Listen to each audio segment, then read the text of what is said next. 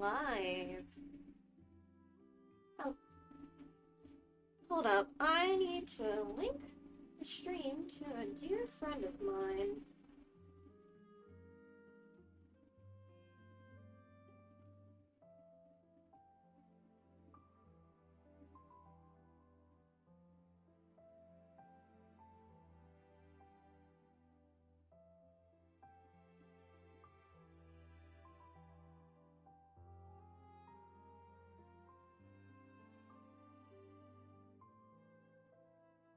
And there we go. Oh. God, it is hot today. Not looking forward to summer.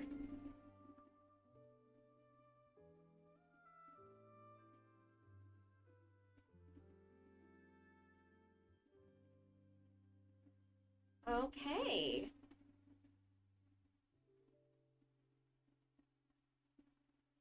Now, what should we do first?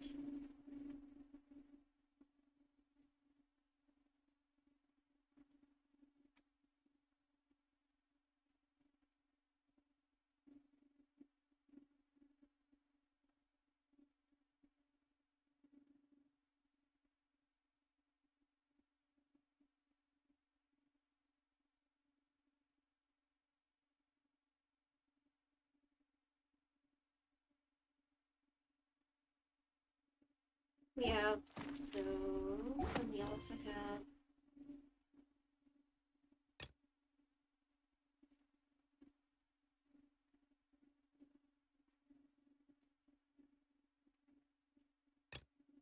Oh. Iluya and Onlefer are busy with the Moonlit Watcher.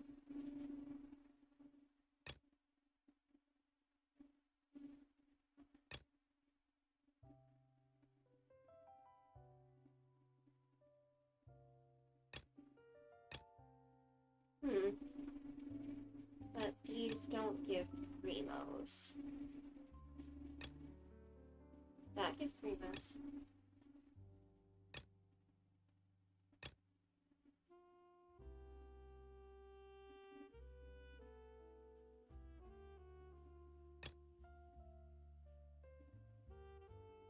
Let me look up where the Divine Bridle is.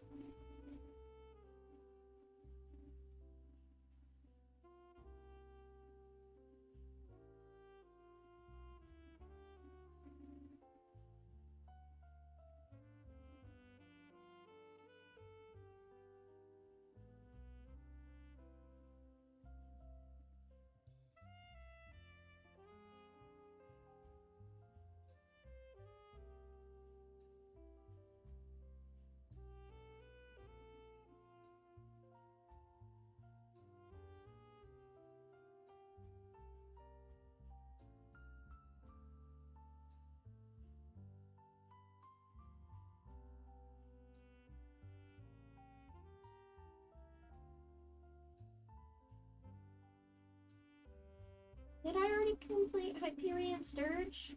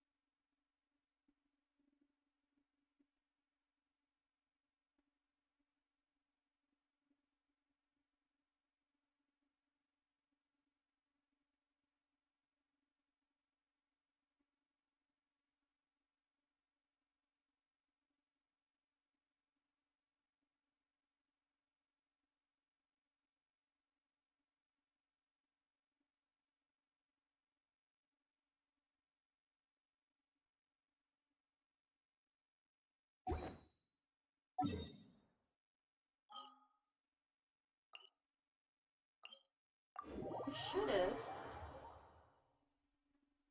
Then again, I haven't done most of the Enconomiya stuff.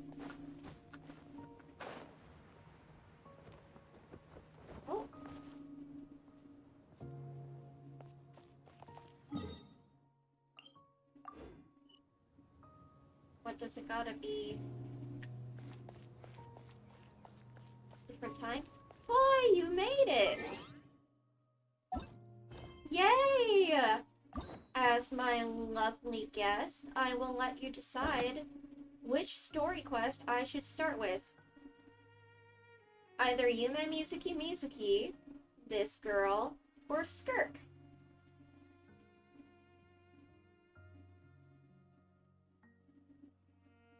Woke is back on the menu? What the heck does that mean?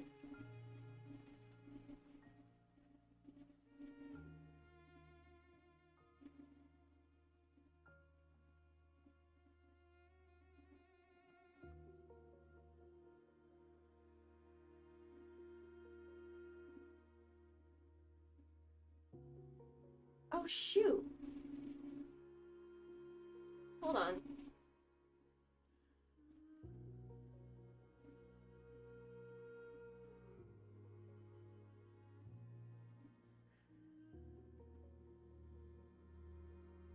Um,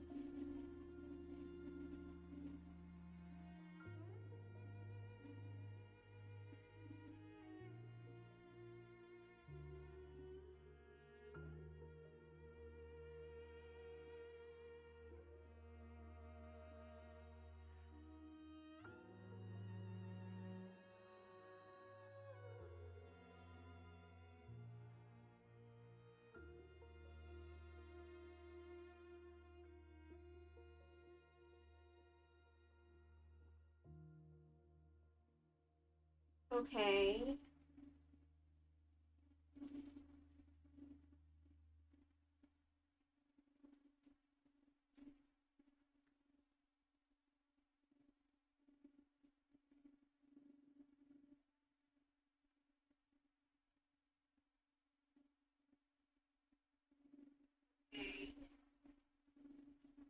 Hmm.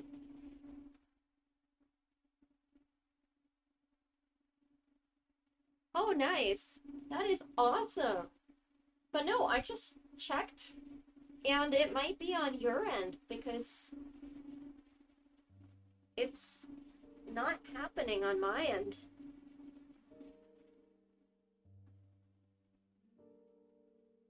Is the echo still happening for you?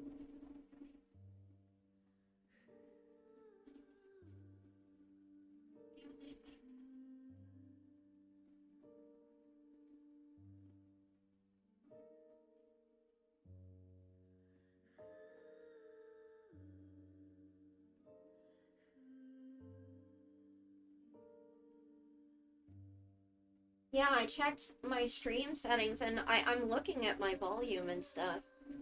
And I even logged onto the stream on my phone. And it sounds clear and perfectly fine.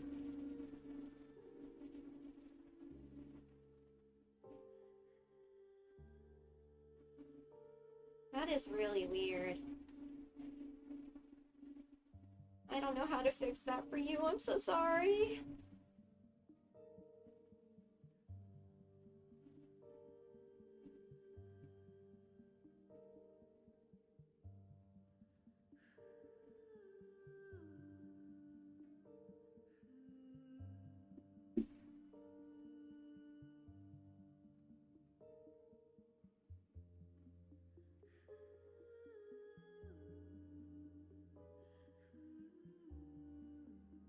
Maybe try restarting the stream? Like closing it and opening it back up again?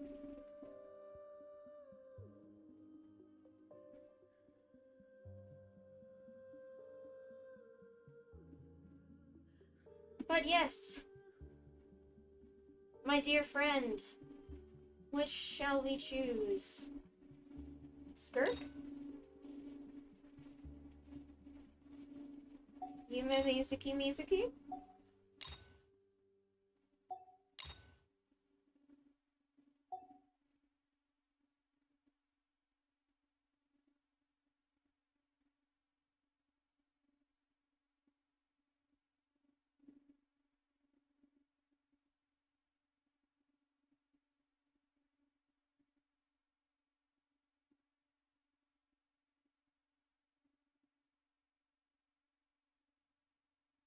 Eat the dreams! Yume Mizuki Mizuki it is! Let's do a focused experience mode.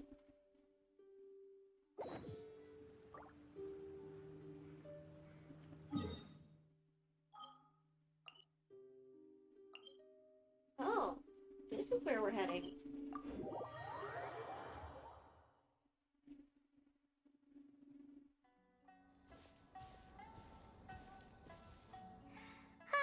Remember when we chased that Tanuki down this way?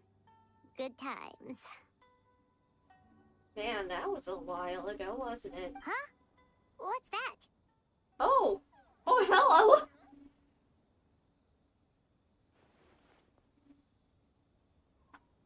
Piglet? Paimon doesn't think they look anything like that. Oh, maybe there's a new kind of yokai in town.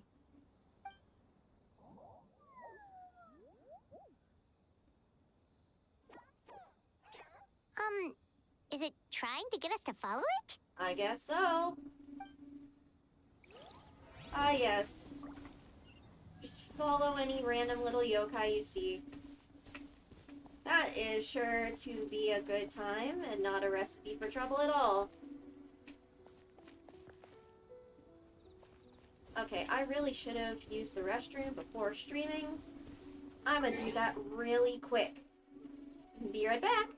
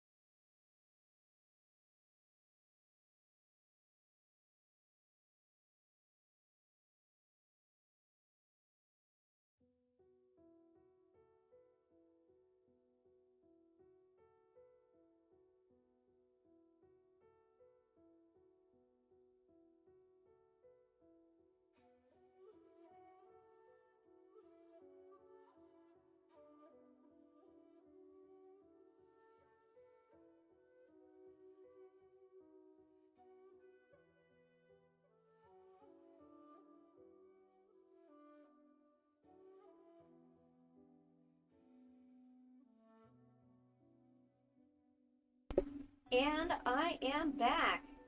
Oy. I think I'm starting to come down with something. Ah, but yes, let's follow this little Baku. Because following a yokai somewhere totally never goes wrong. What's that girl doing over there? Oh? She doesn't look well. Let's go check on her. Oh, hello.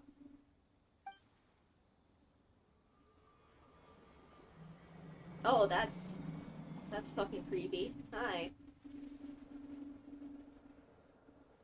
Oh, there's also somebody. What just happened? All we did was lock eyes with her for a split second, then...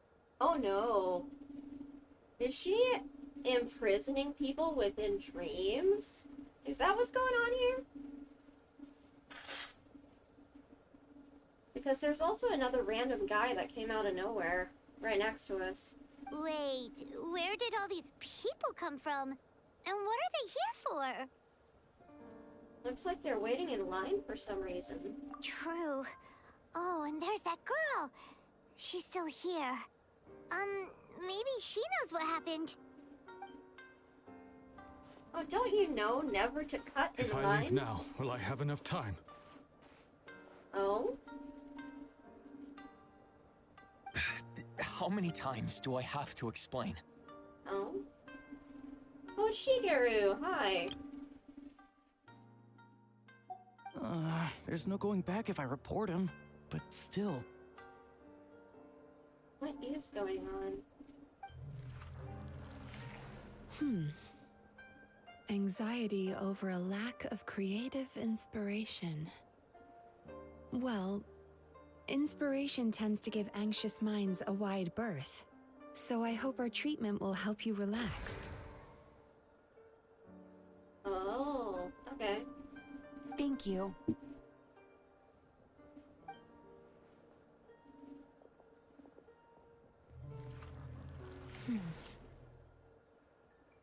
Remorse for the misdeeds of the past, and despair over the sorry state of the present. I can help you face your troubles with a more positive mindset, but you'll need to work through things in your own time too. Aww.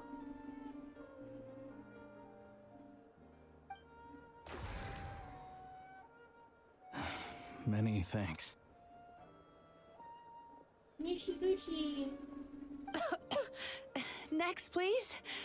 Oh, are you okay, girl? What's wrong with her?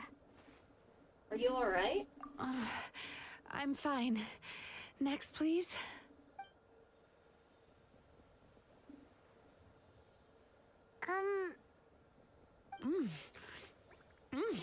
Delicious! Whoa, that was unexpected. Huh? What do we have here? Oh no, I'm so sorry. Whoopsie. Sorry for what? We have no idea what's going on here, let alone what you're sorry for. Would you mind bringing us up to speed? Oh, it looks like you've entered my dream by mistake.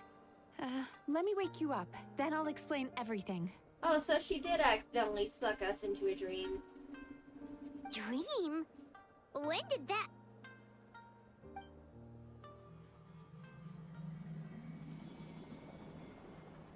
Whoa!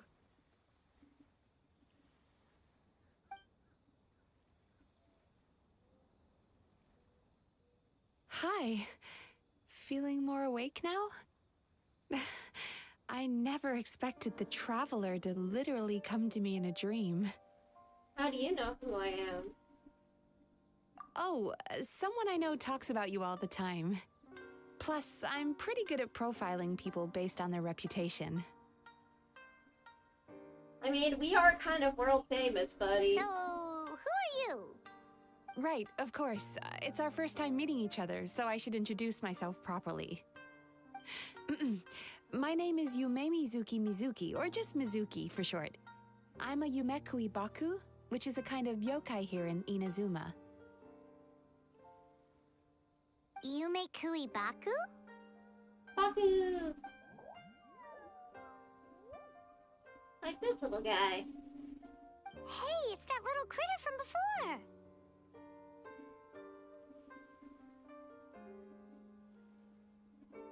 That's what we look like in our original form. I'm guessing that's the one that led you into my dream earlier? Yep. Baku feast on the bad dreams of human beings, but we need to be in a dream of our own to digest them. The place where you met me earlier was where I go to digest bad dreams.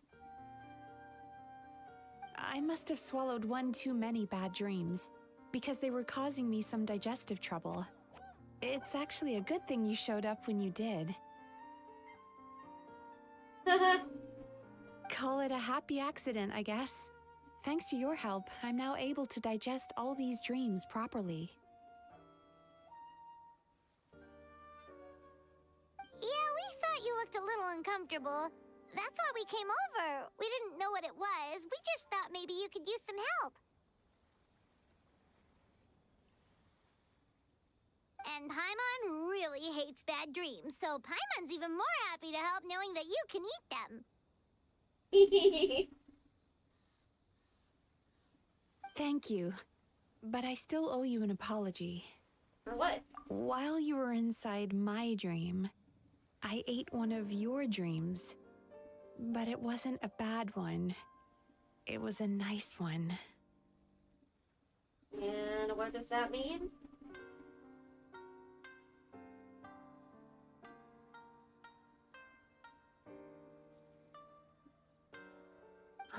I've eaten so many bad dreams today that I just scarfed it down without noticing. So, Yume Kuibaku can eat good dreams too, huh? Still, is that really such a big deal? Of course it is. Dreams are some of the most precious things a person can have. And I just went and gobbled it down.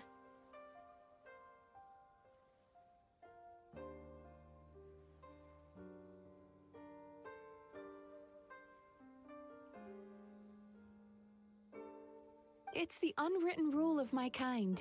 Never eat someone else's good dreams without permission. I can't believe I was so careless. Don't beat yourself up. I feel fine. But don't you feel horribly depressed? Isn't your mind suddenly flooded with distressing memories? Nope. Huh. Remarkable. I've never heard of someone remaining so mentally stable after having a good dream of theirs devoured. I'm weird like that. It's probably because the Traveler has too many good dreams to count. I wouldn't say that. Maybe. But I still owe you something for your trouble. Ah, here, take this. It's a VIP pass for the Isa bathhouse. Oh, that's so cute! Oh, look at that!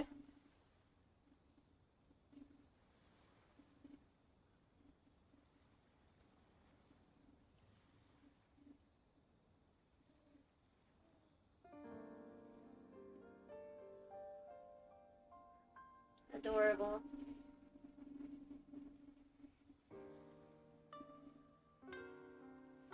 Staffed by clinical psychologists and offering spa and fine dining services, we invite you to bring us your troubles and leave refreshed and renewed.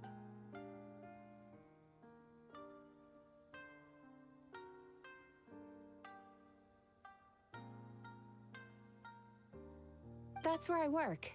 You'll find the address on there too. This invitation letter entitles you to enjoy our highest tier service, free of charge. Oh, damn. Oh, and speaking of work, I'd better get back before I'm missed. Highest tier service free of charge? Wild. I hope to see you as customers soon.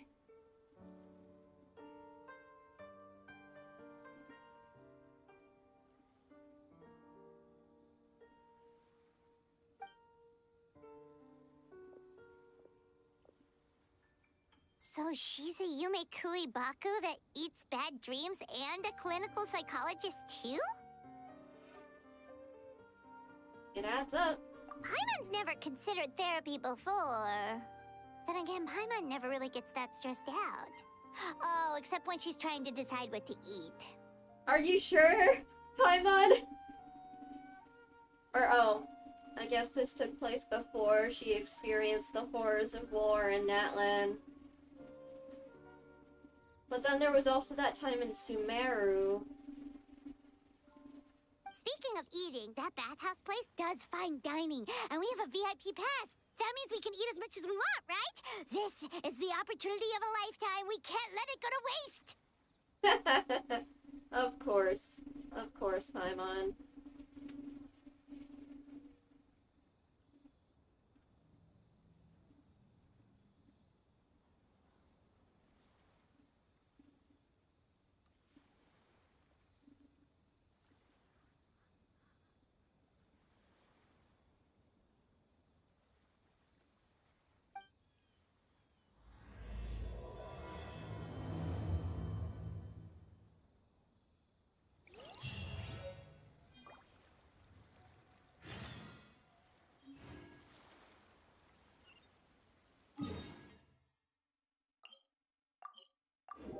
Paimon do love her food. Into my eyes is ill-advised. I can't promise you'll like what you see.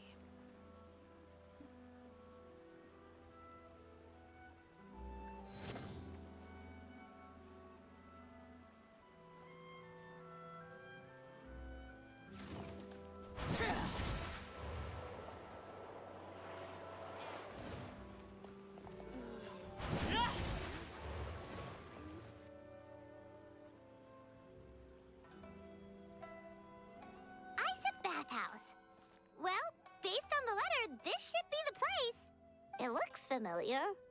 We've walked past here several times before, right? Just never got inside. Oh, are you here to visit the Isa bathhouse? I've actually gone inside.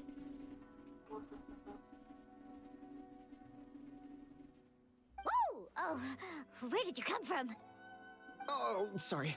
Forgive me, I didn't mean to intrude.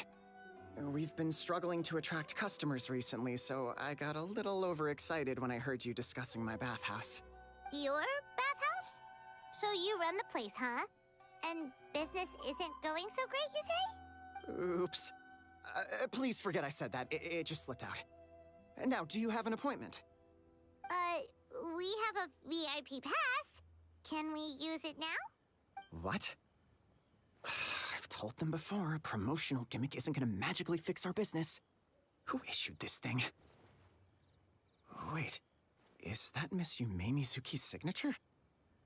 I'm so sorry. I had no idea you were invited here by Miss Yume Mizuki. Please, feel free to redeem your VIP pass now if you'd like. Just give your names at reception. Sounds like she has a lot of clout. But aren't you supposed to be the boss? I am, yes, but Miss Yume Mizuki's a major shareholder. The business never would have gotten off the ground without her investment. What? Oh, it's no cause for alarm, though. She's a very responsible person. In addition to being a shareholder, she's also personally involved in our day-to-day business. Yep. She only returned to Inazuma recently. Otherwise, I'm sure you'd have heard of her by now. She's a highly renowned clinical psychologist. Please, head on in. Been all over the world. Is there anything in the world that will satisfy my taste buds?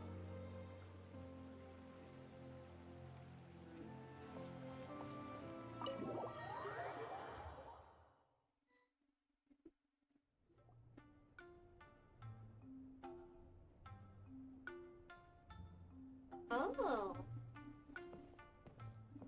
An indoor hot spring? Oh, Paimon's gotta give that a try. Hello? I'll be right with you. Oh dear. Are you okay? Oh, you okay? Oh, sorry, I'm so clumsy sometimes. But don't worry about me. Putting customers in a bad mood is the last thing I want. Oh, poor girl. I promise I'll provide an excellent service. Please, Please don't leave. Are you okay, girl? How bad is this business?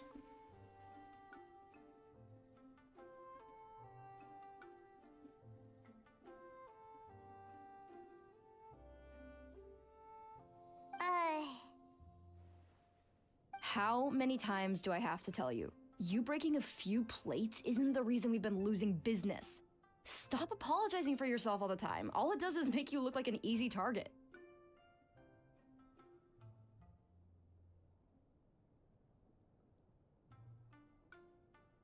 It's all good. We're not out to target anyone. You didn't hurt yourself, did you? This is awkward.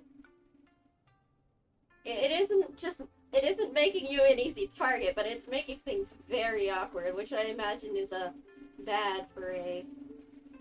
No, don't worry. As long as it didn't ruin your experience, that's all that matters. Now, well, looks like you'll be my first customers today, so, according to our standards of service, I need to, Why is she so panicky? Actually, we're... Xion, let me see to these two. They're my guests. Ah, there she is! Baku Lady is back. So Mizuki invited you here? As VIPs?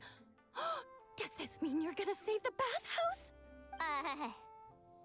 Dear Lord, what is going on here?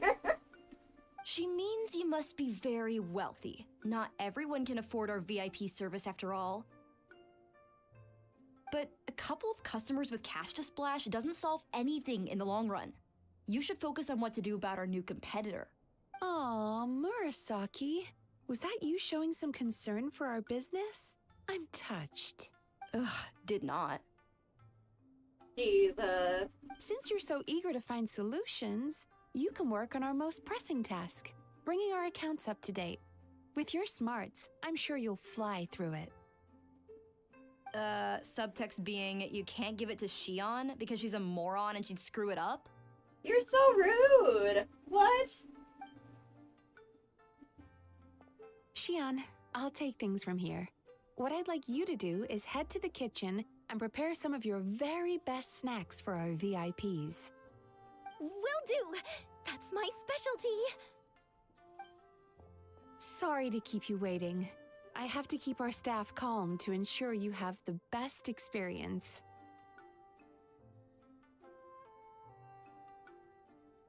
The panicky little girl is Hyakujitsu Haku Xion, and the lazy lady is Shiba Murasaki. They're both Baku, just like me. Wait, so the older-looking one is actually younger, and the younger-looking one is older? Paimon, don't be rude. That's right. How we choose to appear is just a matter of personal preference. It's more reflective of our personality than our age. Come on, Paimon. You've seen weirder stuff than this. Anyway, enough about them. Back to you two. Per the terms of the VIP pass, you're entitled to free use of all our services. So the spa, the fine dining, and psychological consultancy. I would recommend starting with the psychological consultancy. Between me and you, one of the steps involves getting your bad dreams eaten. Since I ate one of the traveler's good dreams by accident, this seemed like the best way to make amends. Ooh, we get to have our bad dreams eaten by a Yumekui Baku? That sounds fun! But is this a wise decision given the current state of the business? Oh, that's a good point. You've been having some difficulties recently, right? It wouldn't feel right to get all this free service while you're struggling. Is there anything we can do to help out? I take it you overheard Mr. Aikawa complaining about our current situation. Yeah. Yeah.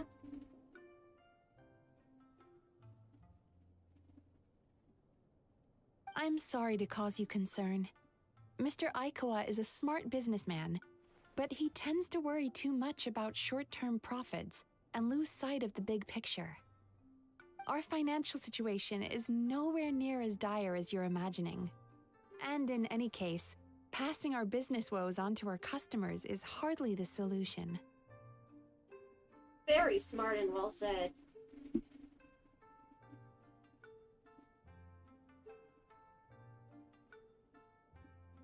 Please enjoy the services we have to offer. Once you've experienced our hospitality for yourselves, I'm quite sure your confidence in our future prospects will be restored.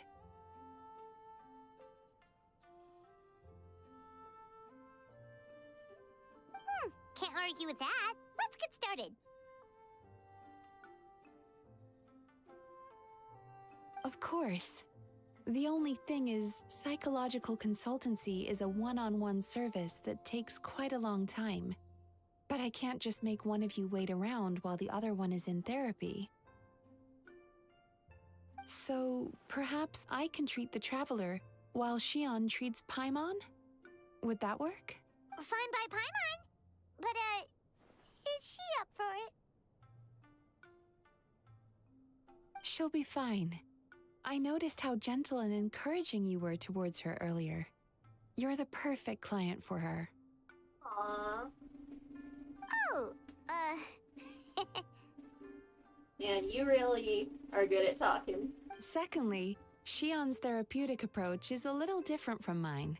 It often involves food, so she might be a better fit for you. You can read Paimon right away, huh? food therapy? Oh, that sounds perfect.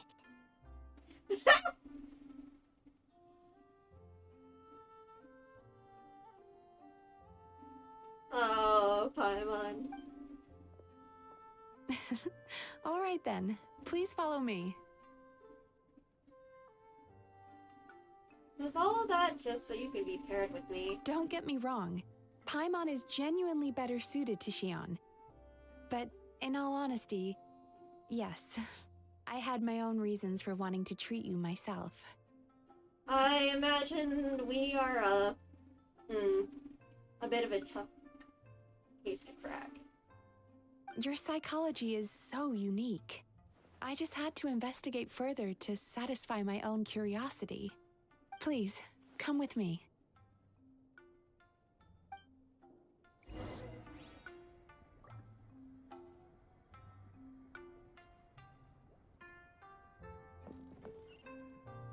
Where am I going? Okay. Before we begin, please take a seat on this chair. Cozy. Could probably use with some back support, though. Pretty curtains.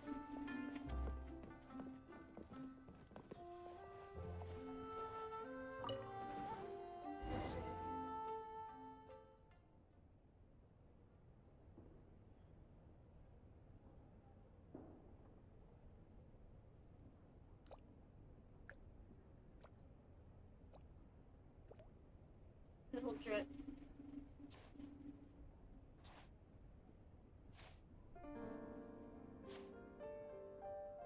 There's a theory which suggests that we bury our most powerful emotions deep within our dreams. That's the territory I would like to explore.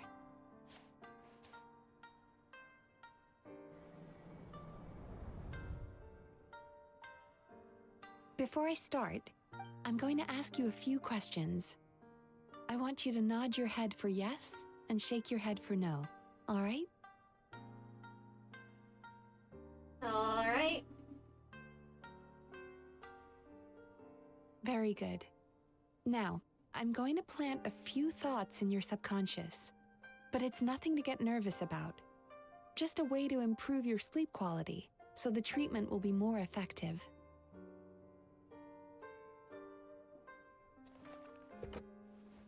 This is new. This is an incense from Sumeru that soothes the mind. The fragrance is said to be the scent of dreams. I have sensitivity to Now, close your eyes, incense. take a deep breath, and concentrate on the scent. The next step requires some visual preparation, so don't open your eyes until I say so. Oh boy. Oh, where did it go? I need to have a stern talk with Murasaki. How hard is it to just put things back where they came from? Nope. Nope, I'm gonna be good. This needs another dab here.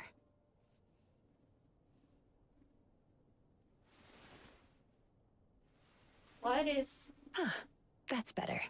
I'm being a good boy.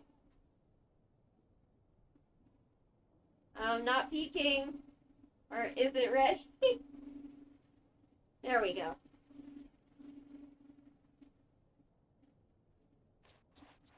Hey, don't run off now, darlings. Come here.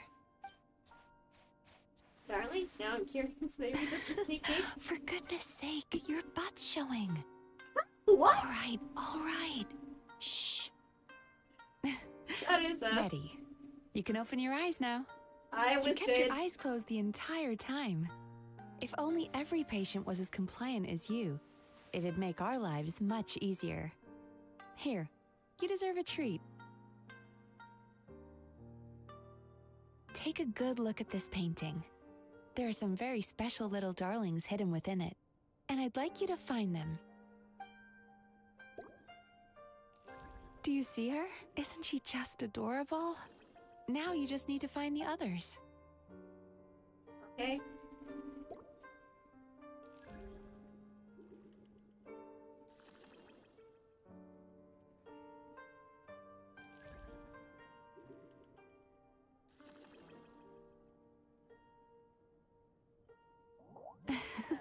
She's a Baku as well. Whenever someone starts dozing off, she's there waiting for their dream to begin. Your journey into Dreamland began as you were looking for them. Feeling sleepy? Sleepy. Now I want you to take my hand. Okay.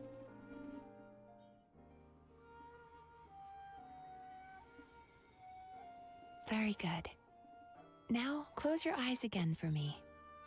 I want you to completely relax and focus your attention on the feeling of my palm touching yours. Notice how all other sensations in your body are slowly fading away. I'm dying. Now, imagine you're not holding my hand, but your favorite things in all of the world. My sister's You run hand? your hand through the sakura blossoms, gently falling through the air. Then through a squirrel's fur.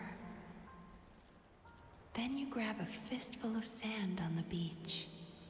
I hate sand. You are once It's again in the coarse and rough. wilderness, Gets running everywhere. with the wind at your back.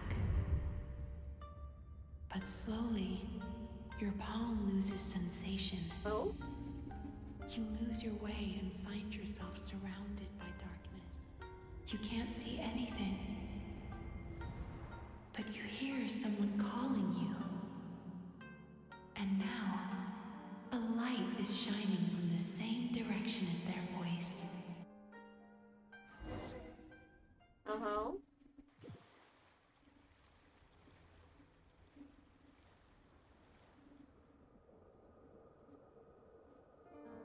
What is this place? It's so dark. Traveler, come over here. Hello? Longing caused by separation. It tastes so bitter. Please don't stop moving. Oh. Oh. Taste the loss of our sister. Despair caused by failure. Icy cold on the lips. Please, keep going. Holy shit. Regret caused by missed opportunity. A sharp aftertaste. Please don't look back.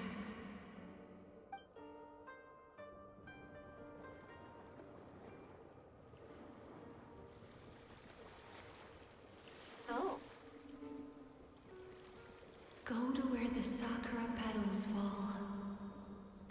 the squirrels play.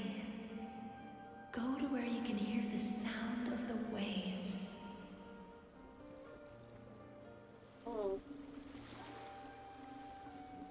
Time has passed really fast.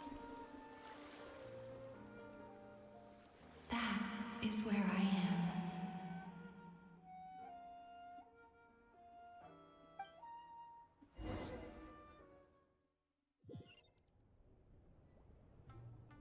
Holding my hand tight, those lost sensations come back to you. The feeling of running your hand through falling sakura blossoms, or through a squirrel's fur, or of grabbing a fistful of sand on the beach.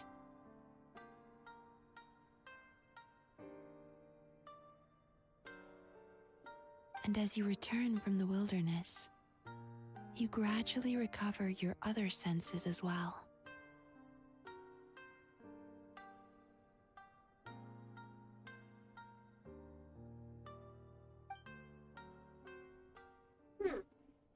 How interesting. We've reached the end of today's session. Don't get up yet, though. You were just in a very deep sleep, so you're probably still feeling a little groggy. I've switched to a different incense that'll help get rid of your drowsiness. How you getting along, Traveler? Just finished. How are you feeling after your session, Paimon? Kinda fresher and more relaxed. It feels cozy somehow.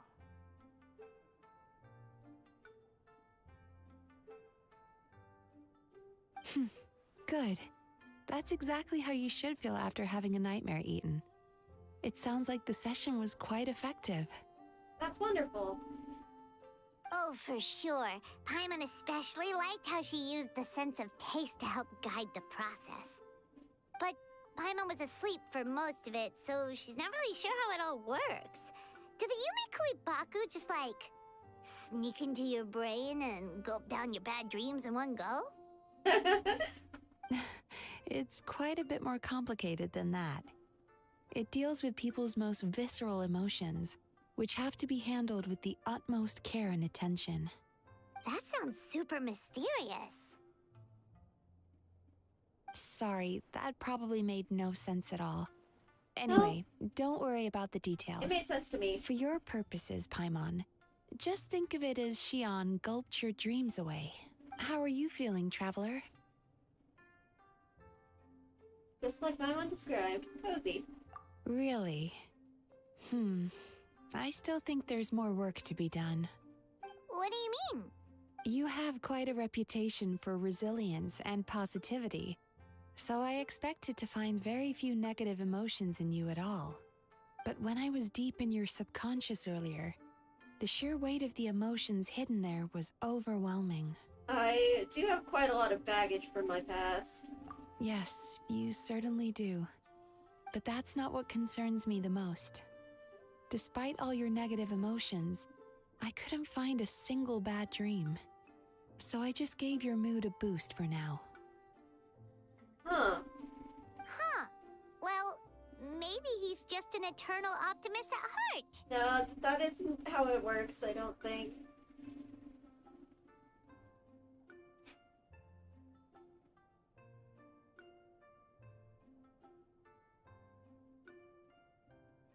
Optimist or not, everyone has bad dreams. Maybe they're just hidden even deeper in your mind. You're a unique case, as I suspected. Yep. But he said he feels cozy, just like Paimon. So whatever you did, the treatment worked. It's not that simple, Paimon. True, but as a clinician, I would have hoped to reach a better understanding of my patient. Sounds like you want to keep researching me.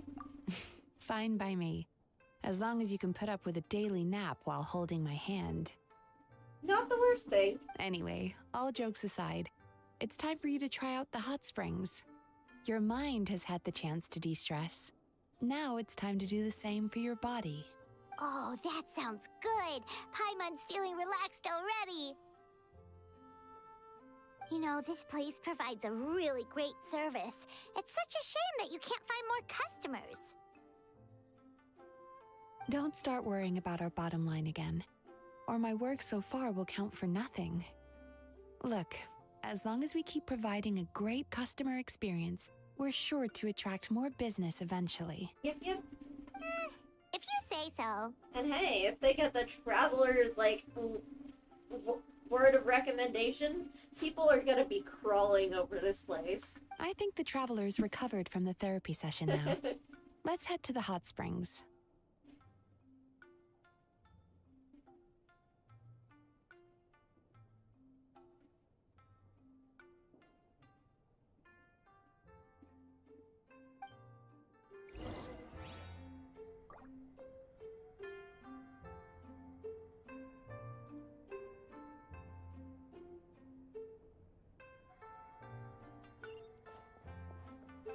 Time for a nice soak.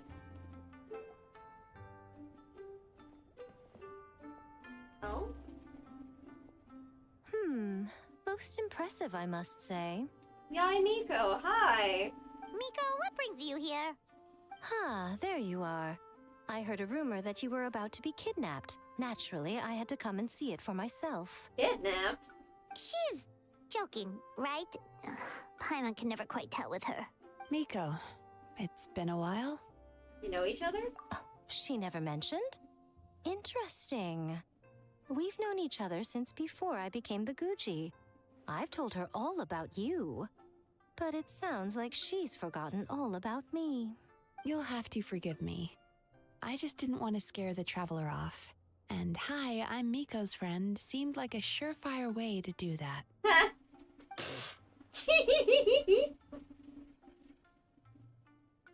Truth. Oh, I've missed your way with words. So, Lady Guji, to what do we owe the honor?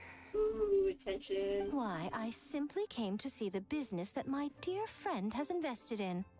Oh, and also to urge you to sell your shares before their value plummets to nothing. You could always invest in the Yai Publishing House, you know. Business is always booming. You only need to ask. Oh, you being a bit of a bitch here. Sounds serious. But what's wrong? Are the shares really gonna plummet to nothing? Well, hasn't she told you? Of course. She's your therapist. She has the perfect excuse to never open up. The Isa bathhouse used to be very popular. Although not because of the hot springs, despite the name. Their main selling point has always been the psychotherapy services offered by the Baku. But recently, a competitor cropped up. His name is Emura Ichigensai. He operates right here on Narukami Island, and his methods are said to be quite revolutionary. Since he provides a similar service to the bathhouse and boasts even better results, he was able to poach their entire clientele in just a matter of days. What the? Days? That does not sound right. Oh, it's such a pity to see how empty this place is now. Miko, my job is to relieve my clients of their burdens, not to share mine with them. Oh, of course you'd say that. You're a professional. But no amount of professionalism is going to fix this situation, is it? I heard people have been lining up since the early morning for Emura Ichigensai's clinic today. He's seeing patients just west of Inazuma City. And, how many patients have you seen today?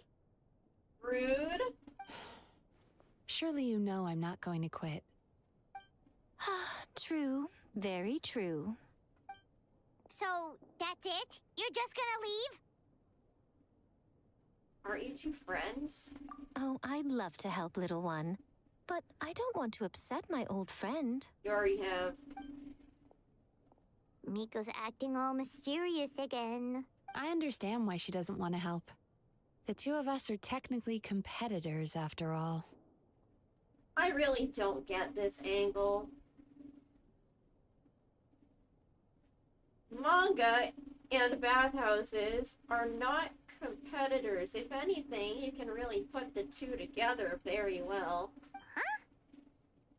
Light novels are one way for people to pursue happiness in their free time. So are hot springs, and so is therapy.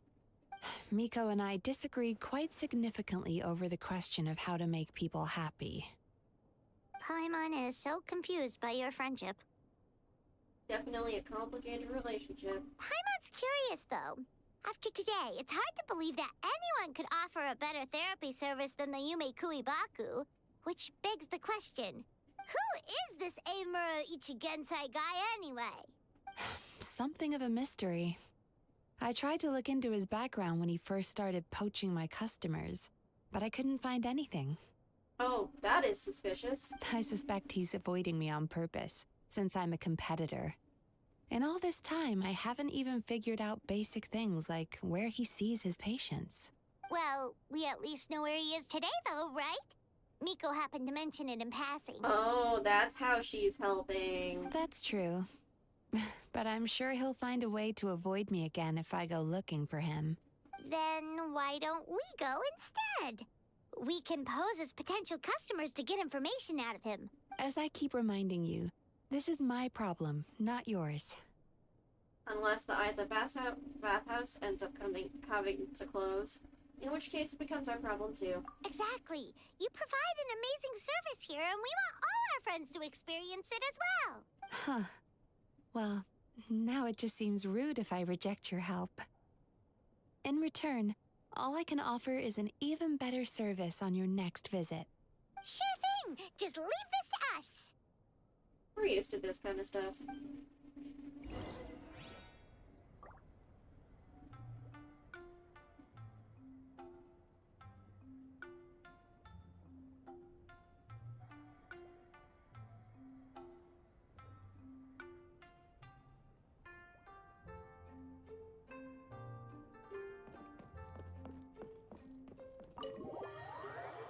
Where the heck is this guy?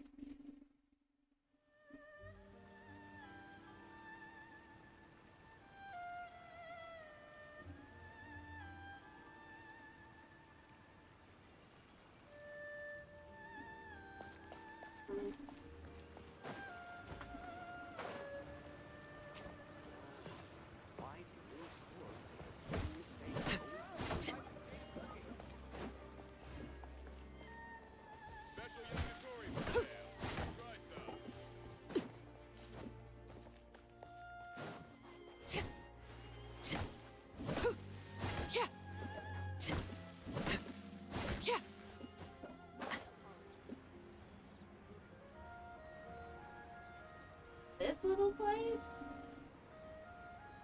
Oh, damn.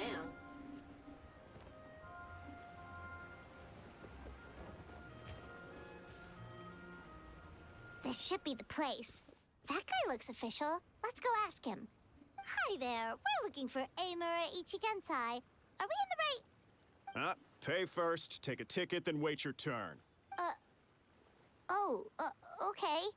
97. What number are you up to so far? 53.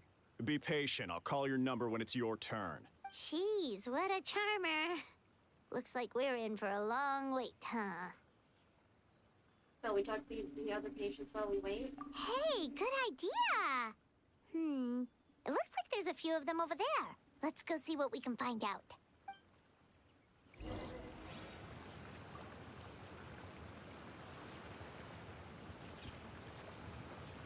Oh! Hey, Atsuko, what are you doing here?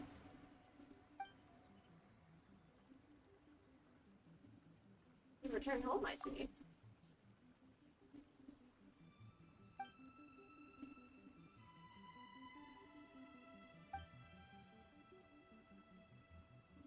Many things have changed indeed. Oh.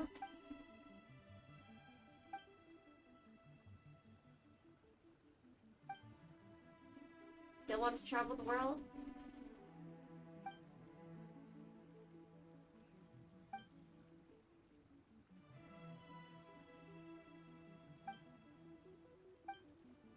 I wish you the best of luck.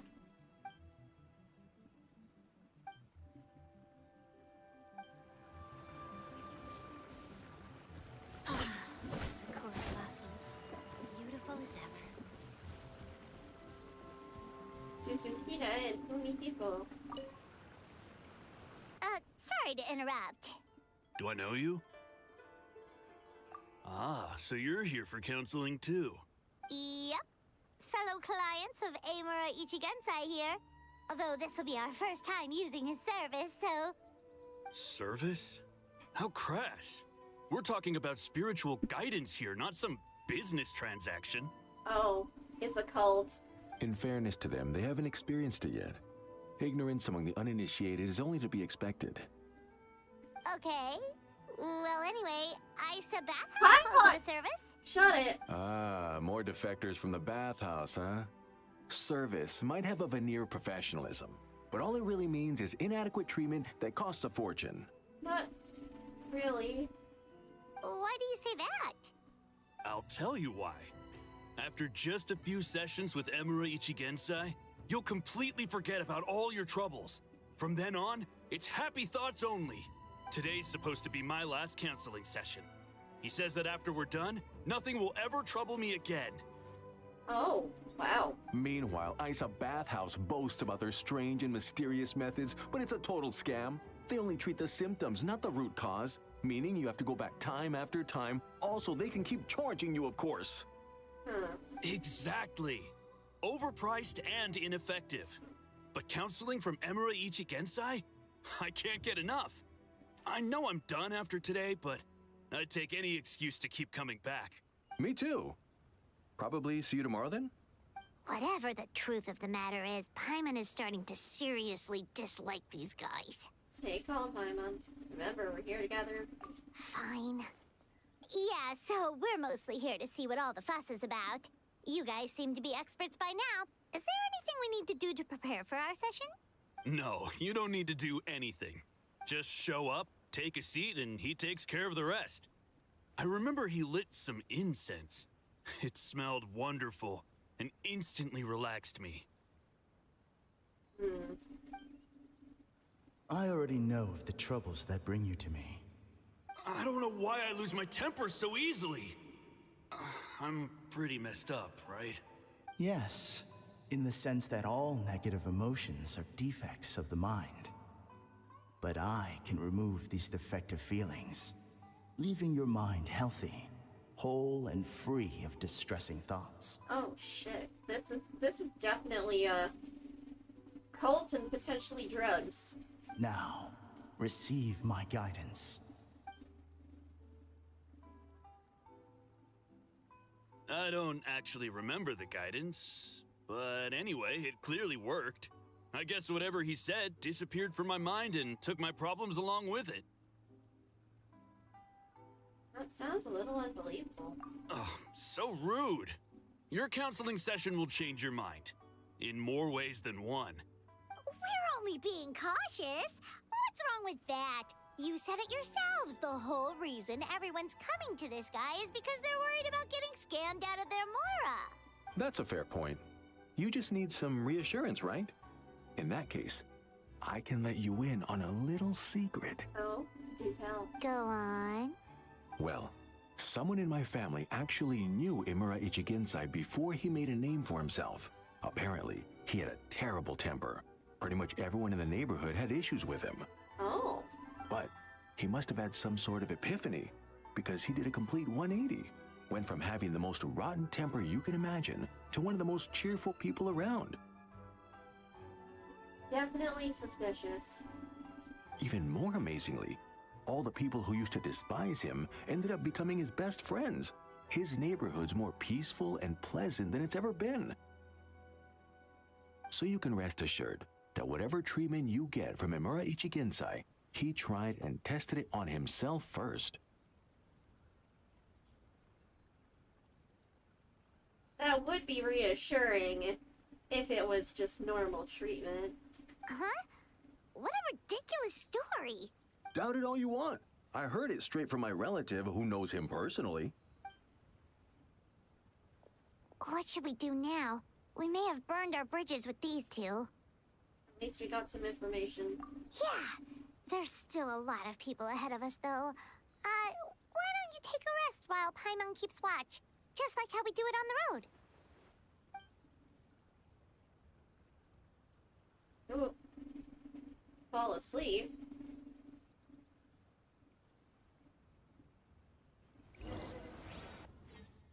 Huh?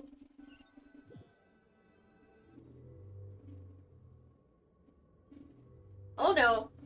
Where am I? Let go of your pain. Oh Jesus, fuck!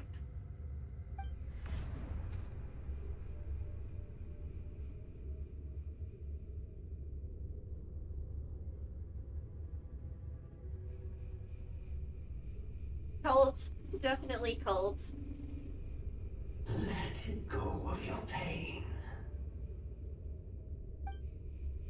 And I? Who are you? Ah!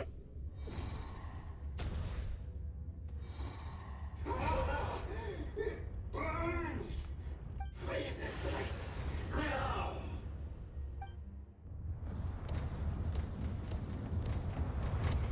Oh shit, it's a fortress. What the fuck was that?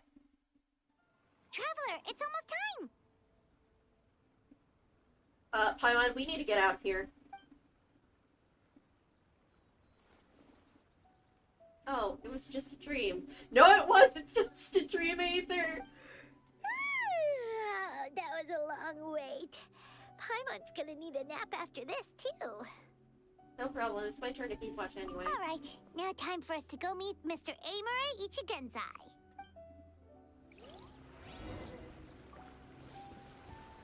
This is bad. Don't no walking right into the lion's den. Hello, we're number 97. It should be our turn now, right? Yeah, sorry, the clinic's closed for the day. What? Why? Because Emura Ichigensai doesn't have limitless energy, that's why. He's gone home to rest. You'll have to try again tomorrow. But, we've been waiting so long! Not as long as some people. Try getting here earlier next time. Oh, you're just straight up asking where he lives? Save yourself the trouble. Spiritual masters like Emura Ichigensai cultivate their powers with peace and solitude. Someone like you ain't gonna find them. Drat. We should have barged in after all. Let's report back to Mizuki for now. Yeah. That dream is very significant.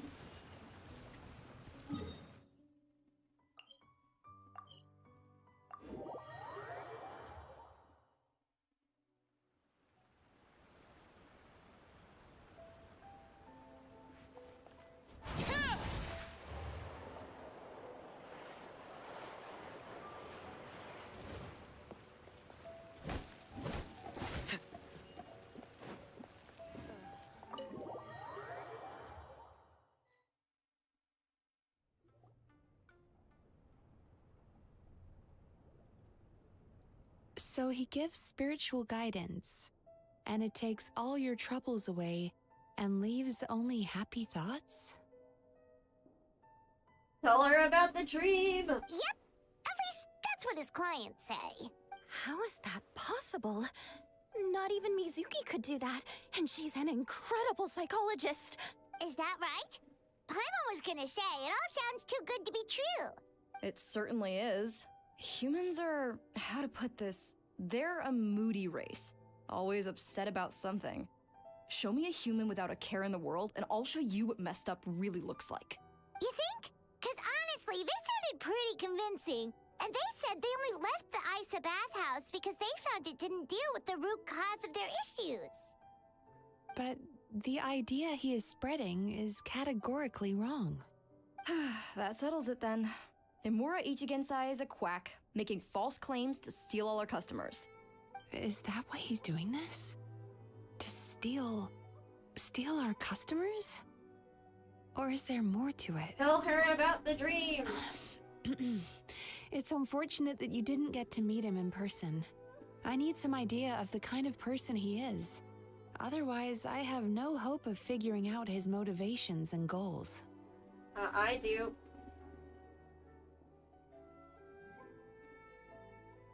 Yeah, it's too bad. Although, if it's any help, we did hear a bit about his backstory from someone else. Apparently, He used to have a really rotten temper, but then one day he suddenly reached enlightenment and became a spiritual master or something. Imura Ichigensai. Rotten temper. Now wait just a minute. Uh-huh.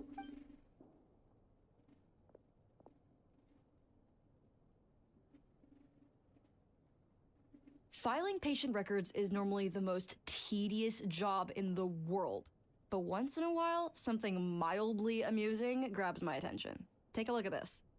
Amora Chuya? Oh? It's him. I remember him. Wait, that guy? Oh no! What is it? What about him? Where to start? Imagine a big ball of negative emotion took on human form and started walking around. That's pretty much Imura Chuya. Holy crap.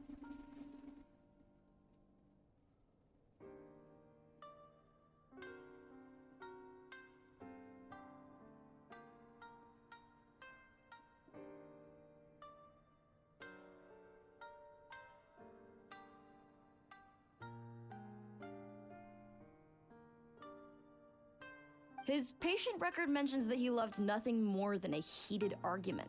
No matter how trivial it was, he could never agree to disagree. He always had to be right. The happiest part of his day would be winning an argument and proving the other person wrong. That sounds a lot like my dad. If he lost, he'd sulk, and if anyone called him out, he'd throw a huge tantrum. Before long, he'd turned everyone against him. Yep. Sounds like he had issues. Oh yeah, serious issues. Anyway, since no one would talk to him in real life anymore, he turned to the reader's letters column of a magazine by the Yae publishing house, where he would attack writers and trade insults with other contributors. Oh, damn. Naturally, this ruined the column for everyone, and the editors soon started rejecting his letters. Oof.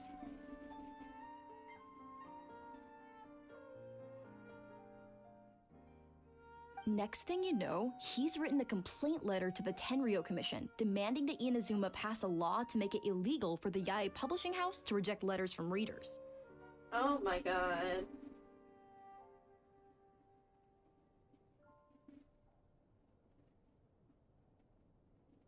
Gee whiz! Where would you even start with a client like that?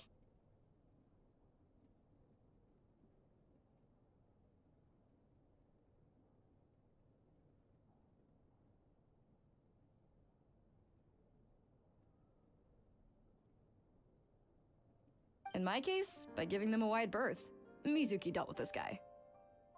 I'm pretty sure he only came here to try and start something.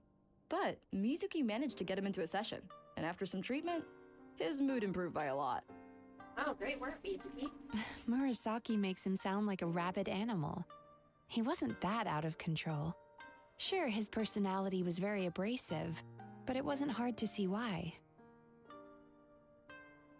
Once I understood his situation, I was able to diagnose him very quickly. You have very high expectations for yourself, but you've faced a lot of rejection in the past and haven't achieved much in your life. You've never had any real close friends, so you don't know what healthy connections with other people look like. This puts you and your ego in the center of your world. In short, you long to feel a sense of accomplishment and to receive attention from other people. But both of these are lacking in your life.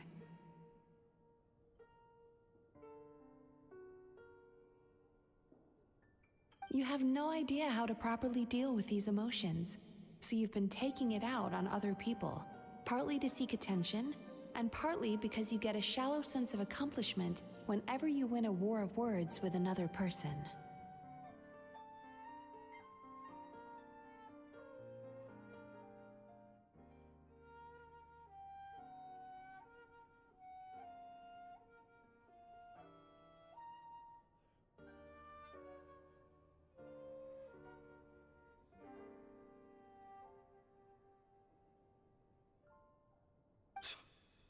You promised the world in your adverts, and that's seriously the best you can come up with?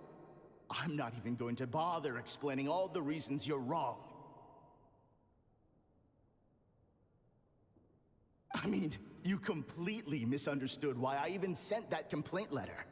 The Yai publishing house practically has a monopoly on Inazuma's publishing industry. How can they ignore what their readers have to say? In the magazine column you wrote to, your strongly worded letter appeared alongside dozens of others which praised the writer for their work. You can't talk about what their readers have to say without including them, too. No one with half a brain would praise a festering pile of garbage like that. Those are not opinions worth listening to. The ego on this guy. So when I touched on the idea of you having an egocentric worldview, this is the kind of thing I was talking about. You...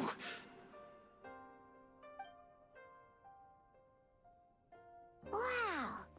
How the heck did you get him to stay for treatment after dropping all of that on him? Simple. The more he realized the truth of my diagnosis, the more he compulsively searched for evidence to refute it with. Yeah. Oh boy. He lost the ability to communicate like a normal human being. So I kept him here by using his preferred mode of interaction. Argumentation. Ha! Argument therapy. Oh, that's so funny. Hi, Jay.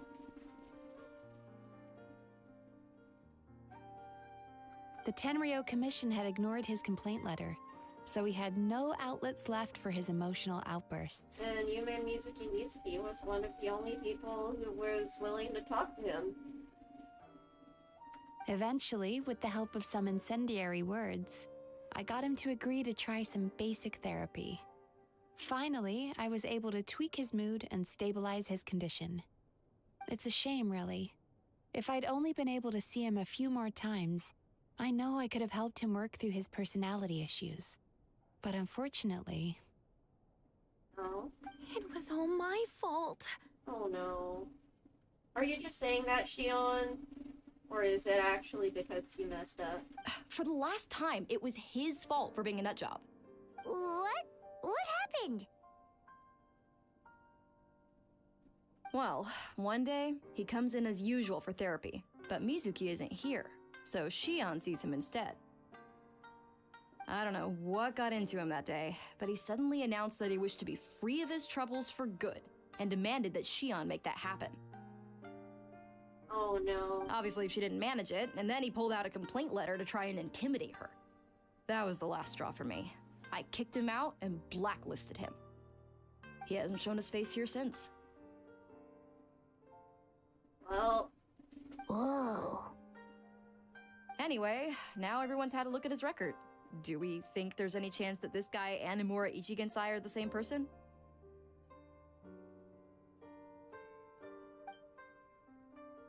I think there's a chance, yeah. Because it sounds to me like after he didn't get what he wanted, he decided to have his revenge by lying to our customers and getting them to leave. No. Is it really that simple? Bad dreams are formed from a buildup of negative emotions in the subconscious. You can't simply trick people into not having them anymore. Yep. If Murasaki was right, then surely they'd have seen his lies for what they are by now.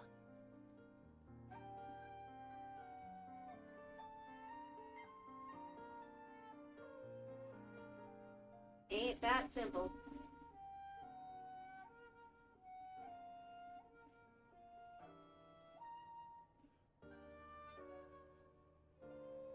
There's no point hemming and hawing. Let's report this guy to the Tenryo Commission for fraudulent business practices. If he can complain, so can we. You are way too ahead of the game. You're getting out of yourself, Murasaki. Also, oh yeah. They do it by going into and eating the bad dreams.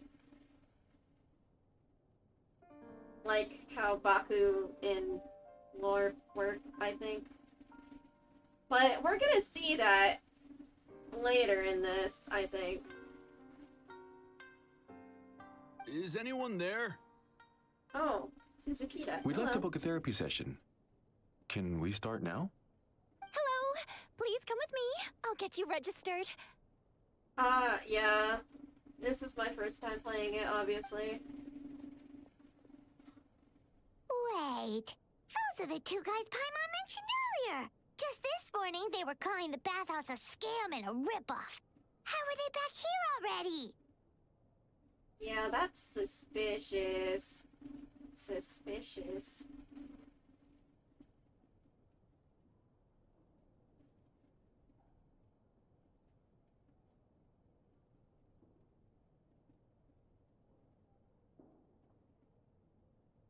Oh, really?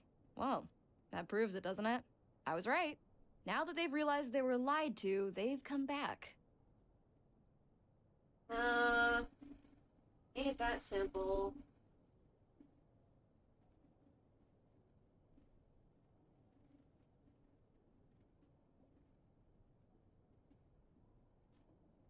So chin up, Mizuki. I bet you business will start picking up again from tomorrow morning.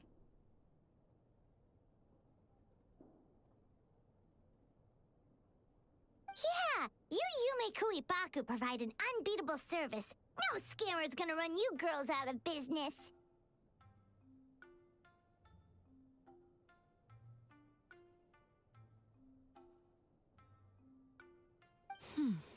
Interesting. Well, good. Murasaki, go help Shion, please. Really? Are you sure about that?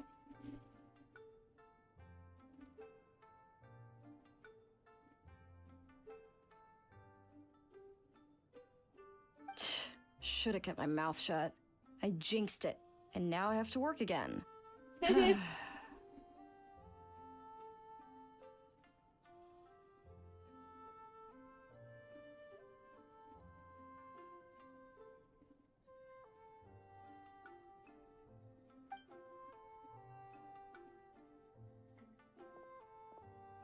Now we just need to report this guy as a fraud to the Tenryo Commission. Like Murasaki suggested. Problem solved. I don't think it's that simple, Paimon.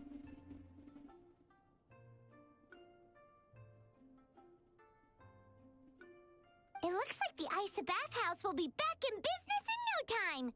Of course it did. You were a huge...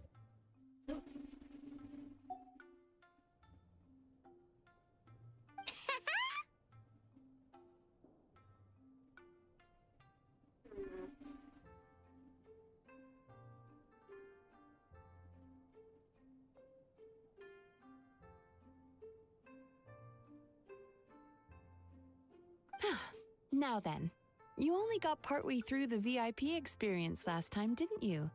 You still have to try the hot springs and snacks. Both are top tier. No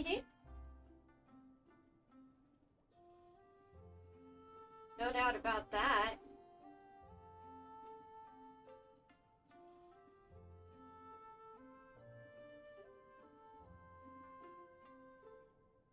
Oh, true! How could Paimon forget about that? Especially the snacks. Of course, Paimon.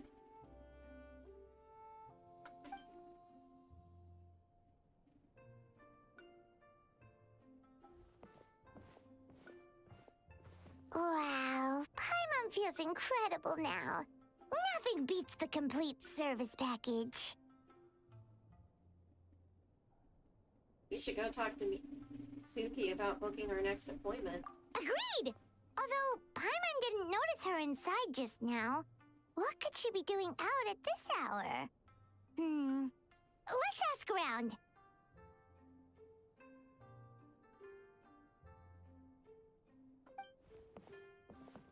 Hey there, Mr. Aikawa. Do you have any idea where Mizuki went?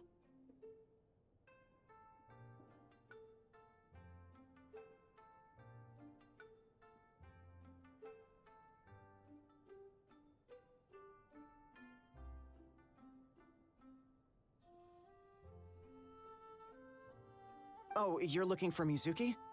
She actually tends to disappear for a while around this time every evening. It's the one part of the day where she gets to relax herself. Oh yeah, that's understandable. Give her some time. As for where she goes and what she does during that time, I'm afraid I have no idea. Let her have some time off.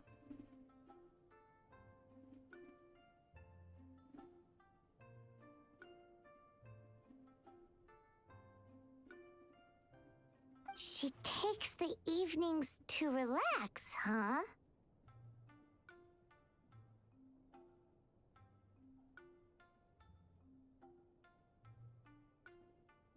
Like the first time we met her. She probably tells people she's relaxing, but actually she's digesting the bad dreams, right? Hope she's not having any digestive trouble. Oh, remember the place from last time? Let's head there and check on her.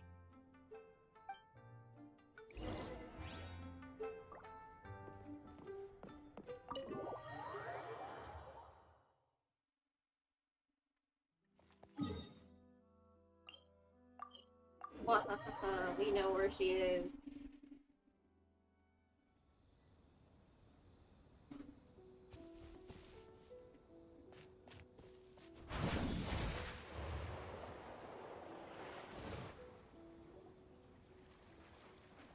This should be the place.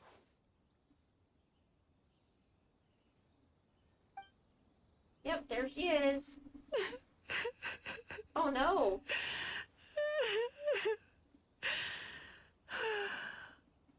Oh dear lord. Are you okay? What? Why is Mizuki crying? Unless... Oh, maybe we got pulled into one of her bizarre dreams again.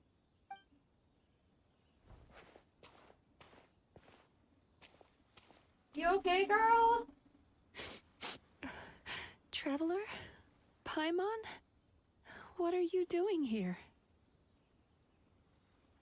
Well, firstly, we were hoping to get our next appointment booked in. Oh, I see. I was planning on making it back before you finished in the hot springs, but I ended up spending longer here than I intended.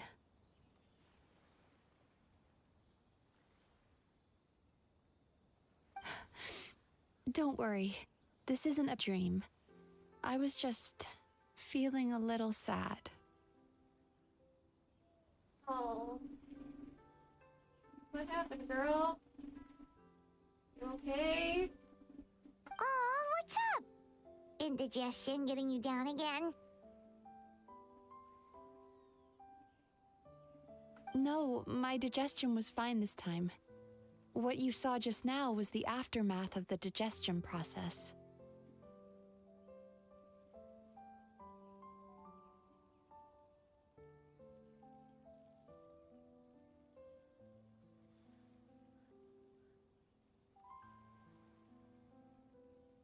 Like I said, bad dreams are basically bundles of all kinds of negative emotions. When I digest them, I feel them all for myself. Gosh, that must be really difficult.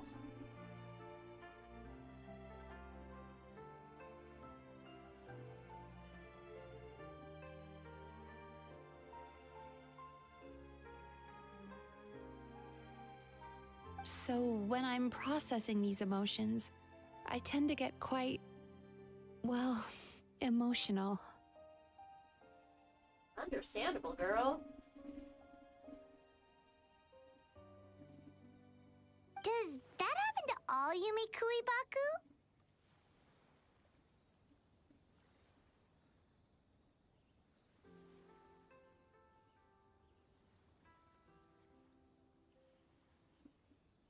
Oh, don't worry about the others. To feel these emotions, you first have to understand them.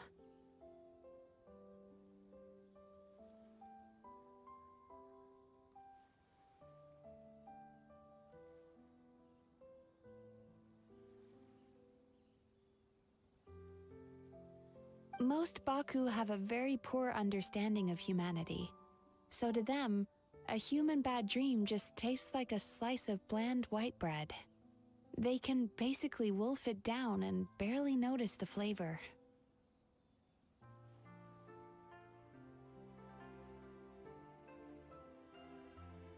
I'm the odd one out in that sense. When I was studying abroad, I made a serious effort to learn as much about human psychology as possible. Now I understand human emotions much better. I can empathize with them, and I can now discern many complex emotions when I turn my attention to digesting bad dreams. That also means it tastes icky.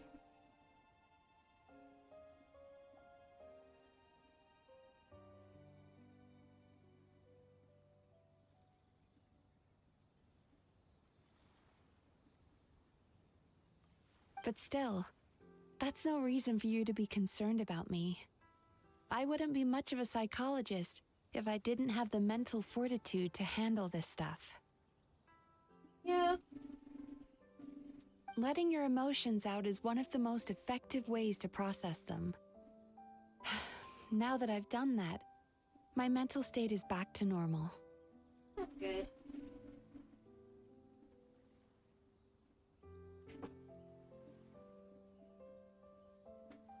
Paimon thought maybe seeing those customers had upset you somehow.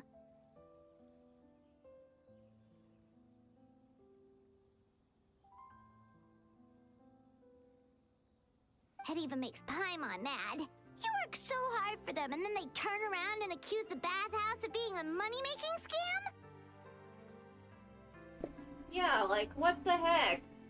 Yes, they were led astray by some swindler, but it's not like they took much persuading. Unless it ain't just a swindler. I can't blame them. The idea that you can forget all of your troubles and never have a bad dream again is a very alluring one. Who wouldn't want to believe that? Yeah.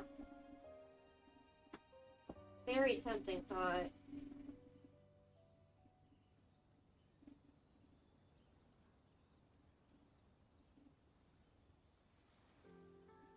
Traveler, if I really could make you forget all of your troubles for good, would you want me to try? No.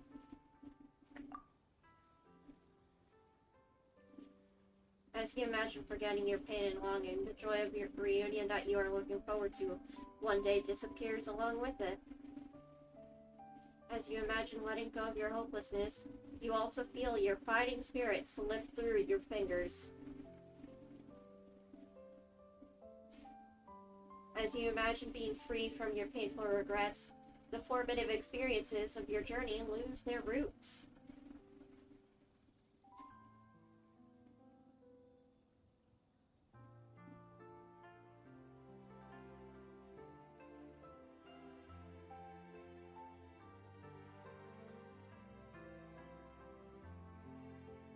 But if I forget all of that, would I even still be me?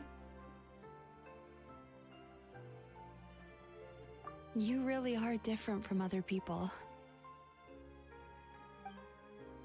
Discovering what troubles people is easy for me, even in your case. But although I can see your troubles clearly, I still don't completely understand you.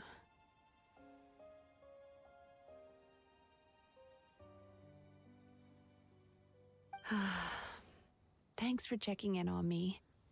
As a psychologist, I know how to take care of myself, but you showing that you care is still appreciated. Anyway, it's much too late to book another appointment now. You should head home, get some sleep, have a wonderful dream, and come see me again tomorrow. All right, good night.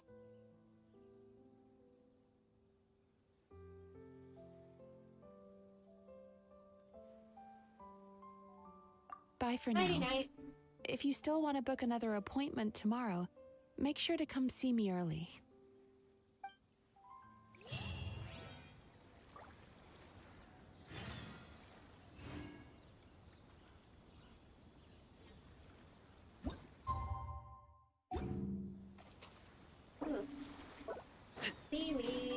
Might as well get that one here.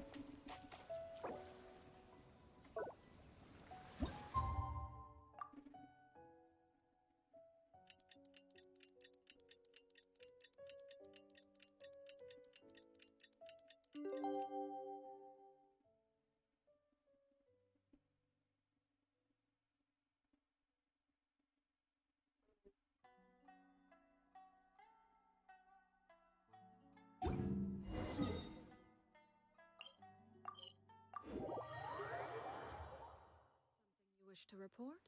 Go on. You have my undivided attention.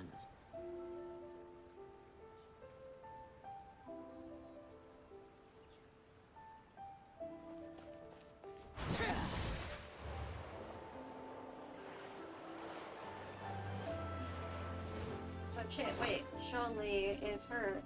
He needs food. He needs good food to survive.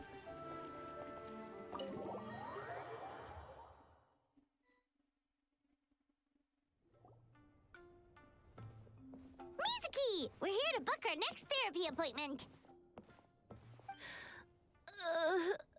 Oh dear. Oh my god, I think I know what happened. They were purposefully sent to poison. Oh no.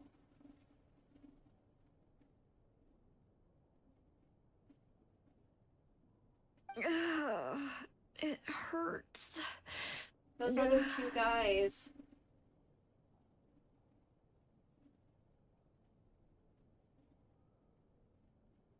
Oh no, what's wrong with them? Poison!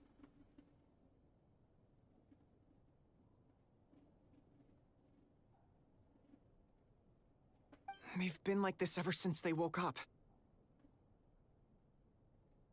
Poisoned!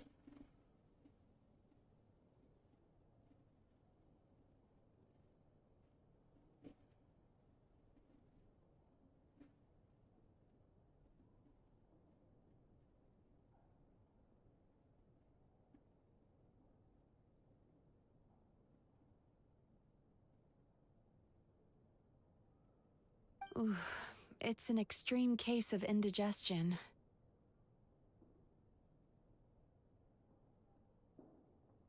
Huh? How come? Oh, did they eat too many nightmares last night? I doubt it. We only had 4 customers yesterday, including you two. But the other two were... Paimon blames the other two. You're right. Something's definitely wrong with their nightmares. Our ability to digest dreams isn't just a matter of quantity. It depends on the emotional intensity, too. Point being, no normal person should ever have a nightmare of this magnitude. I knew it. There's some funky shit going on.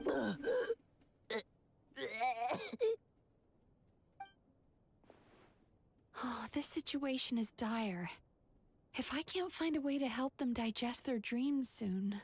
They're gonna die.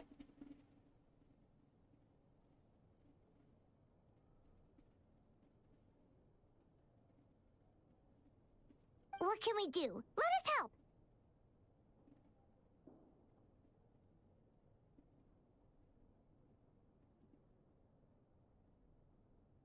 We need to find those 2 customers from yesterday and figure out the cause of their bad dreams.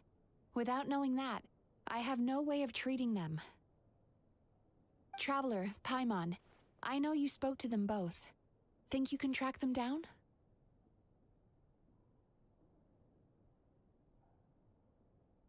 Let's see. They did say they were gonna get counseling from Amora Ichigensai again. Chances are that's where we'll find them. Lead the way. I'm coming with you.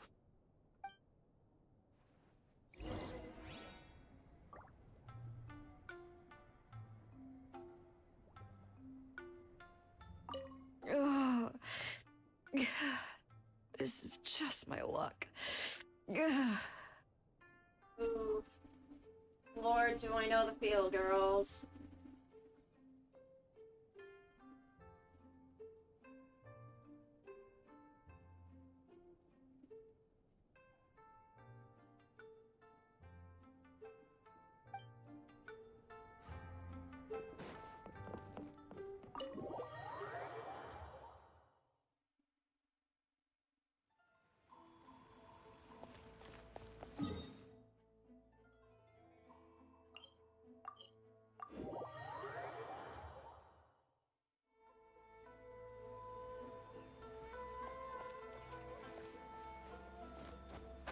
I have so many tummy troubles.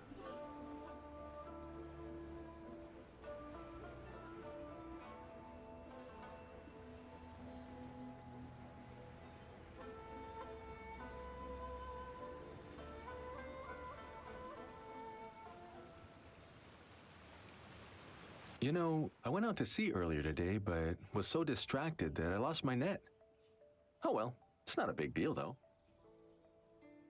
Oh. Oh no.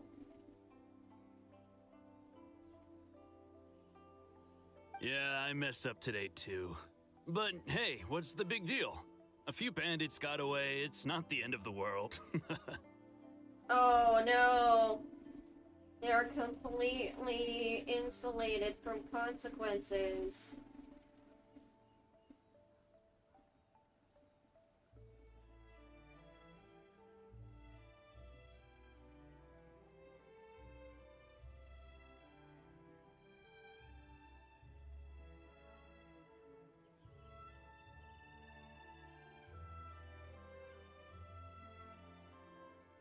Yeah, bad emotions or negative emotions still have their uses and are important even if they are unpleasant. You two! Murasaki and Shion are sick, and it's all because of your bad dreams! Whoa, someone's in a bad mood, huh? So funny. Yeah. I know, right?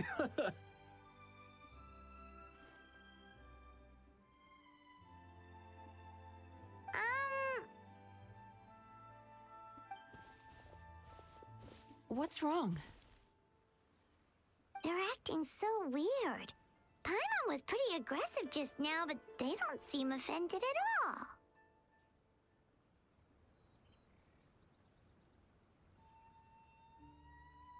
It's not that they're not offended. It's that they don't care. Without a care in the world. Literally. Allow me. Gentlemen, do you still remember visiting Isa Bathhouse last night for dream regulation therapy? Did we? I don't think so. Huh. Do you recall having any bad dreams recently? No, why would I? What in this world could be so bad that it'd give me nightmares? This is not good.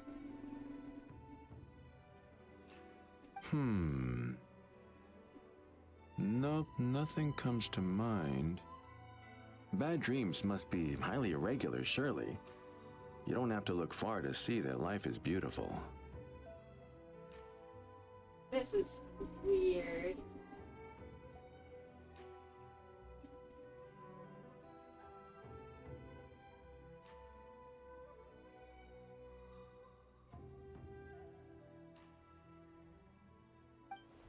What is going on?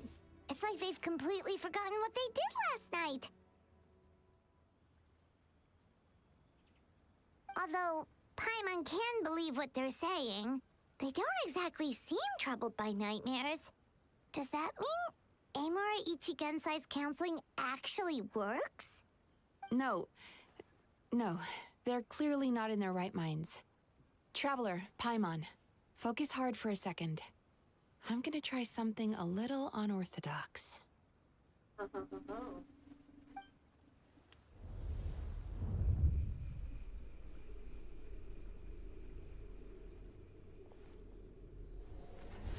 I knew it!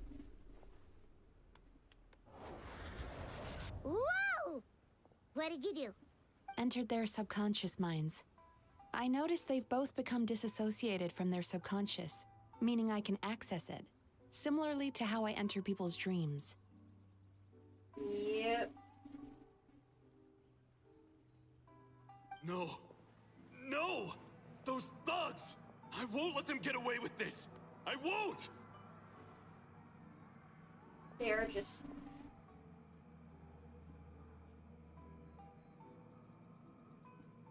Oh boy.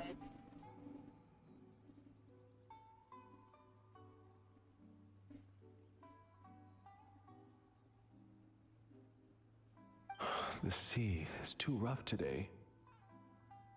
I should stay on dry land till things calm down. Huh? As you can see, their troubles haven't gone anywhere. No. They've just been buried deep, deep within their subconscious.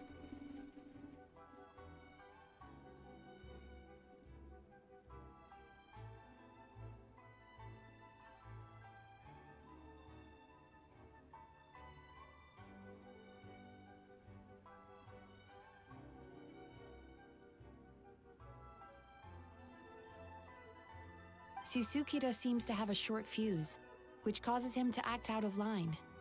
I'm sure this has caused him a lot of grief in his line of work.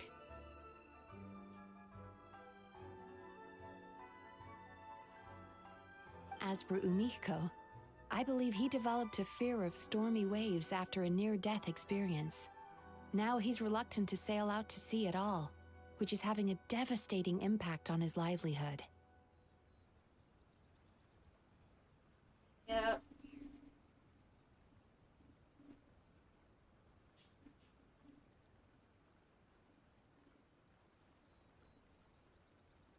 Their negative emotions have been isolated from their conscious minds and left to float around in their subconscious. That's why on the outside, the only emotion they appear to feel is happiness. But instead, it's all bottled up and ready to explode. But those suppressed emotions will only continue to fester in their subconscious, eventually turning into the nightmares that have been giving Murasaki and Shion indigestion. How did this happen? If it's Emura Ichigensai's doing, I guess he's not the straightforward calm man we thought he was. Maybe he really does have ways of influencing human emotions. That would explain why no one has blown the whistle on him yet. Did you notice anything strange when you came here yesterday? A lot of strange things, honestly. Not really. They were a lot more serious than today.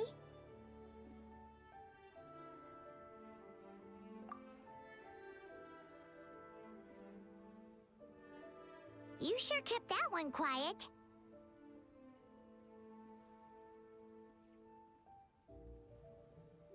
Oh, no. Look, we have to find this Emura Ichigensai right away.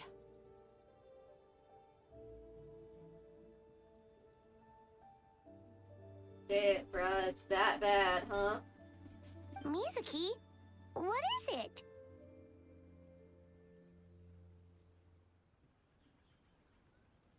Something inhuman is at work in Emura Ichigensai. The Traveler's dream confirms that. He has victimized everyone who has received his so-called counseling. Oh, yep, I was correct.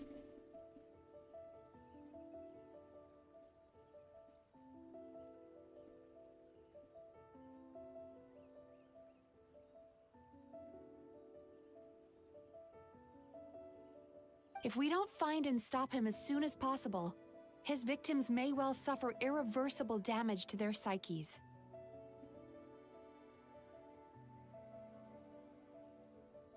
Yikes! Well, guess we better press these guys a little harder. Do you know when Emura Ichigensai will be here next? What's with the urgency? Why does it matter when he shows up?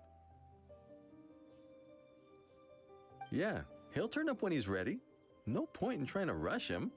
Oh dear. Oh, this is infuriating. Spreading like a disease.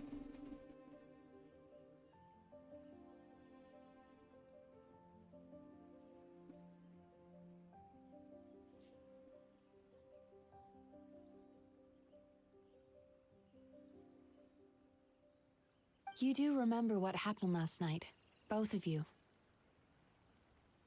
Only you don't want to talk about it, because you can't reconcile the presence of a nightmare with the happiness you presently feel.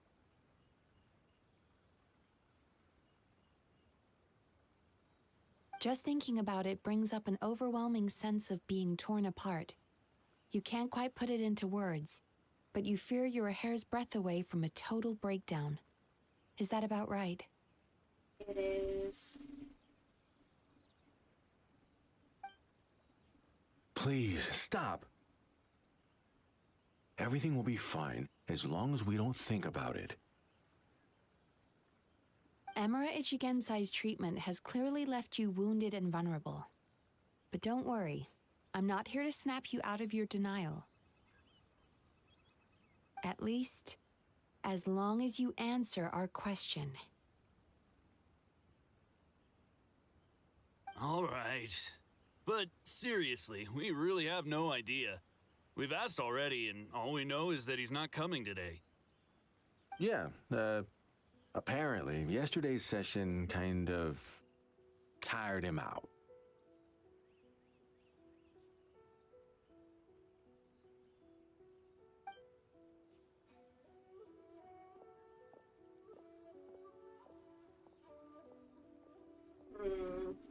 Is he trying to hide from me again?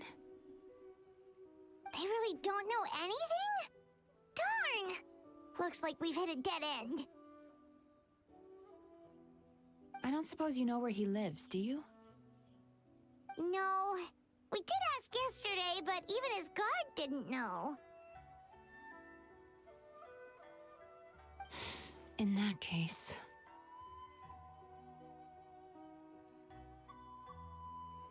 Yes, I suppose. Now that I know what's causing their bad dreams, I can administer the correct treatment. I'll track down Emura. Honestly, you've already done your part by bringing me here. I can't keep troubling you. People are in danger. It's no time to be We want modest. to book our next therapy session. The sooner you stop having to worry about Emura Ichigensai, the sooner we get you all to ourselves. So we're not gonna quit until all this is resolved, and the bathhouse is back to business as usual.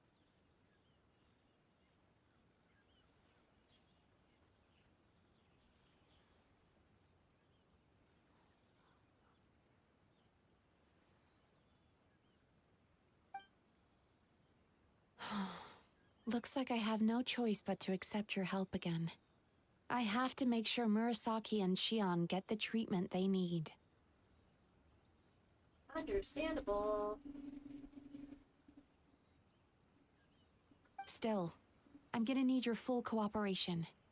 If you do find Emura Ichigensai, please do not approach him. Just send me a message and keep an eye on him until I arrive. The last thing I want is for you to put yourself in harm's way. Don't worry about that. You should see some of the other bad guys we've taken down in our time. This guy's small potatoes compared to them. Paimon. Alright, sure. We'll keep our distance and send the message.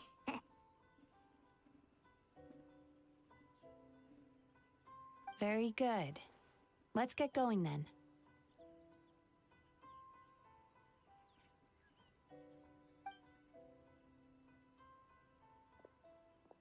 Pretty bold claim saying you'll track this guy down. It's nice of you to give Mizuki one less thing to worry about and all, but what the heck do we do now?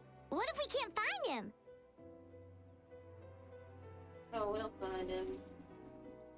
'Cause, in case you hadn't noticed, these guys are hopeless. They don't know anything. They definitely have no idea, but I suspect Miko knows something. Oh, wait, you're right! She was the one who tipped us off about this place yesterday! She probably knows way more than she let on. Yep. There's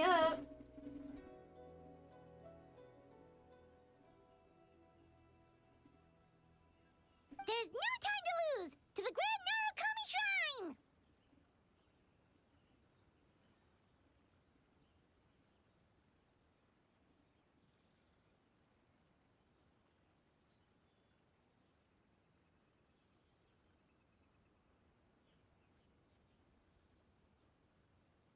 Yep, definitely not a good habit to have.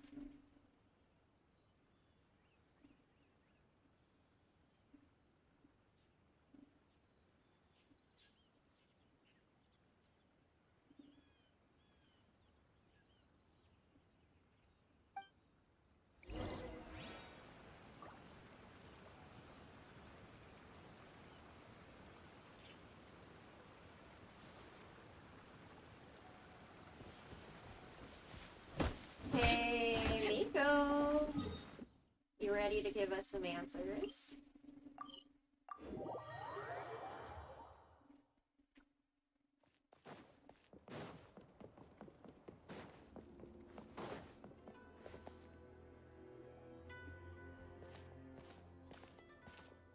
She's usually somewhere around here. Here for a fortune slip, little ones? Or visiting a friend? Visiting a friend. Whoa! Where did you come from? It's been a while, Lady Gucci.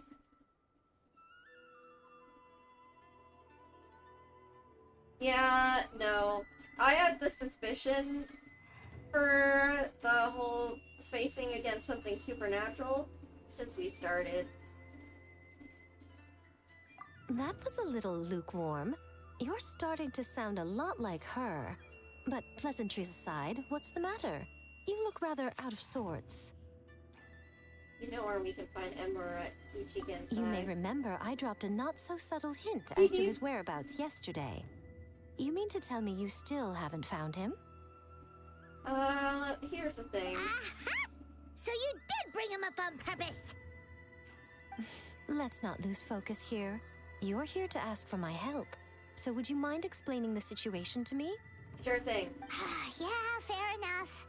We went to the place you mentioned, but he slipped through our fingers. Next thing we heard was he's not seeing patients there anymore. Apparently, he loves his peace and solitude. So obviously, we've got no idea where to find him now. Oh, and after the lengths I went to get you that location. Don't know if this helps, but we did learn some other stuff about him yesterday. For example, a guy matching Amura Ichigensai's description came to Mizuki for therapy once. Only his name was Amura Chuya. Wait, what? Amura Chuya? You know him? I once asked the Yai Publishing House to host an event for contributors to the Reader's Letters column. I had hoped it might be a fun chance to meet some like-minded people and chat. Until he showed up. Oh, yep. That completely checks out. Are you telling me that Emera the Hellraiser and Emera the Healer are the same person? About that. Based on everything we've learned so far, it certainly looks that way. Something's probably got possession over him. All right. Well, in that case, give this address a try. Really?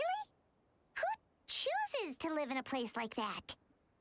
Somebody who was outcast from all of society, most likely. This was the delivery address he gave to the Yai Publishing House once, when he placed an order for several dozen books in one go. He also requested to pay on receipt. The warehouse took one look and assumed it must be some kind of prank, so they rejected the order, earning them an honorable mention in his complaint letter. Of course, with the benefit of hindsight, it's rather obvious why he lives there. Someone as antisocial as him wouldn't be welcome anywhere else. You've got a point. Well, we clearly made the right decision coming to talk to you.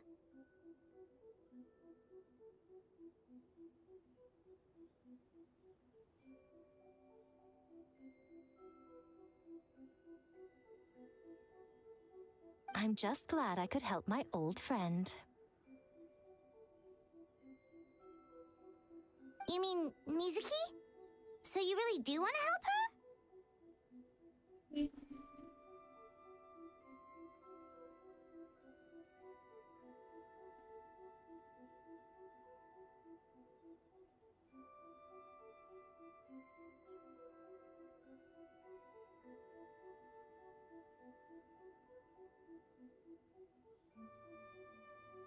I can tell that she's invested an awful lot into the Isa bathhouse. It's only natural for me to show some concern when I see a friend's business in trouble. You really have a funny way of showing concern, Miko. Really?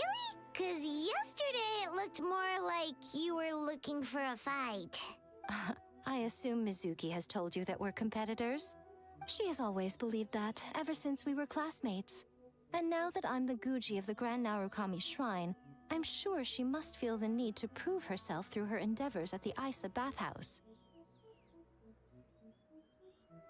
The last thing she'd want is for me, of all people, to swoop in and save the day the moment the going gets tough.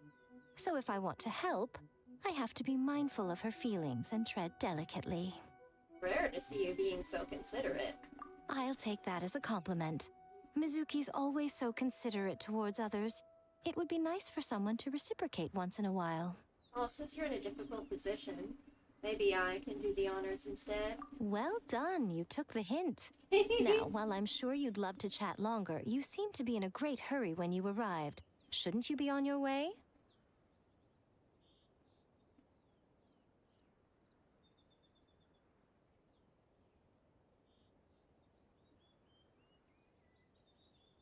All right. Come on, let's send a message to Mizuki right away.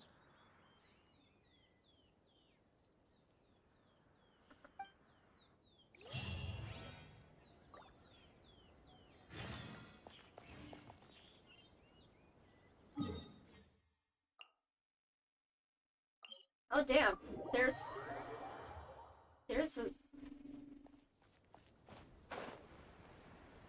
Oh, I suppose there is a house there.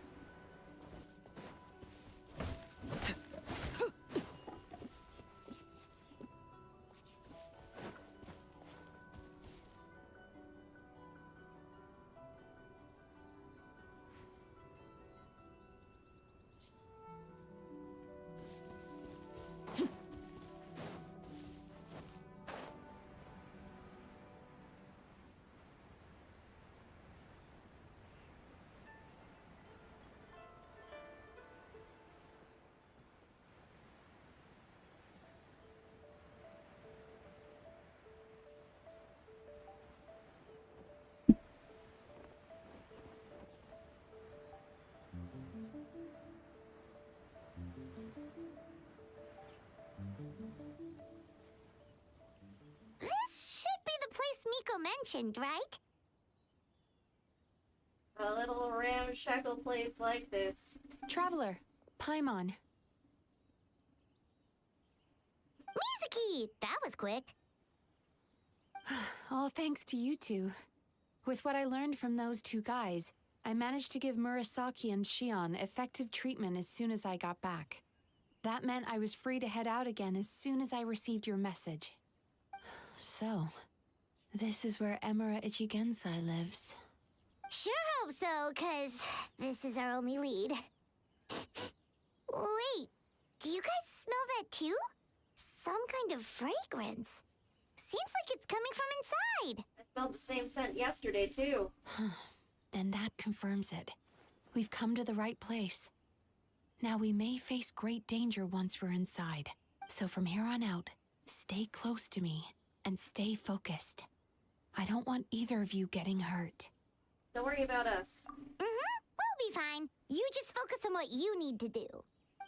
All right, fine. I suppose you're used to leading the charge.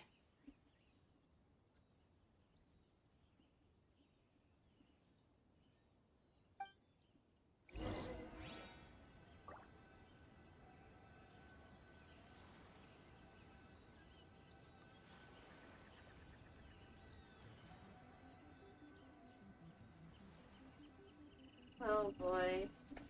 Domain time. Oh. Electro and Animo. Oh, that is like some of my worst elements.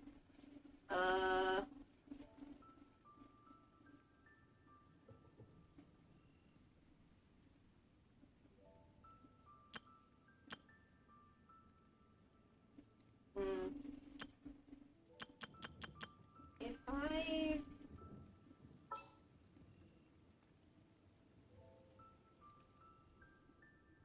No, Yume Mizuki is a healer. Yeah, this should be fine. It should be fine. It's fine.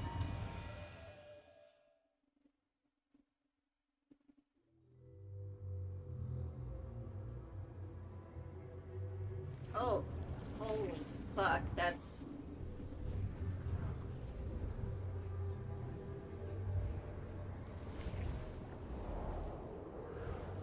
A twisted domain where space is fucking... What the hell? A nightmare. Whoa. This is not what Paimon was expecting. It looks familiar. From the dream! This is creepy. Feels like there are loads of eyes staring at us. Calm, yet repressed. The signs are all there. Are we immediately inside this dude's mind?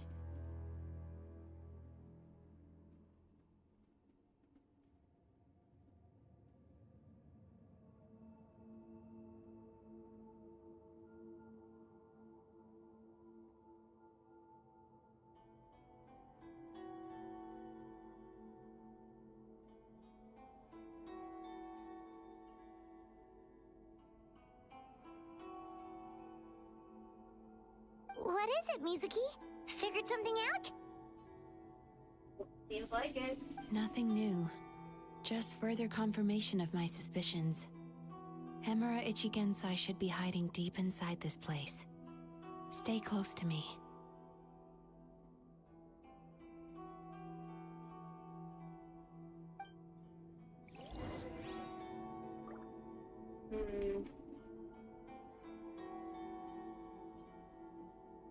Human Mizuki! The Baku!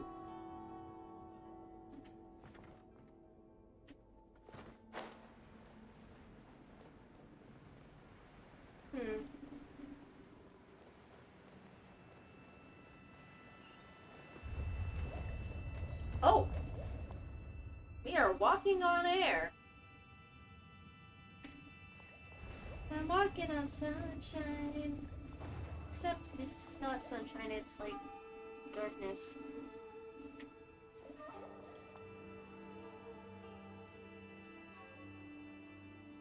This looks suspiciously battlefield shaped.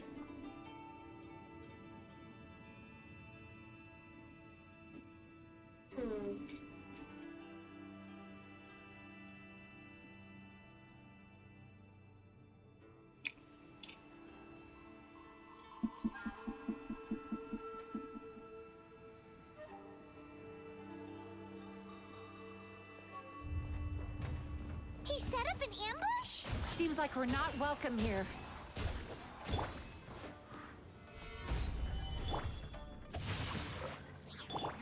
You poor little...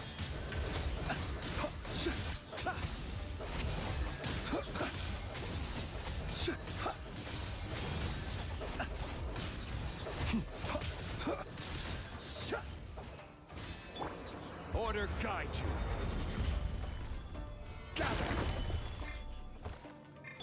Rain cutter.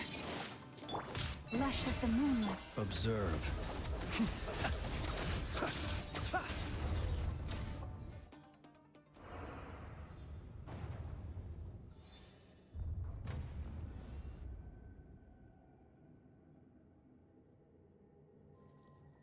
Miss Yume Mizuki, you found me at last.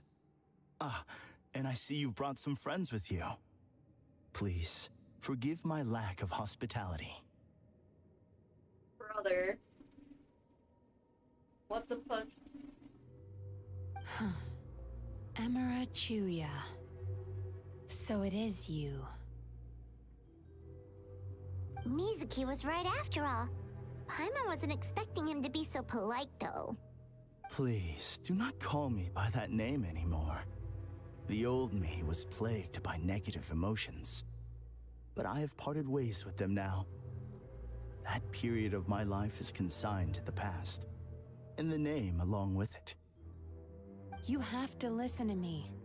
There is no way to get rid of all your negative emotions. This life you're living now is a lie. Your perspective is most amusing. What's so funny? Don't you know you're harming people? Harming people? That's what you believe? Very well. I understand and accept your perspective, even if you cannot afford me the same courtesy in return. Ugh, what is up with him? He's being so calm and polite. So why does everything he says make Paimon want to punch him? Well, that's because not caring can lead to atrocities. As you can see, Miss Yume Mizuki, all my psychological problems have been completely resolved. Not resolved, suppressed. I must thank you for your attempts to diagnose my condition. But I see now that the truth is far simpler than you were proposing. Nah. All my misery was merely a consequence of human frailty. I could not hope to remove my emotional impurities on my own strength. Oh shit. I lived in fear and anger. Fear that I was not worthy of other people's attention. Anger at how they invalidated me.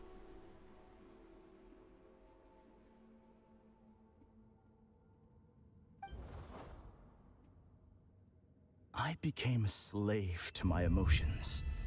They turned me into a wretched and loathsome creature, hostile to everyone. But things are different now. I've acquired the ability to eradicate those emotions for good. Why does this remind me of Dottore in the new update?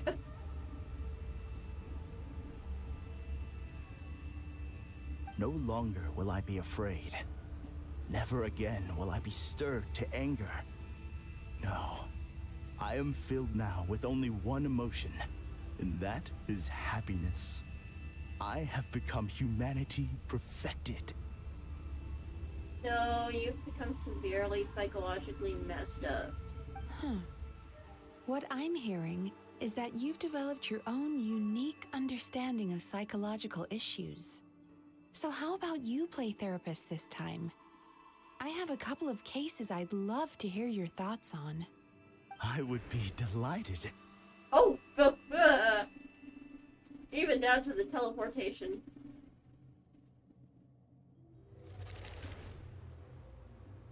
And even making us sit in a chair. The first is a soldier with poor control of his temper. He flies off the handle too easily, and it gets him into all sorts of trouble. This is having a significant impact on his daily life, and he's developed symptoms of depression as a result. He simply needs to let go of his anger. Then he will surely find peace and happiness. The second is a fisherman who's developed thalassophobia. Now he is unable to provide for his family, which is causing him immense anxiety. Oh, of course. He must cast his fear far away and forget it ever existed. Then he can return to the sea at once. I'm sorry, but you're wrong on both counts. Oh? The soldier's anger is rooted in his strongly held principles. Yes, his rage can make him reckless, but it also fuels his deep desire to stand against injustice. Losing his anger made him passive and apathetic. He now stands by and does nothing as bandits attack innocent people. The fisherman's fear made him one of the most reliable sailors around. Thanks to his cautiousness and diligence, accidents were a rare occurrence among his crew, despite the dangers of their profession. But after forgetting his fear, he destroyed the fruits of the entire crew's labor on his first return to the sea. Fascinating, isn't it? Anger gives people the courage to stand up for what they believe in, and fear nurtures care and attention. Exactly! Negative emotions have their uses and purposes.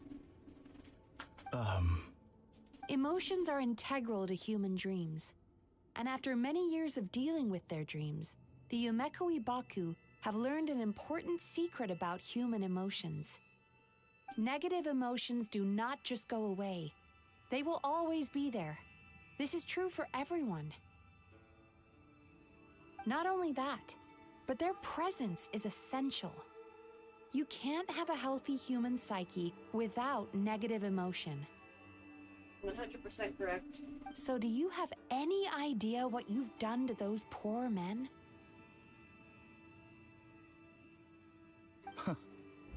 What an amusing theory.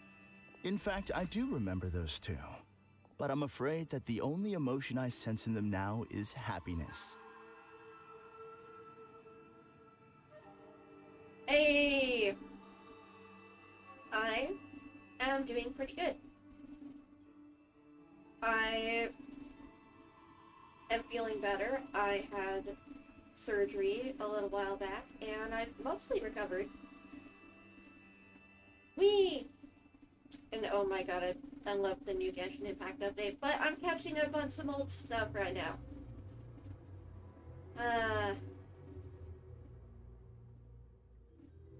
You don't just sense in them happiness, Emira. You sense a lack of anything else but happiness.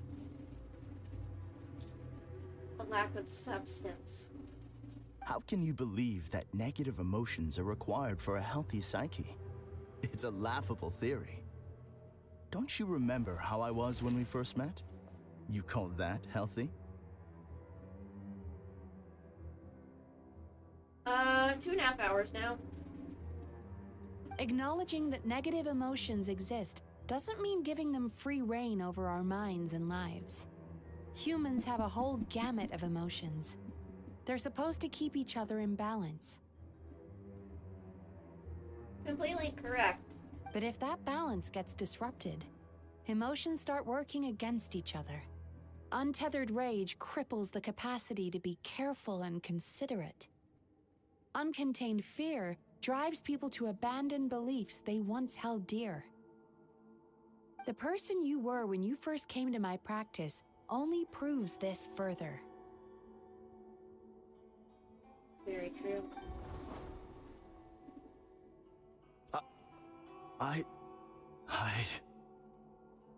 Oh!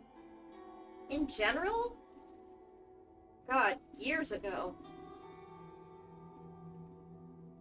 Many years ago. I think it's been like 6 years now? You were dominated by your emotions. Under their influence, you deliberately inflicted pain on other people. Meanwhile, the person you are now is so lost that you aren't even aware of the pain you're bringing to others. Damn, Mizuki.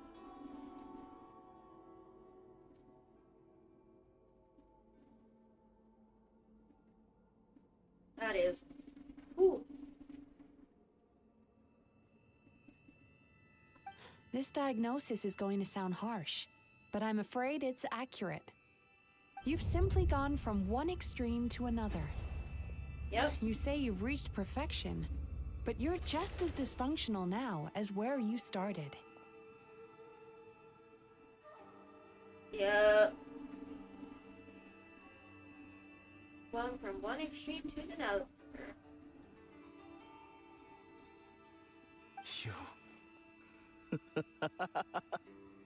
How entertaining. Still, there's no need for me to argue back. You have failed to provoke me.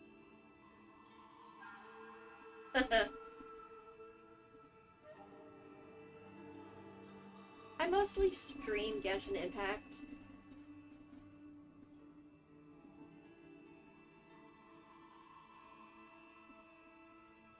I did stream Honkai Star Rail, but with all the issues the games have been having, ugh.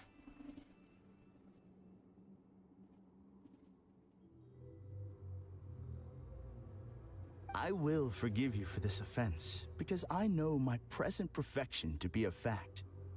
I have direct and incontrovertible evidence. Sure, buddy.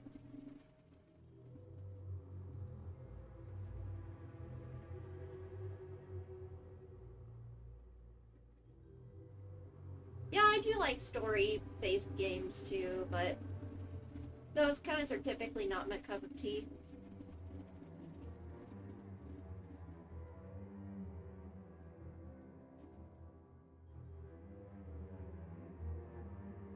Yeah. I don't think he's, I don't think she's failed. No. I agree with you, Jay. That is certainly the response of a totally well-adjusted person who has not been provoked.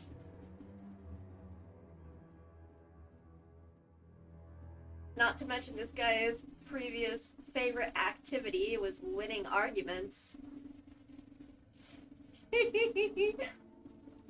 Yume Mizuki is actually handling this really cleverly.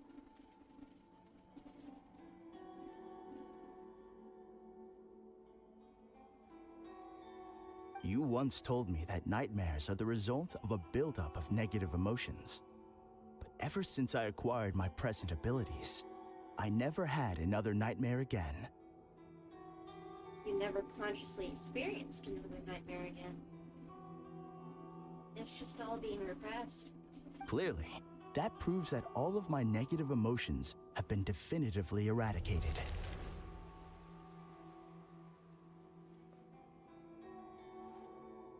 I'm afraid not. Look where we are right now. We're inside your nightmare. What?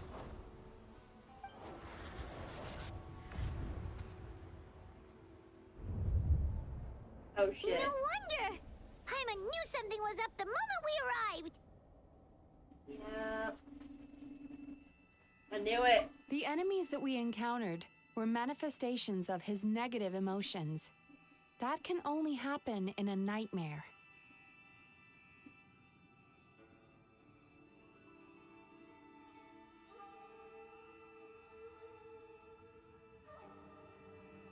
I am, but also, like, I am very poor.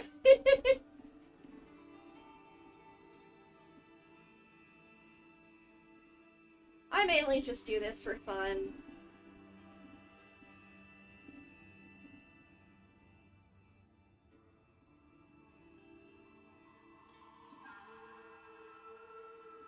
But yeah, oh my god, totally not provoked, not feeling anything at all, nope, nope, just happiness here.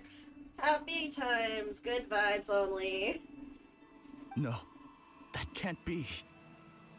Oh, are we shattering his psyche? Is that what's going on right now? That entity claimed it could remove your negative emotions. But all it did was separate them and store them deep in your subconscious, beyond your reach. There, they were left to fester. I'm not really looking for anything right now. It's okay.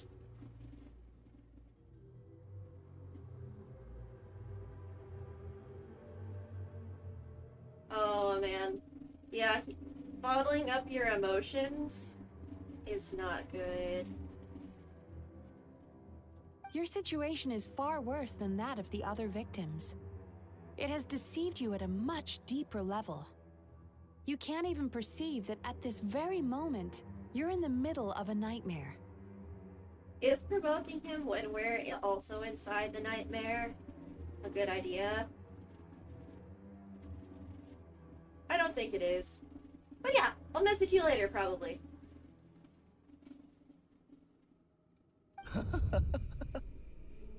How laughable. Fear? No. There is no fear left in me. This is all just a terrible joke. This is no dream. No. Oh boy. Something's appeared behind him. The entity! So, my arch-nemesis has seen through my trickery. Arch-nemesis? Clearly, you came prepared. The emotional cocoon I'd wrapped him in was all but impenetrable. Yet still, you managed to tear it down. So it is you. Just as I thought. Care to let us in on this?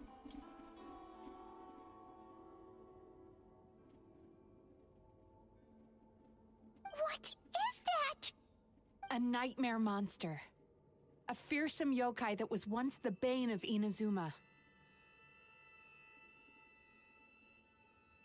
Oh shit.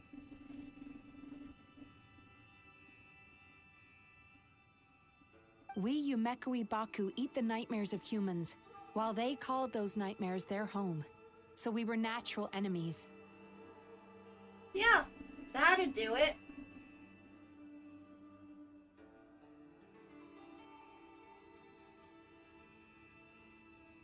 When I heard the traveler recount that strange dream, I knew that this was a possibility.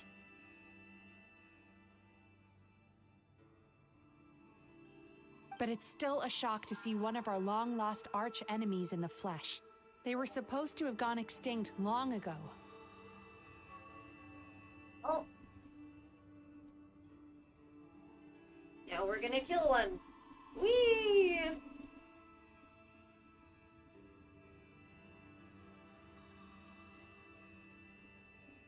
That's prey. We're gonna eat him.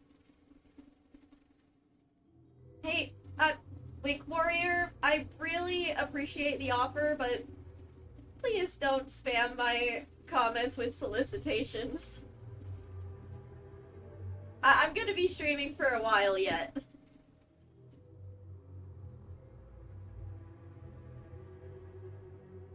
Then allow me to formally introduce myself. My name is Kurayume, and I am the last of my kind. The last, you say? All the better to eat you. Kurayume. That's a name I haven't heard in a long, long time. How have you survived all these years? Presumably by recovering in nightmares? I don't know.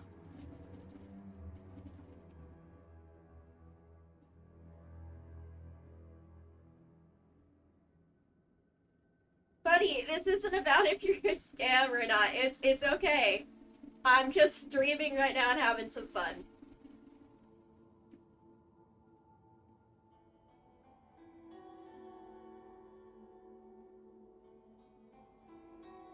Likewise, Mizuki is a name that takes me back to a different age.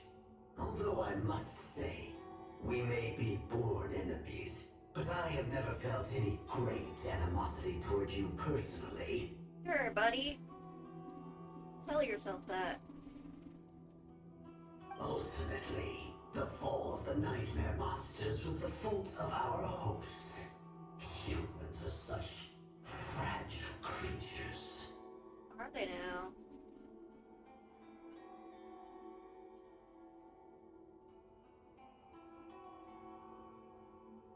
But now, I have found a way to revive my kind, and you are too late to stop me. Uh-oh. That does not sound good.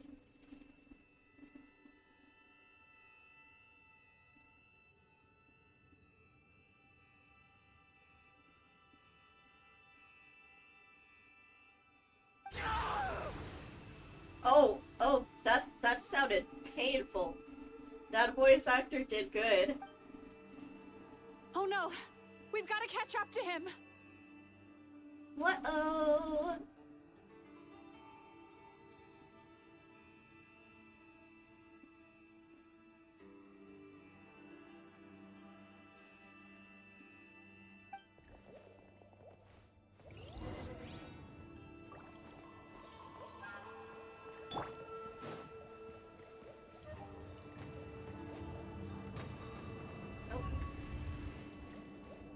Hey, treasure chest.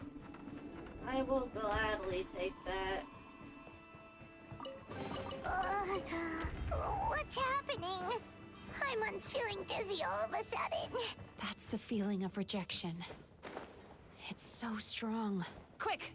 After him!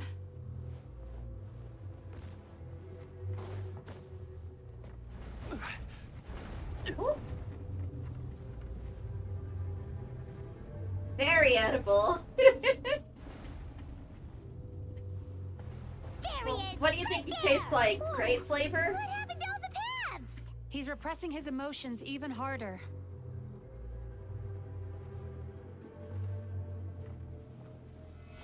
Grape cotton candy.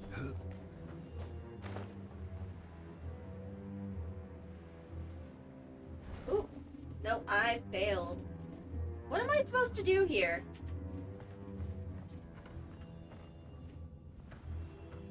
Oh, am I supposed to wait for platform to rise up?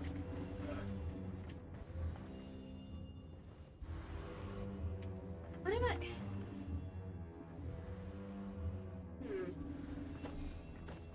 Ooh. Nope.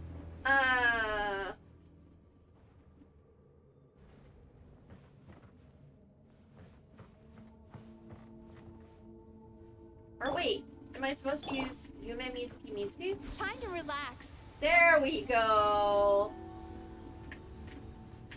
Oh no! I was so close. Closing.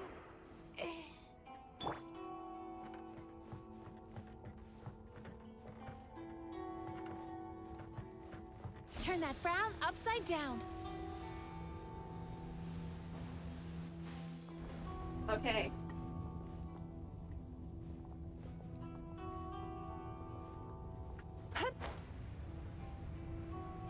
There we go.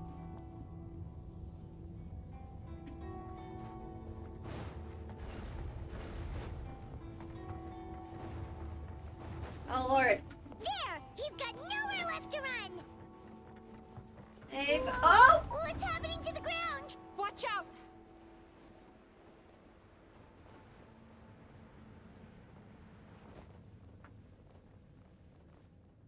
Uh-oh. I used my powers to cushion our fall. Is everyone all right? Don't worry, we've fallen from bigger heights before. The bigger issue here is that he got away and we were so close! Ugh. We've been completely cut off. That creature has taken complete control of his consciousness. We'll never catch him. Never say never, my friend.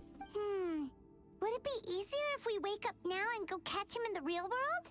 If this is his nightmare, he must be asleep somewhere, right? Remember the fragrance we smelled on our way in? That's how the monster lures people into the dream state. Now we're inside. We can't get out unless we manage to defeat him in his true form. Well, that sucks. He's turned Emarachuya's nightmare into his lair. There's only one way to force him into the open, and that's by finding a way to eat this nightmare. Eat this nightmare? But is that even possible? Of course it is. She's a Baku.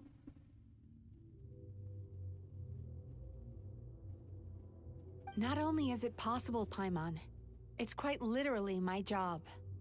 Oh, Paimon knows that. It's just... We all saw what happened to Murasaki and Shion, and this nightmare is super intense. Paimon's worried this won't turn out well. This monster has harmed too many people. We have to stop it. But Mizuki... It's okay. I knew what I was getting into. Let's get moving.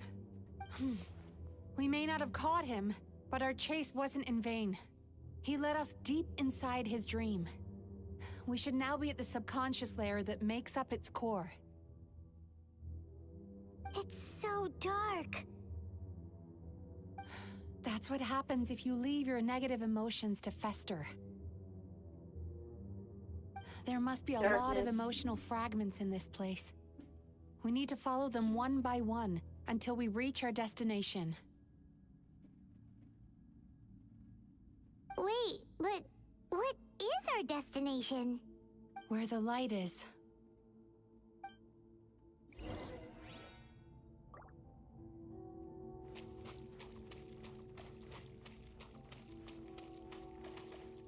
Emotional fragments, eh? If I say it's your fault, it's your fault! Do you understand me? Ooh. Abusive dad. I completely understand that. You shouldn't go running around with that stupid thing in your hand! Do you want to go hungry tonight? Ugh. The atmosphere here is so oppressive. Is yeah, it you probably anger should. or fear? Both. Be careful. Every time we draw near to one of these fragments, we'll experience the underlying emotion on a visceral level.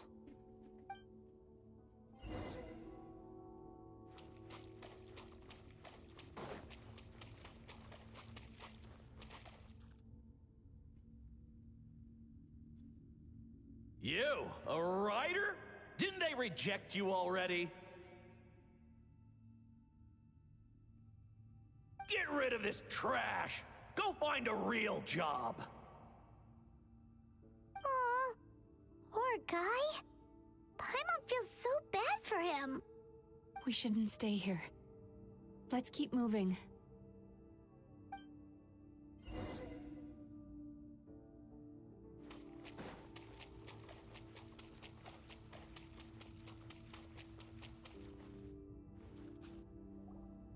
Ha ha! I won! Another round? That guy? He never joins in with anything. Why should we go out of our way to invite him? Let's keep playing. Ignore him. Wow, that's so sad. Nope. Not here either. Hmm? Look! There's the light!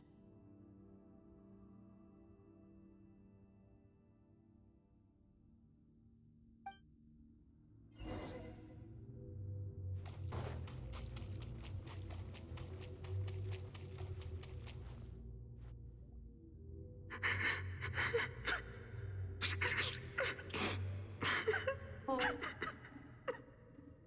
Baby boy. What is this place? His childhood trauma. It's his sorrow. Yes, sheer overwhelming sorrow. Human emotions exist in a delicate balance. When that balance is lost, negative emotions spiral out of control and go on to fuel nightmares.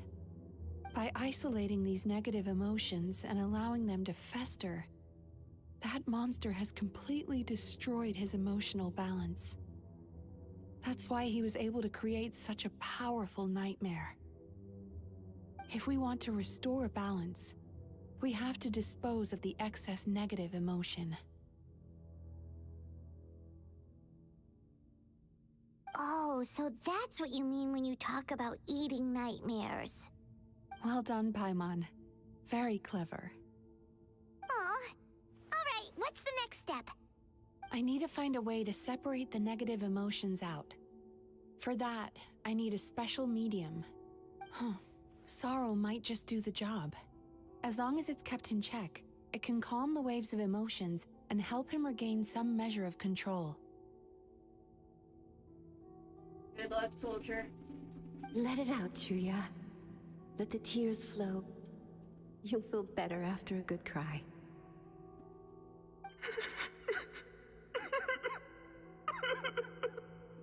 This process will untangle his unbridled fear and anger, his unresolved resentment, and his unshakable despair. These excess emotions will be separated out from the rest. They are the source of this nightmare.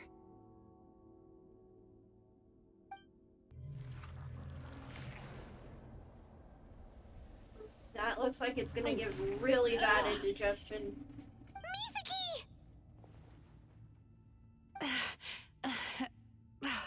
It's all right. It's an unpleasant flavor, but I've tasted it thousands of times.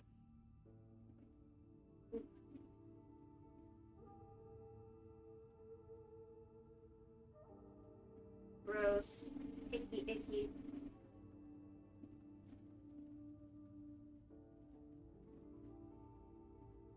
A good cry can work wonders. Even though he seems beyond helping, I think he should be able to take another step out from the swamp of despair now. Are you ready to come out now, Chuya? I'll be waiting for you right here, son. I'd love to listen to more of your stories whenever you're ready. Bitty bitty baby.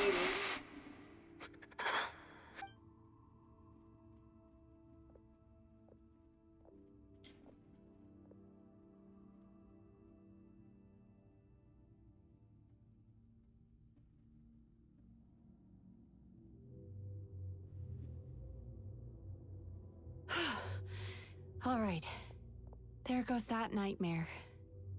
Hopefully this marks the beginning of a sweeter dream. I have a feeling it's not that simple. Amazing! Suddenly, Paimon feels so relaxed and maybe even happy? I thought I had found the perfect host, but you found the one weakness in his emotional armor. Get wrecked. Ah! He's back again! I mean, I can sympathize with the whole not wanting to be genocided thing, but also he very much hurting people by its mere existence. Freeing a single host from my clutches changes nothing! You cannot stop me! I told you you are too late!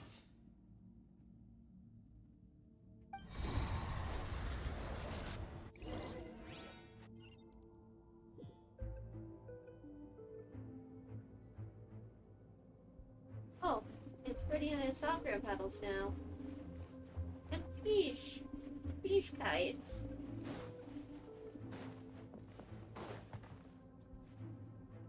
What is this place? A new dream? I can't believe it. He's brought us to the borderland. Uh-oh. That doesn't sound good. Borderland? To put it simply, it's a dream within a dream. A space hidden deep within the collective Inazuman subconscious. A dream that can exist even without a host. Oh, Lord.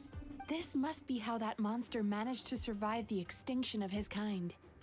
He hid here. Mizuki, that eye. Uh-oh. He's trying to turn this place into a nightmare so he'll be more at home. And he's creating copies of himself. This place is connected to the dreams of every human in the nation. From here, he can place a copy of himself in every dream. If he succeeds, then he'll have effectively revived his kind already. Then we know what we need to do. We gotta take this guy down. Do we think a sword will do the job? Maybe, if we can get close enough to reach his core. But he's brought the nightmares of all his victims here, and that gives him an immense amount of power. Me-faced guide, so long as the dream realm is, like, doesn't completely negate our power, we should be okay? Question mark? Dealing with this many in one go is going to take a different approach. We need a power to rival his nightmares. The power of sweet dreams. Oh, okay. Sweet dreams? Where are we gonna find those? Lost minds. There should be some around here, and some of them will have come from sweet dreams originally. Come on, follow me. Jesus. Trippy dream sequences, yay! Careful.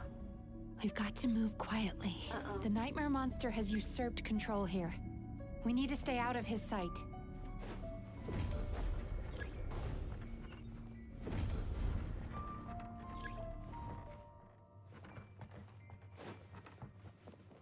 Time to relax.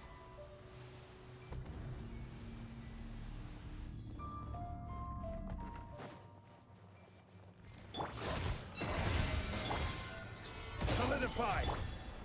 Rain outlines your fate. Be silent.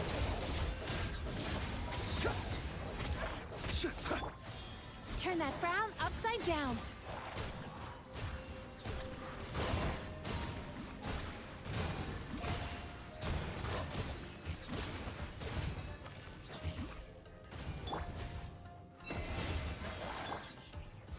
Stabilize.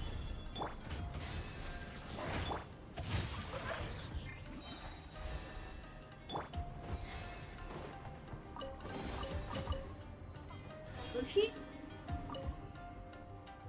Chasing Tanuki through the woods, and climbing trees to hunt for Oni Kabuto. Thank you for lending us your happiness. Aww. That really sounds like a nice, happy dream. Time to relax.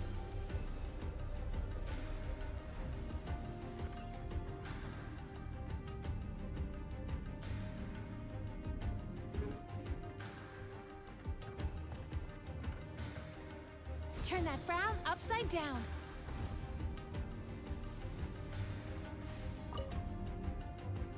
Watching fireworks fly up into the sky and writing wishes on a prayer plaque. Aww. Thank you for sharing your passion.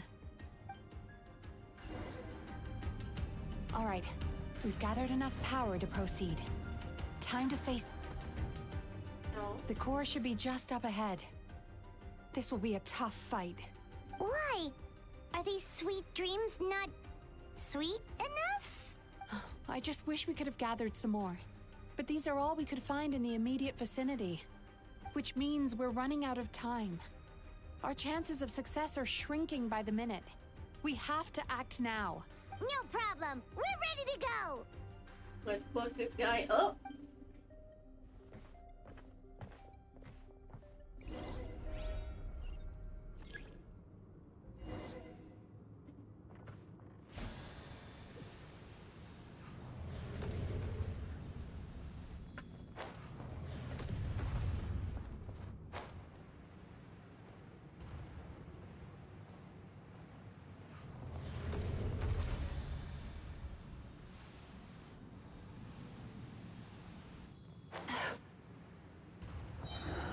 The alacrity with which you walk into my trap surprises me. Do you not realize why I lured you here? Because this is my domain. And you're where I rule. Not yet it isn't.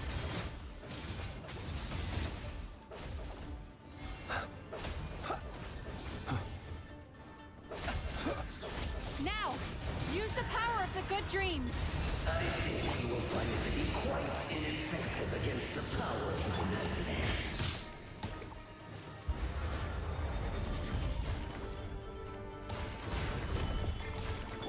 Witness the power of Gurwa. Receive my blessing with one heart.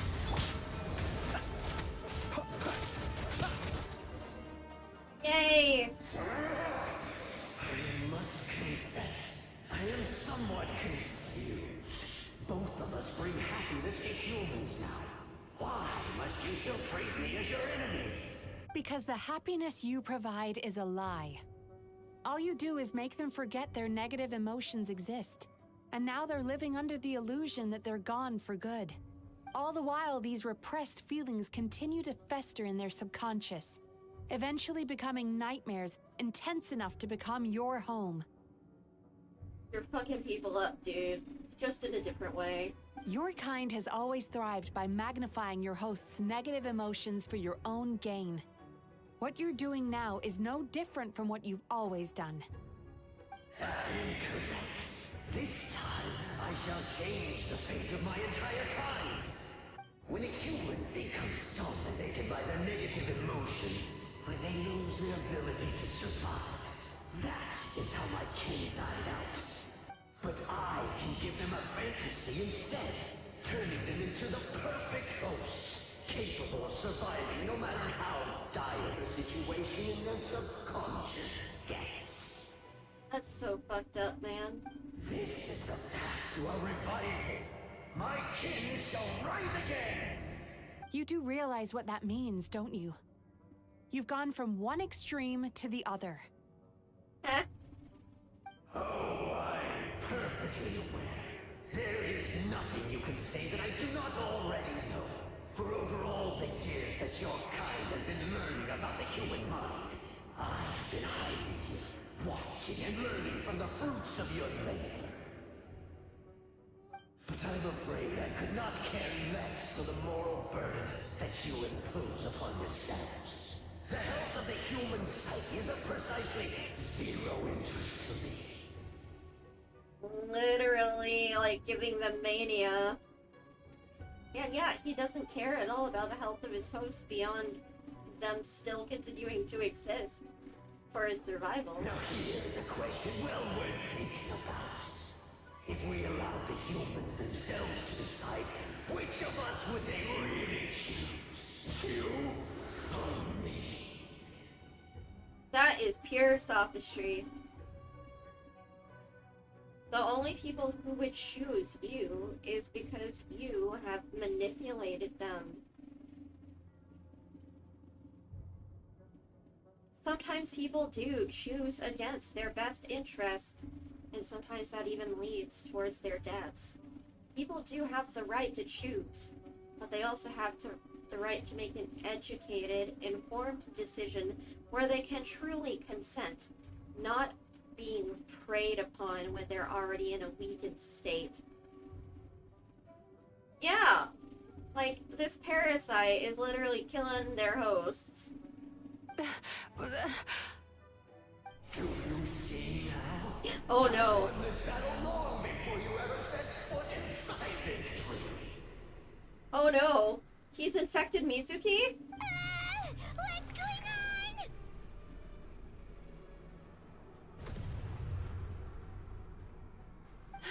He's growing stronger, but we've exhausted the power of the sweet dreams already. So we need more sweet dreams then? Even if we could find more sweet dreams now, it still wouldn't be enough. If you accept that negative emotions are an immutable presence in the human mind, then you must also know that such emotions include apathy and sloth. Without the Yumeki Baku there to hold their hand and walk them through dream regulation therapy, do you honestly think that anyone would ever be inclined to embrace the negative emotions? Raises my hand. Yeah, I do.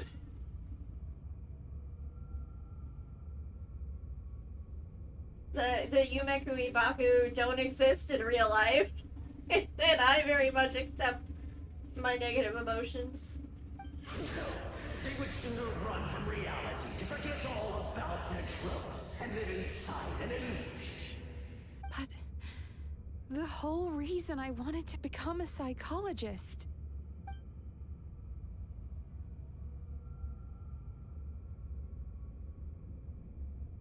Come on, don't listen to him, Yume, Mizuki. Mizuki! Traveler.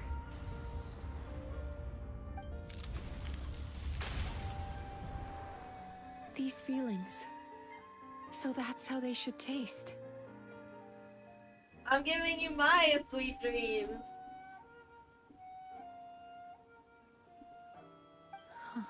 Longing, caused by separation. So bitter, and yet the experience led to a whole new journey for you. If you keep pressing on, maybe even more precious memories await. Despair, caused by failure. Icy cold, and yet in conquering this despair, you gained the courage to face the lightning. I literally fought against the right-handed shogun. Regret, caused by missed opportunity. A harsh aftertaste. And yet it's only through that loss that we can learn to appreciate everything we have. Yep. Now you're getting it. And after all these flavors comes sweetness, passion, and refreshed hope. So that's why I was able to taste a sweet dream at our first meeting. Long before you ever met me. You'd already gained the courage to never avoid or run away from your feelings. And all your nightmares had become the fuel for sweeter dreams. He is the apex predator here. Eat him! The power that you have gained by processing everything from your long journey is surely far stronger than any power wielded by that creature. Such shallow nightmares are nothing in comparison to the journey we've had. The whole reason I wanted to become a psychologist was to try and help people become someone like you. Yummy. Oh, fuck.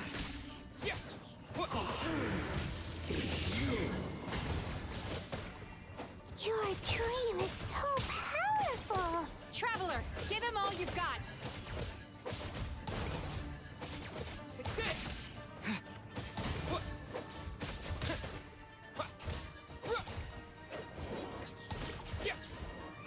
Thunderclap!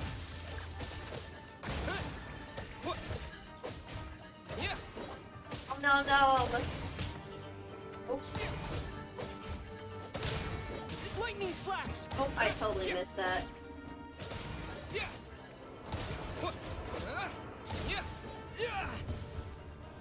Bring it on! Oh fuck, not the wolves.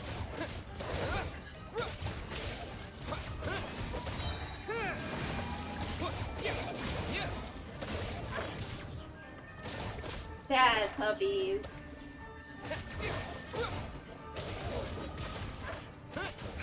Take this!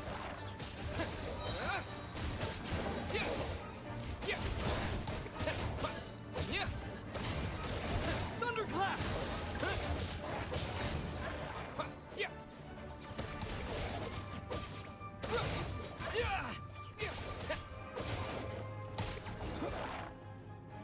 Impossible! With just one person's dream? Wow!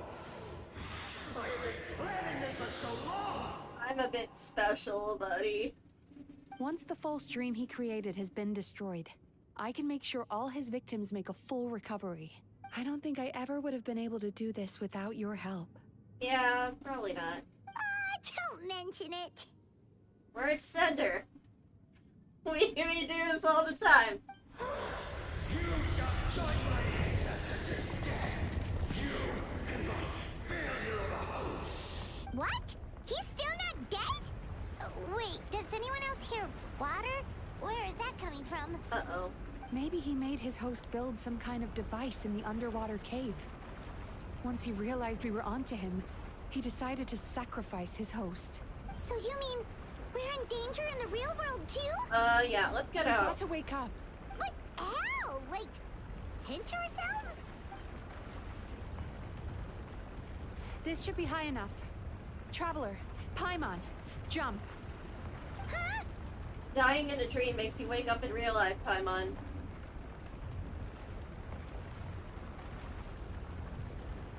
If you're afraid, then just take my hand and close your eyes.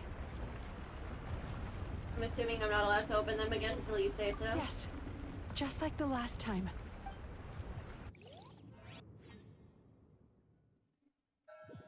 Leap of faith!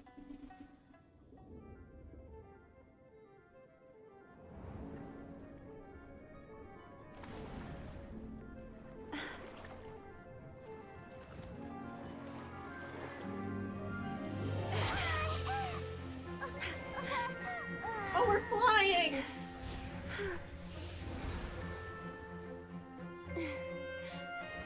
Hold on tight. The Yomeku Ibaku are getting to work. Oh, whoa!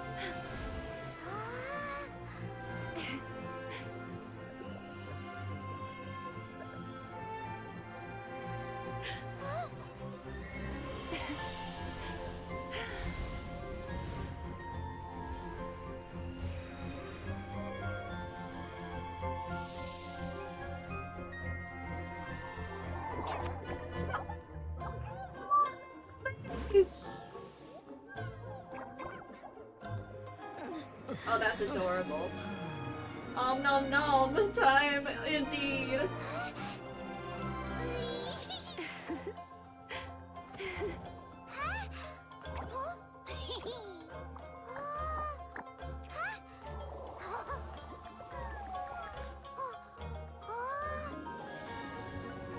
Whoa! Oh my god, it's huge!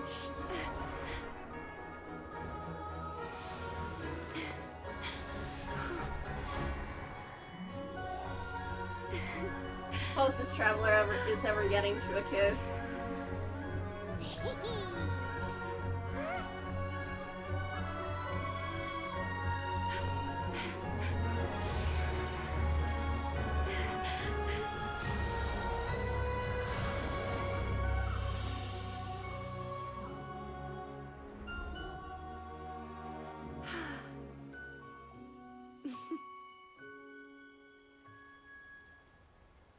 Kitty!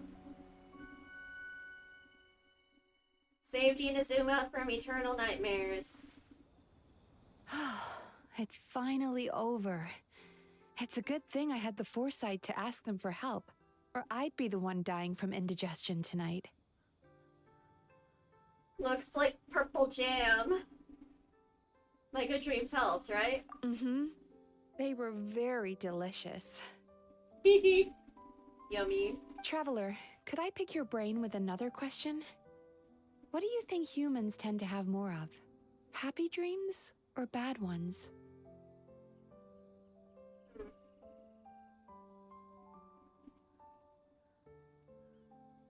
Happy ones?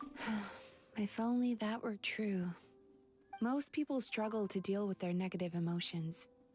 They bottle them up inside until they've festered and turned into nightmares.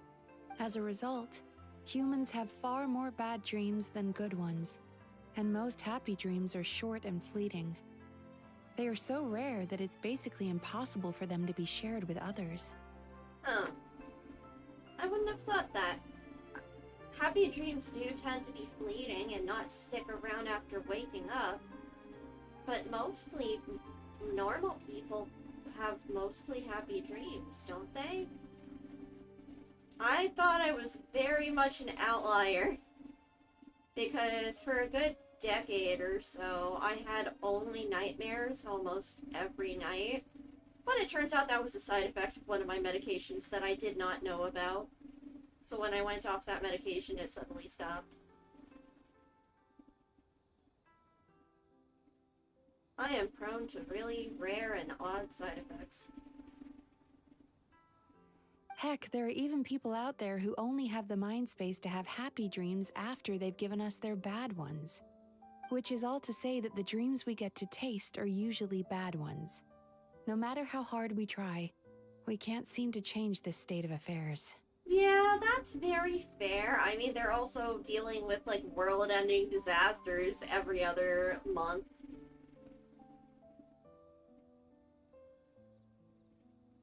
They've also got, like, rift hounds and hilly churls and a bunch of other stuff just roaming around there, out in the wilds, so you can really easily meet your end. I once believed the only reason we Umekui Baku existed was to serve as a disposal method for nightmares. It's a fate that we cannot escape, no matter how many dreams we eat or how many years pass by. Even though I call myself a clinical psychologist, I also have dark thoughts sometimes. I suppose that's the only problem I have. Bruh, you have to eat disgusting shit every day. That's a pretty big problem. Still, after learning the principles of psychology, I came up with a new way to look at all of this. Huh. This is really interesting how we can see the real Frost Moon in this quest now because it takes place in the overworld. If we can use psychotherapy to help people come to terms with their emotions, they'll gain the ability to deal with their nightmares on their own, so they'll no longer need to call upon us for assistance. Yep, therapy is important. I really do think everyone can benefit from therapy, as long as they have a good fit of a therapist that's right for them. It's really just giving you the tools to process your own emotions and improve your life.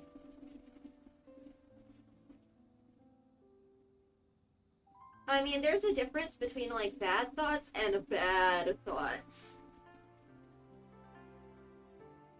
But yeah, it's natural for everyone. You can't be perfect happy-go-lucky all the time. I mean, and if you were, that would actually be a bad thing. That way, more and more people can free up their minds for truly happy dreams, until there'll be enough to share around. That's a beautiful wish. A naive one, more like. Even though I've run this business for quite a long time now, it still hasn't come true. Not even once. Buddy, these things take time. You're trying to change the entirety of society. So I must thank you. Because after meeting you, I finally became sure that my wish is achievable. Yeah, it is. It'll just take time. And it'll take more than just you. And knowing that is all the treatment I need against the dark thoughts I sometimes have. Understandable to fear failure, especially after you've put so much effort.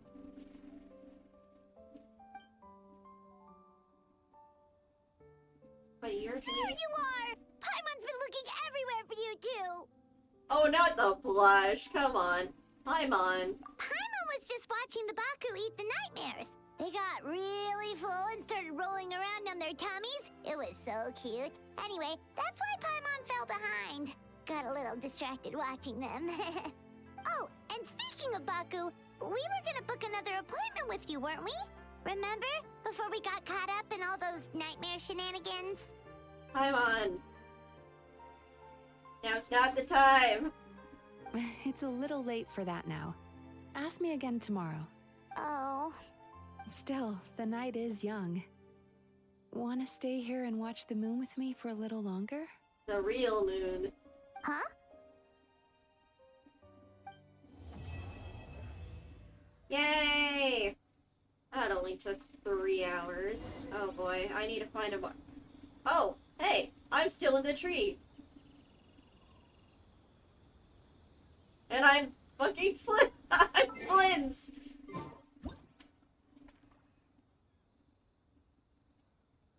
Flynn's and Mizuki sitting at a tree.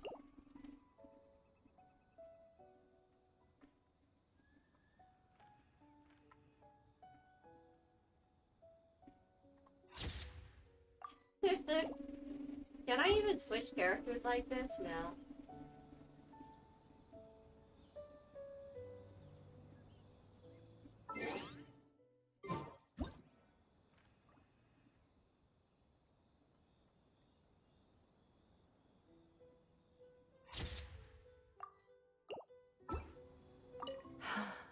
The moon sure is beautiful tonight. Yeah, and it's the real moon.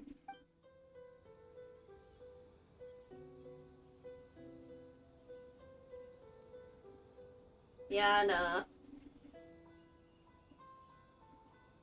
That whole blushing thing really fell out of place, though.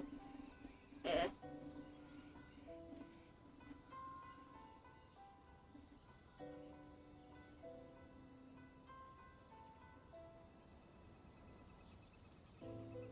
Flynn's is so pretty.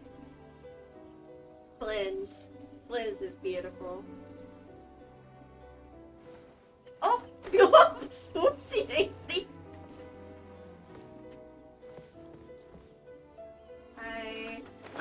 I can't sit back up there. Oh, there she goes. Afterward. There's an afterward? Okay.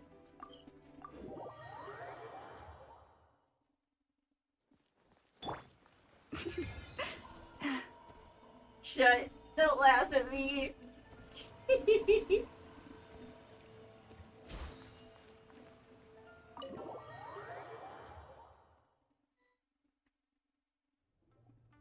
Excuse me! Hello!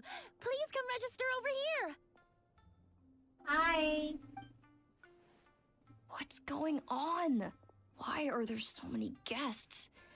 Had I known, I'd have definitely turned some of them back. Oh, it looks like business is booming with Amura Ichigensai out of the picture. And it's good to see that Murasaki and Shion are well on the road to recovery. Morning, you two. Want to make an appointment? Yes, please, but it looks like you'll be packed for the foreseeable future. Yes, please. For today, if possible. Then I better get you another VIP pass. You're our most important customers, after all. Awesome! In that case, very important Paimon would like to start with the fine dining this time. Oh my. Imagine if you'd taken my advice and sold your shares the other day. It could have cost you dearly now that business is booming again. I hope you're not too upset with me, old friend. Why would I be upset? It's not as if I ever took your suggestion seriously. Oh, I've missed that way with words. So affectionate. They really do have a strange friendship. Would it kill you to not sneak up on people every darn time? Morning, little ones. Did you enjoy the scenery last night? It was pretty cool. What? You were spying on us? Oh no. Embarrassment. God, why did they force that in? Hardly. That tree was directly beneath the Grand Narukami Shrine. What was I supposed to do? Move the entire shrine to give you some privacy? Buddy, the shrine is all the way on top of the cliff, like a while away. Is there a reason you're here, Lady Guji? Mostly because I felt like a walk. But I do have a message from the Tenryo Commission to pass on as it happens. The gentleman who your fellow Yumeku Ibaku fished out of the water last night is no longer in a critical condition. Although his mind seems to have regressed to that of a young child. Oh no. It could have been worse, I suppose. Lady Guji, I owe you my thanks. Without your help, things might have gone a lot less smoothly yesterday. Wasn't me. Come on, Miko. You've always been worse than me at keeping secrets. Eh? I admit that I feel inferior around you, and have an urge to prove myself. How could I not? But maybe these feelings are what have driven me to take this business as far as I have. Yep. Sometimes negative emotions serve as a motivation and drive. My sense of inferiority keeps my ego in check, and my desire to prove myself gives me the strength to persevere. I'm able to accept these parts of me for what they are. There's no need for you to tiptoe around them. Oh, you could have told me sooner. The poor traveler here has been doing all my running around for me. Oops. True. But then again, without the traveler's help, you'd have been placed in a difficult position. Emura Ichigensai had amassed a huge following. For the Guji of the Grand Narukami Shrine to publicly go against him would have been a dangerous move. An angry mob of zealots could have done some serious damage to the shrine's reputation. Much safer for the Guji not to get personally involved. It was the right decision.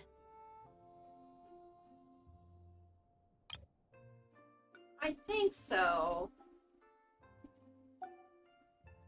While that's all true, my main concern was that I didn't want to upset an old friend. Otherwise, I could have taken a much more direct approach. Miko. I always seem to forget that you're more cunning and less adorable than you look. Seems like my worries about upsetting you were unfounded. Less adorable. Miko. It's true. It's not that I don't get upset. Everyone has their fair share of troubles, but every sorrow has its cure. She's mature enough to handle it. Here's your new VIP pass. Please take good care of it. Or did you make a special one for us?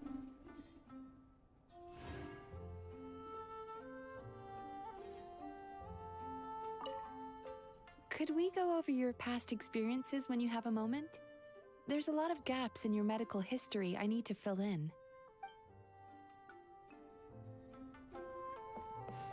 Oh, hello, little one.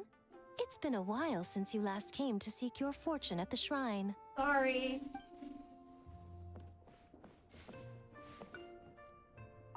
So sorry. I'm still registering the last customer. It's okay. You're good, girl.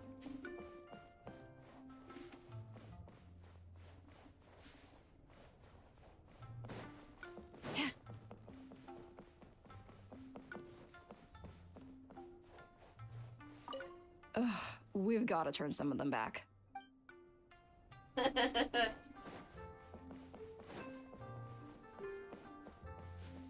Fun. Alrighty. But that only gave me 60 Prima Gems, didn't it?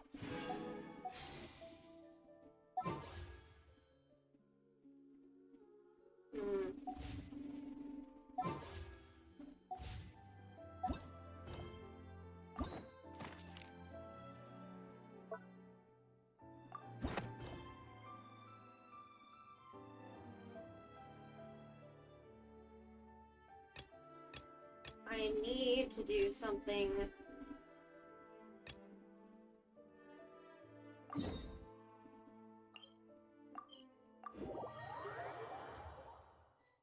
That gives me oh dear. Jeez, you're like spaced out city over there. What's up with you today? What the heck? Why does Paimon's voice sound so far away? Feeling okay? We've been traveling all over lately, so maybe you've come down with something. That's it. We're getting Baiju to check you over. Oh, okay. Okay, that was Skirk's quest. That really freaked me out for a moment.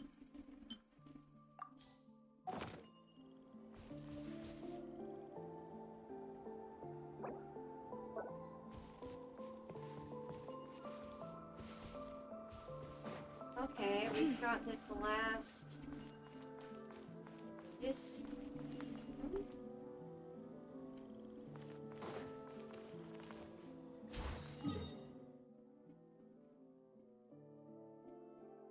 I already did this one, so why is...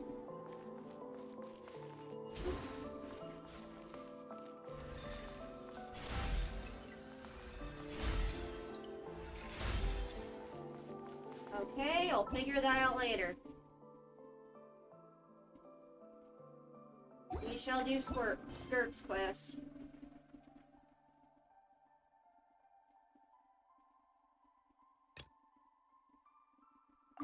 Go Eve. Eve is important.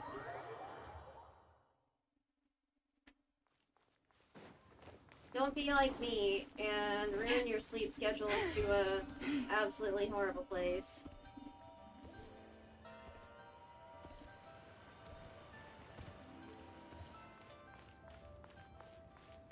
Oh. Baiju isn't in his shop. Oh, you're looking for Dr. Baiju. He's resting today, but he said to send any patients to the back room. Ah, okay. Thanks. We'll head on through. Hi, I'm Hurdy.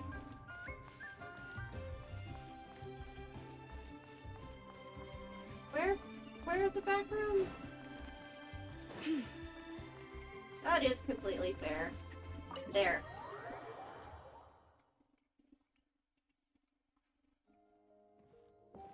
Oh, hi, Baiju. Looks like we have a special guest. Traveler, Paimon, welcome. What can I do for you? Weird how Chang Shang isn't voiced, but okay. It's the Traveler. He looks absolutely beat these days. He has these huge dark circles around his eyes, like he hasn't slept a wink. Oh, so like me. And he keeps spacing out.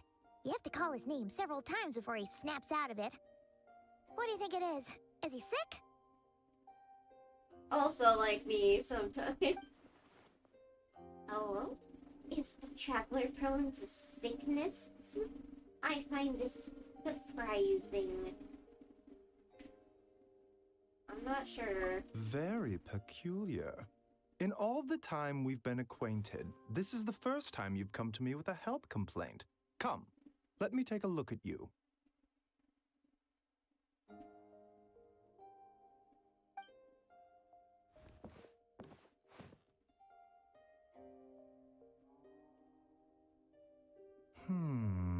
Yep, that's pretty concerning.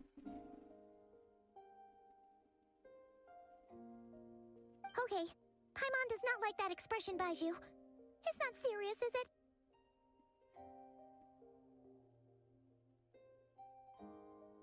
Best hope not. Complexion is good, eyes are clear, breathing is steady, pulse is strong. Physically, you appear to be in good condition, Traveler. In theory, your energy level should reflect that. You should be feeling right as rain. And yet, I do feel like something is off. Hence my concern. A clean bill of health is usually a good thing, but in this case, it likely means your situation is more complicated. Yeah, I wish doctors would get that. Instead of just shrugging and saying, oh, your test came back normal.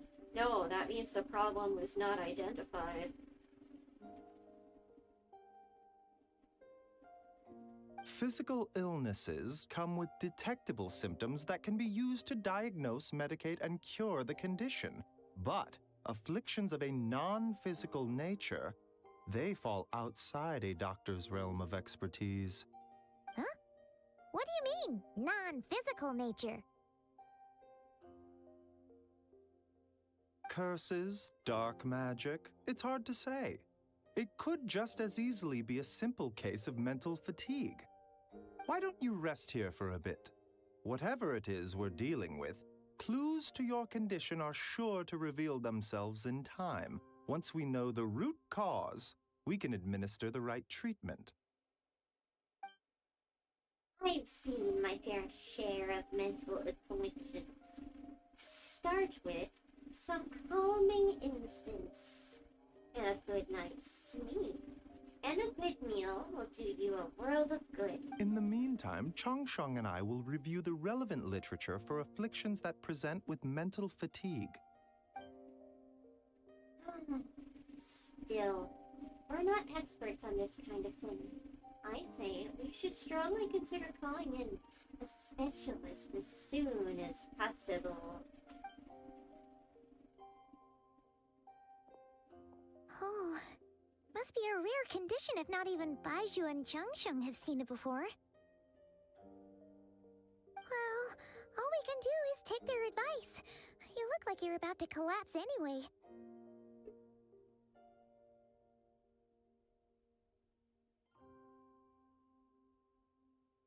Just get some rest. Paimon will be right here by your side. Fingers crossed you'll be all better when you wake up.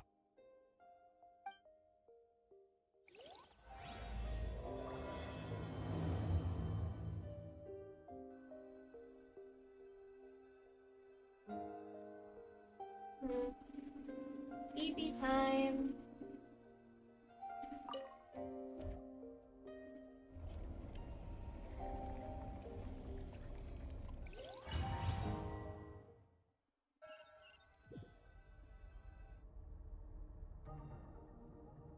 Oh shit, where am I?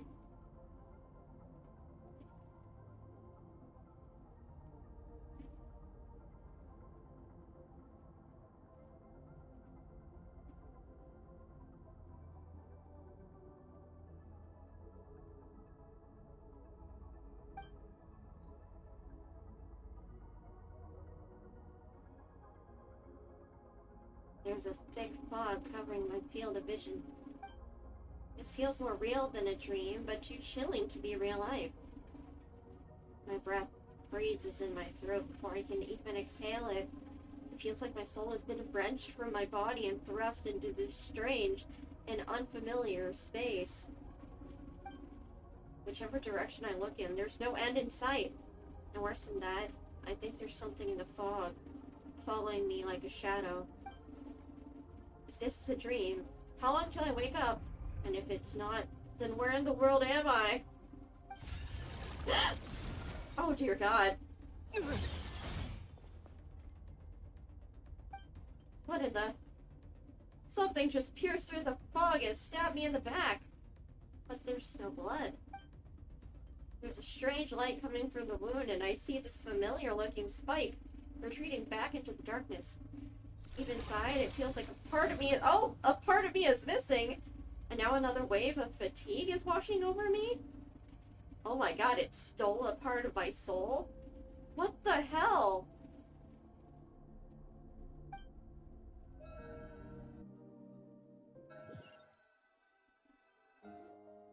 Traveler!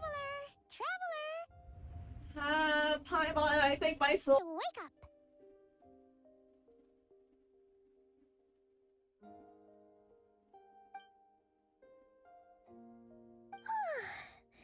For once, you're making Paimon look like an early riser. It's already afternoon. Hopefully all that sleep did you some good. Feeling any better? Paimon, I need you to check if there was a cut on my back. A cut? What? Did you scratch yourself in your sleep? All right, let Paimon take a look.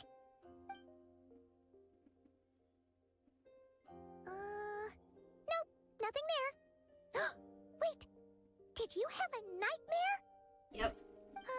Okay, don't panic. Paimon heard that dreams tell us what we need by showing us the opposite. So, if you had a nightmare, maybe all you need is something to cheer you up. Come on, Paimon will treat you to something yummy.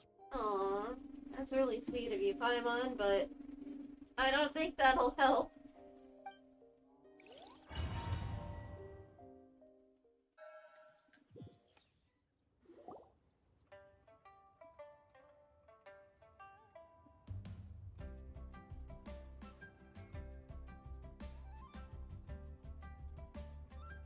And Paimon head to Wanmin restaurant. Sensing that something isn't right, Paimon orders a bunch of dishes to cheer you up. What? So, in this dream, you were trapped in a weird place with thick fog everywhere, and then a spike came out of nowhere and stabbed you in the back? Yep.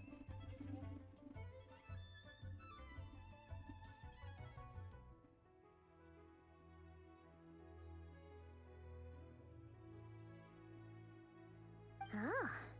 Okay, well, that's a new one. Are you sure it was a dream? 'Cause from the way you describe it, it sounds like you were really there. It did feel very real.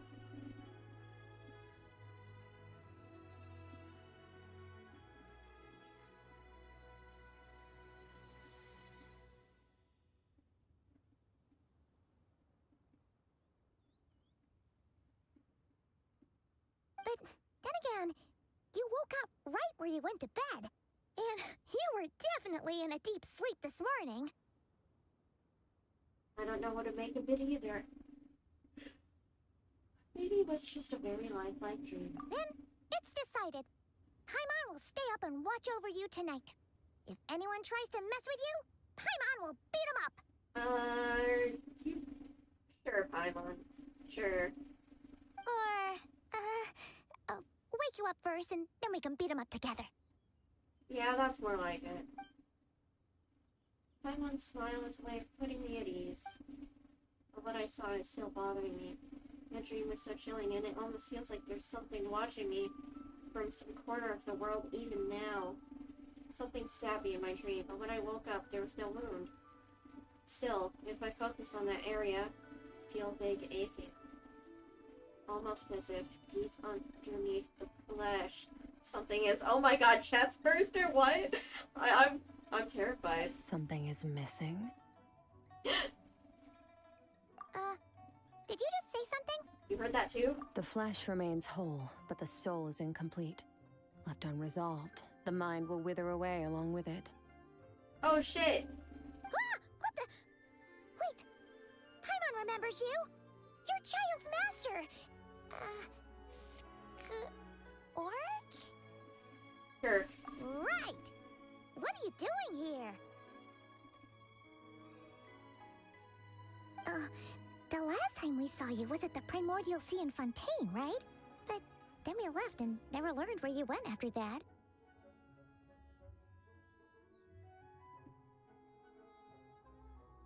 Child's been looking everywhere for you, by the way. What brings you to Wanmin Restaurant of all places? You came here looking for us? And were you the one behind that hocus pocus just now? Tell me, what is it that you saw? Tight-lipped, huh? I suppose that's fair. Yeah, we don't exactly know your motives. You. I'll take a glass of wine. Hmm? Oh, of course. Coming right up. We make this one in-house. It's not too strong. Enjoy. Chef Mao, I'll take a grilled tigerfish over here. Coming right up. Ah, if I knew we'd be this busy, I wouldn't have approved Shenhe's vacation. At the end of the day, what happens to you is of little consequence to me. I'm not here to try and win you over. Trust me or not, the choice is yours. I'm not sure if I trust that, but yeah, sure. If you want my help, now's the time to speak up. You have until I finish my drink. What do you know about the situation? I was investigating an abyssal disturbance in the area and happened to notice you. Part of your soul is damaged, and the wound bears traces of abyssal corrosion. Need I say more? Holy fuck, the abyss can do that? Neither of those things sound good. Skirk seems to know something, and given what I've seen of her strength, I bet she can tell what happened to me. I don't know what her goal is, but in this moment at least, I don't think she has bad intentions. Well, should we trust her? What do you think, Paimon? She mentioned an abyssal disturbance. Maybe that has something to do with what's going on with you. But we could always find a different expert on the abyss to help us out. Not on short notice. Yeah, and that thing she said about your soul being damaged is scaring, Paimon. Definitely something we should fix sooner rather than later. Yep. Skirk's an interesting one, that's for sure. But from what Child's told us, she doesn't seem evil, at least. 1, 2, 7, 10. That'll do. Well, have you made up your mind? What I saw was a dark space shrouded in a dense fog that wouldn't disperse.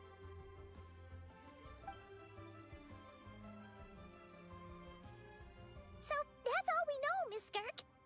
Ma'am, can you help us? So, you couldn't disperse the fog. Nope. I understand. Come find me in the Gwali Plains when you're done here.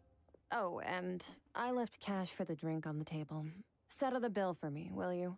Oh, okay. Huh? She disappeared!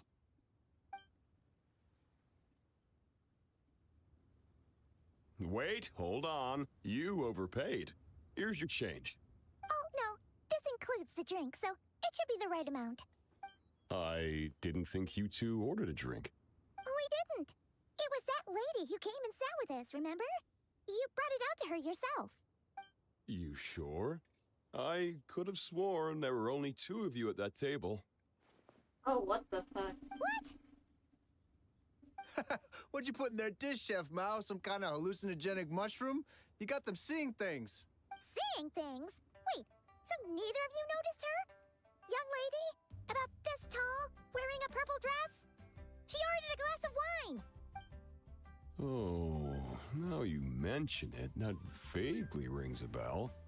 And it looks like I did open the wine jar, so it must have just slipped my mind. In any case, that settles your bill. Come again soon. That is weird. Can nobody else remember her?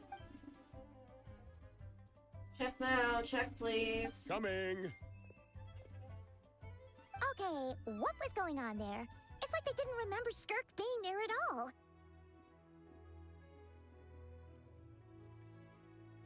Even Paimon was half convinced we hallucinated the whole thing. But that Mora she left for us was definitely real.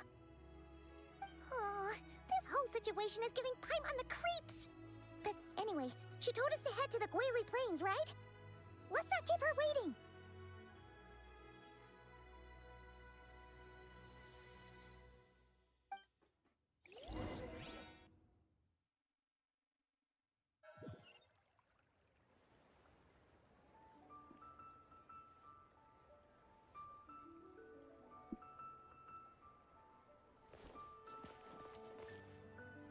Gwali Plains.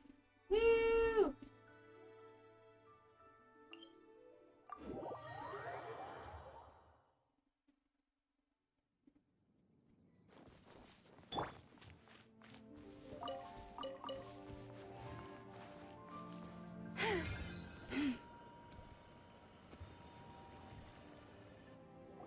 Oh?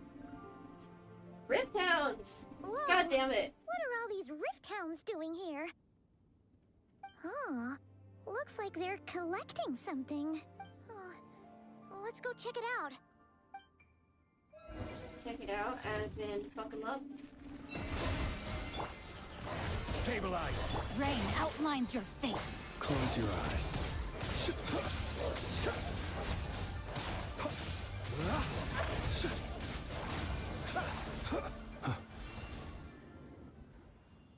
So, this is what they were collecting.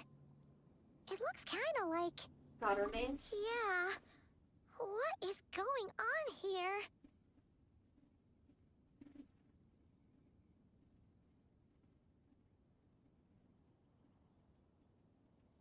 From the moment they are born, all beings with great power have an impact on this world. Even if their body is sundered and their soul extinguished, their influence remains. Holy crap. Gods are the most common example of that. The remnants of gods who fell thousands of years ago remain buried deep within the earth, carrying within them a warped will and a dark curse.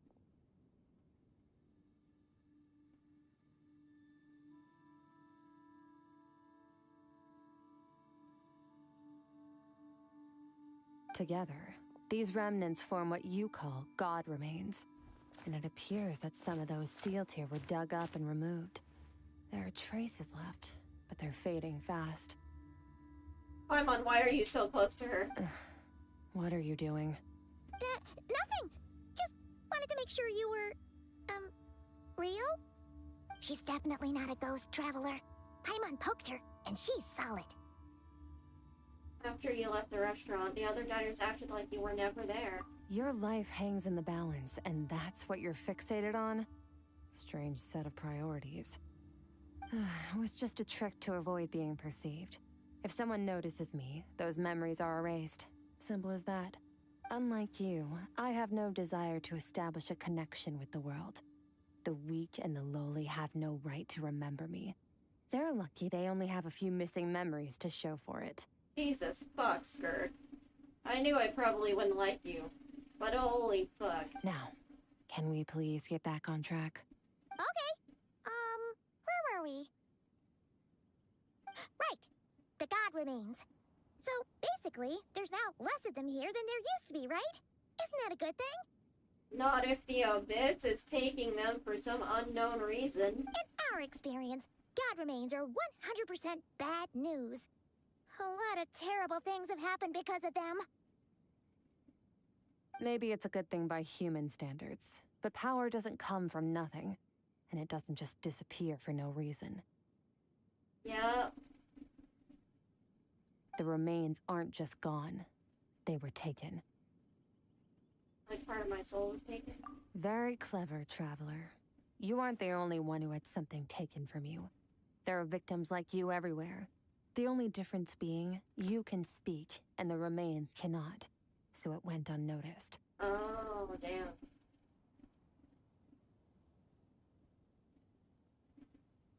Hi, baby. I have a kitty. Something similar happened in Sumeru. Within the span of one night, countless consecrated beasts were slaughtered, and a large amount of the god remains buried in the desert went missing. Oh, shit. Of course, god remains are just one of the targets. The culprit is chipping away at sources of power all over this world, including the Stella Fortuna above. Oh, fuck. Really? The stars themselves. Wait, you mean the stars? Yep. 42 of them have died out in the past few months alone. 42? In Conria, people believed that powerful individuals have corresponding Stella Fortuna. Even should that individual fall, their Stella Fortuna would not disappear, but gradually evolve into a new constellation. Yet now, stars are disappearing from the skies entirely, and it's not hard to deduce what's happening to the power they contain. Something has been leeching power from this world like a parasite steals nutrients from a host. And now, it's no longer satisfied with the remains of the dead. It wants you. Oh, shit. This time, it only took a fragment of your soul. But next time, there's no telling how far it could go. What do you mean, but why me, Ether? You're a fucking descender. No one knows. All I know for certain is this. Getting back what you lost will not be easy. Considering how much power this entity has stolen, it must be a god-level being by now at least. But that's not the real concern. Souls are fragile things. and yours could easily be crushed if you go up against it. Oh, fuck. So you're gonna help us, right? We're going to help each other. You are my ticket to uncovering this thing's true identity. Well, great! You seem super strong, and you know a lot about the Abyss, so Paimon will take it. Thank you. Don't get all mushy on me. All I'm doing is helping you get back to normal after a sudden crisis. And I should warn you, getting mixed up with me can have unforeseen consequences. We're on very different journeys. You don't want to be in my debt, trust me.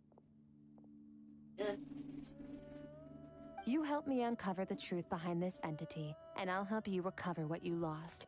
This is a transaction, that's all.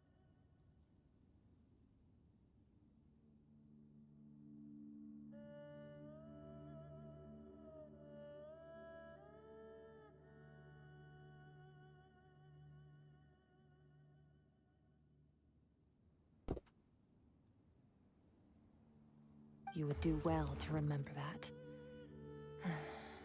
Now, come along. Ugh. This is gonna be a... Yeesh!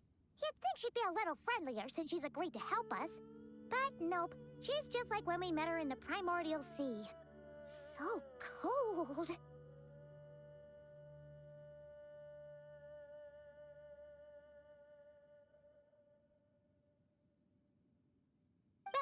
Whatever. If that's how it's gonna be, then she doesn't deserve our friendship. What she does deserve is a super embarrassing nickname.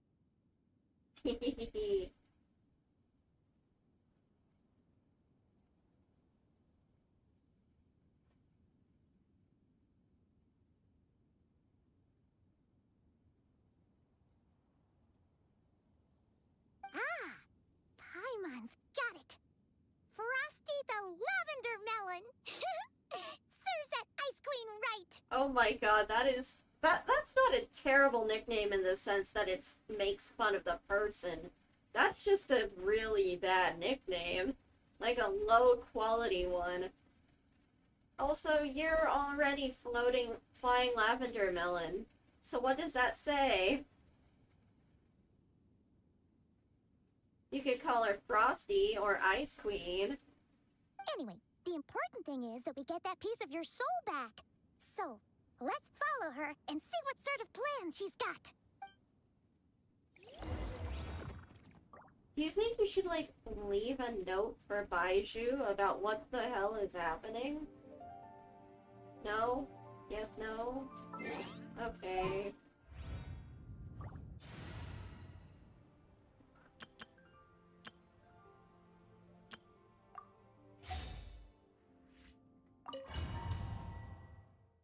Into the abyss.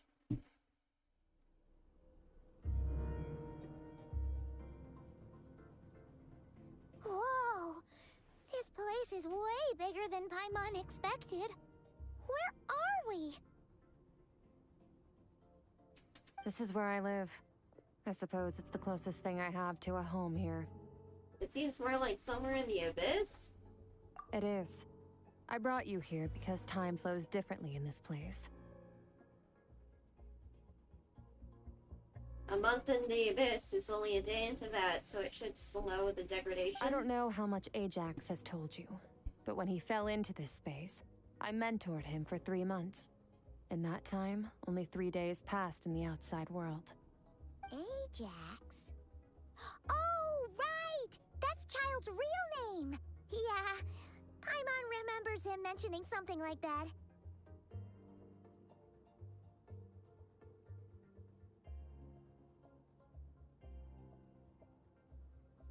So, a month here is equivalent to 1 day in the outside world? That should mean we're safe from that power-hungry soul snatcher for now, right? Yes, well, I didn't bring you here just to show you around. In the outside world, the Traveler could be attacked at any moment. But coming here has bought us quite a bit of time. Yep. Now, we just need to figure out how to investigate that place you saw. The one full of fog. Both your description and the abyssal disturbance I felt point to that space having some connection to the abyss. It could even be a domain similar to this one. Mm. Fascinating. So this is where she trained Child. The thief who stole that fragment of your soul is hiding there. But the abyss is a chaotic and turbulent place. If we want to pinpoint their location, we need to see what that space looks like without the fog. Oof. Abyssal power can grant a special form of sight. Have you ever wielded abyssal power before? Not that I'm aware of. Okay. Do you plan to learn? I'm kind of at odds with the abyss. That tracks. All the information you have suggests the abyss is something sinister, and that abyssal power is a wild and dangerous force that always spells disaster. And you're saying that's not true? Depends on your perspective. Floods and hurricanes take countless lives too. But if one day you gain the power to control them, what was once a calamity is now just another tool in your arsenal. Brutal. I'll respect your opinion, though. Just means we have to turn to the second best option. What's this? A little abyss crystal that contains my power. Wear it on your head, and we'll be able to perform dream mirroring when we fall asleep. Dream mirroring? I'll be in your dream and you'll be in mine. It means experiencing whatever the other person is dreaming. Everything they see, think, and feel.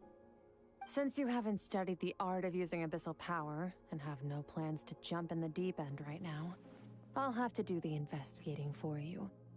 With dream mirroring, every time you slip into a deep sleep, I'll see with my own eyes whatever scene plays out in your mind. Then, I can guide you through the dream environment, and we'll take back what was stolen from you. Nice. Huh. You make it sound so simple. Is there anything you need me to do? Tough to say. This is an unprecedented situation for both of us. Even assuming we do manage to find where this entity is hiding. Like I said, getting your soul fragment back won't be easy. Yep. You said it, sister. To play it safe, I need to give you some special training first.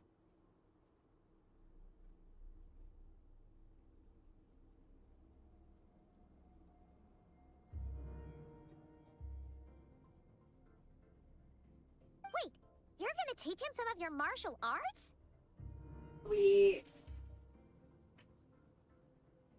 Does that mean the next time we see Child, we have to treat him like our senior? That's what you're focused on? Do as you want. For my part, I don't see you as my disciples. You're already a pretty good fighter. All I'm planning to do is build on your current skills, and train you for the specific scenarios that I think we might face. No countering or abyssal fighting techniques? Damn. But that's enough talk. If you're ready to do this, then come with me. Time might be more lenient here, but that's no excuse to waste it.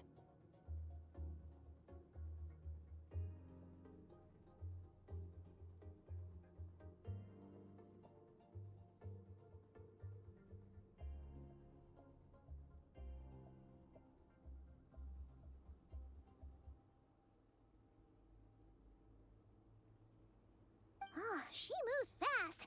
Paimon can hardly keep up with her.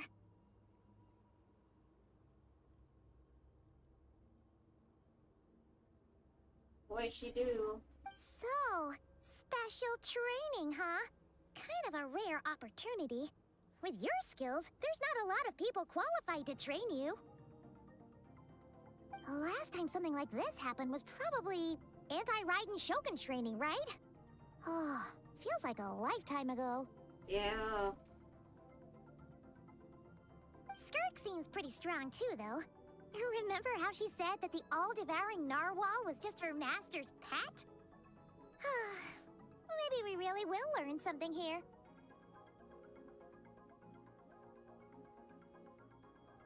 Man, that gigantic narwhal being Sertologi's pet is scary.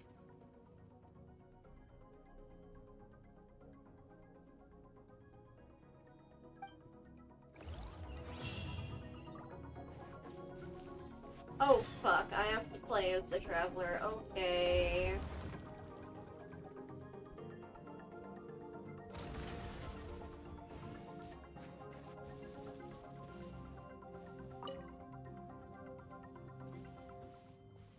Ready? No, I'm not ready to play as the Traveler. Bring it on! Your training will be split into 3 stages. Testing your blade work, elemental abilities, and reasoning skills. We'll start with blade work. You're no rookie in this area, so I won't bore you with the basics. During your long journey, you've no doubt sparred with a lot of talented sword fighters. Consciously or not, you will have picked up all kinds of techniques from them. You bet. There's Kaya, Master Jean, Kuching. Oh, and Kazuha, Ayaka. Yeah, we've met sword masters like you in every nation we've been through. Not like her. You sparred with a bunch of them too, right? Nice to know it's all gonna come in handy now. Don't get too smug. In sword fighting, techniques alone are not enough. You need a cohesive system to bring it all together. A style or school of fighting. To use the human body as an analogy, your style is your skeleton, the foundation, the framework. Techniques are the muscles and other flesh attached to the bones. This is where your strength comes from.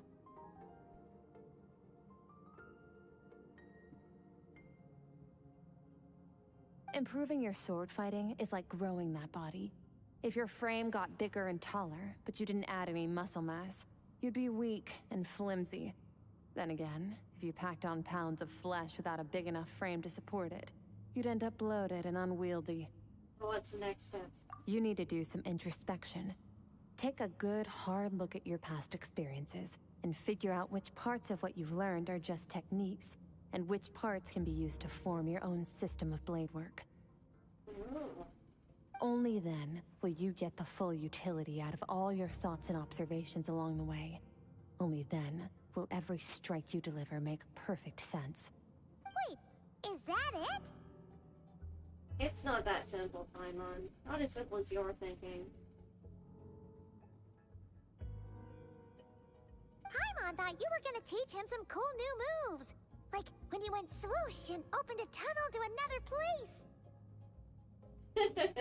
One day, you'll reach a new level of power where you realize that even that's as basic a trick as any other. But right now, our sword styles are so wildly different that teaching you mere techniques is pointless. There are no shortcuts in the pursuit of power. Failure is your best teacher, and rigor is your coursework. That's all I have to say. Time to make a start. Train until you're satisfied with yourself. Now focus. Destroy the crystal columns as swiftly as you can.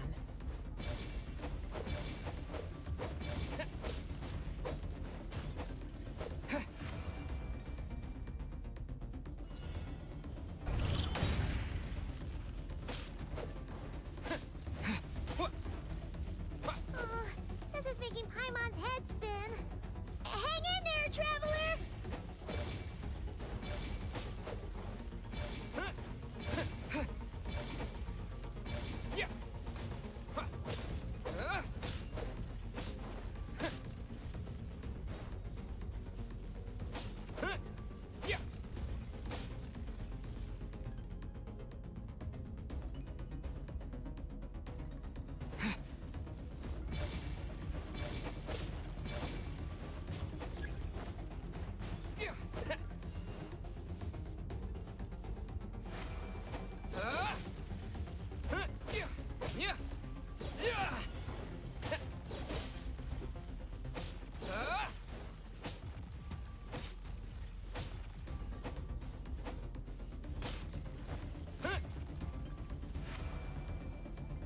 Stay calm.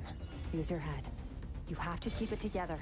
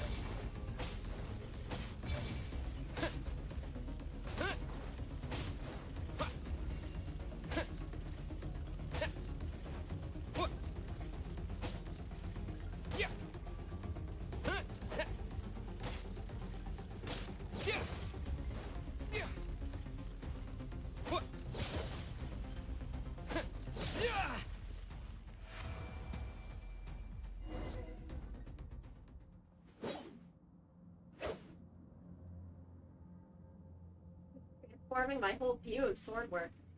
I'm using the same techniques as ever, but now they're having different effects. It's as if I've unlocked a hidden door in my mind, and there's a wellspring of strength on the other side. In my mind's eye, I'm seeing the images of the friends I made in Tibet. Theirs are the sword styles and techniques I have come to know. This moment will be frozen in time. Cut to the chase. Oh damn. Am I gonna get their skills Consider a now? moment of true mastery that you've witnessed in another person and ask yourself, what lies beneath the surface? What's their guiding philosophy? What's their state of mind as they maneuver their weapon? Now take that and practice it right away with speed, skill, and strength, over and over, until your hand is one with your mind. This is the only path to true growth. Step on up. Dance with the waves. Oh damn.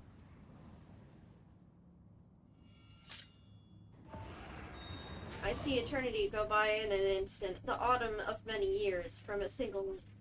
Thus, I shall slice this maple in a flash and ask a question of the ages. My sword style, my journey.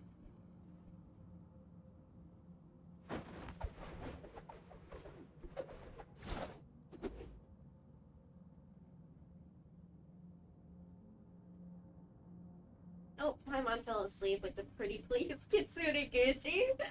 If you start to tire, empty your mind, but do not stop. Stay in that frame of mind as you keep up the fight. Get rid of all redundant movements. Imagine your sword is an extension of your own body. Wield it just as you wield your arms, hands, and fingers. Brutal. 'Twas on a deserted, moonlit night that the hero approached the vile dragon's limpid lair. Ring cutter! Feathers fleeting wet, the white heron treads water, a sight without flaw.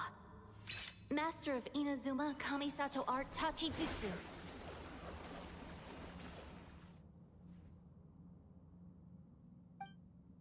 With each slash of my blade, I feel my strength increasing. I don't know if my weapon can contain all this power. I'm in the zone. Limitless power is surging through me.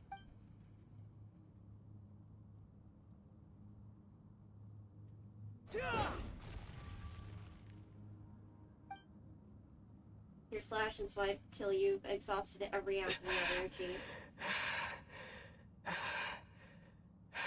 Huh. Looks like you've made some real progress. That concludes your training session. Awesome! Paimon knew you could do it! You slept through half of it. How do you feel? Exhausted. As you should be. Time flies when you're training hard. You've actually been going for several days now with no rest. Oh shit! You are cruel. Yeah. Meanwhile, Paimon's had a whole bunch of naps. But you were so focused, she didn't want to interrupt you. Go get some sleep. I'll be doing the same very soon. Let's hope you see that foggy place in your dream, so I can get this investigation over and done with.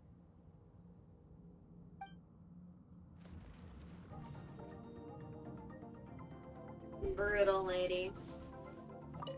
Sometimes, you have to practice a single movement 1 million, maybe 10 million times, before the breakthrough moment comes. Nothing in the outside world can help you in this process. The most important thing is to remain patient.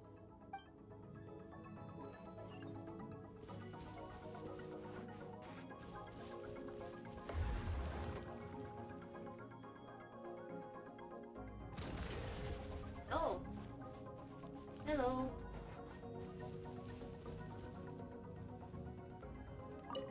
Time to pass the fuck out.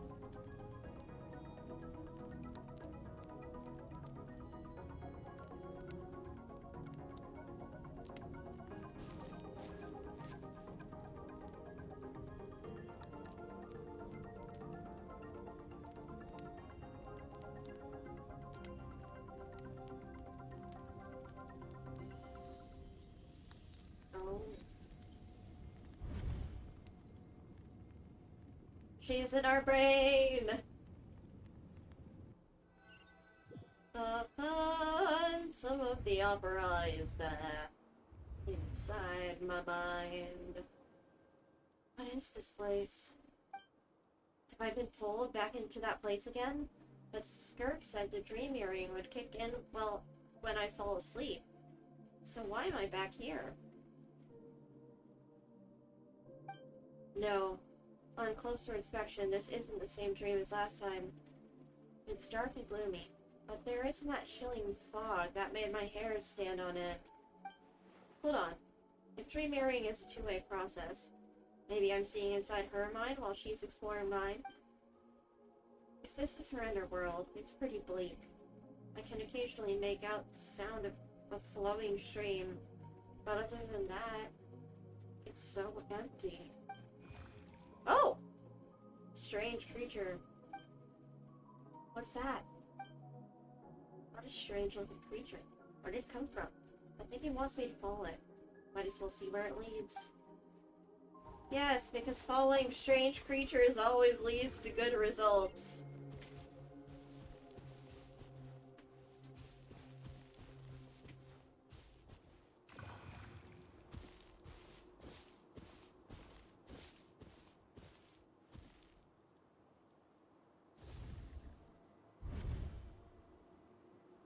Skirk, why are you skipping classes again? We've talked about this. Oh?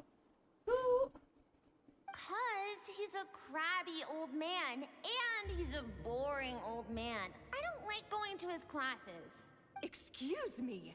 You shouldn't talk about your teacher like that. It's very disrespectful. All right, let's not get into a big fight about this. Skirk's learned what she needs. There's no point forcing her to sit through more classes if she doesn't want to be there. But I'd still love to hear about what you got up to yesterday. Why don't you tell your dad all about it? I went diving, and I saw this huge fish. I never knew they could get that big. It looked kind of dumb, though, with that stupid big fat head. I tried to shake its fin, but it just spat water at me. What do you mean, vaguely like child?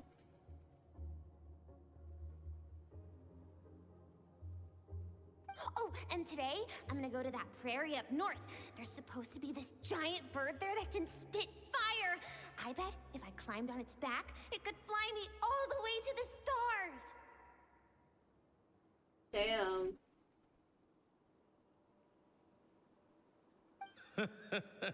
Then I suppose your old dad should get one as a pet too. Otherwise, how are you gonna hear me call you for dinner up there in the stars? When it's time to eat, I'll come back on my own, Zilly. Anyway, gotta go. Bye, Mom. Bye, Dad. Wait! Put on a coat at least. You'll catch a cold. I'm talking to you, young lady. You spoil that child, you know. Ever since that merchant ship arrived, she practically lives outside. Always going on about exploring the beyond one day, whatever that means. Ah, let the kid do what makes her happy. Besides, we both know you're all bark and no bite. Come on, our little adventurer's gonna be hungry when she gets back. Let's get started on dinner.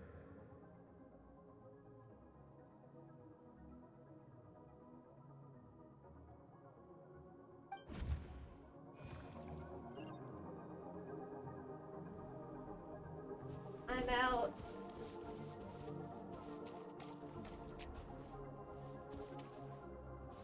The weather's wonderful today. I recognize the style of text. The stars shimmer high above. But what lies beyond the stars? I recognize that type of text from Star Rail. Oh. Mountains as far as the eye can see? An endless snowy plain? Or maybe buildings taller than the sky, like the people from the merchant ship said. Oh. I can't be the only one asking these questions. The universe is fascinating. If only I could meet some other people like me. We could set sail together and explore every corner of the world. I'm sick of being a kid. There's so many amazing things out there, and I'm ready to see them all. But for now, I'm starving. Better get back.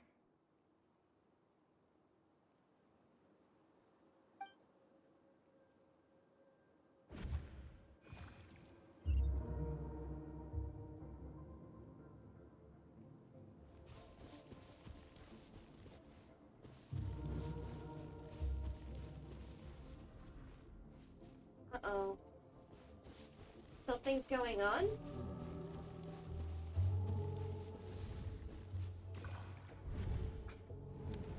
Don't let a single one of them get away!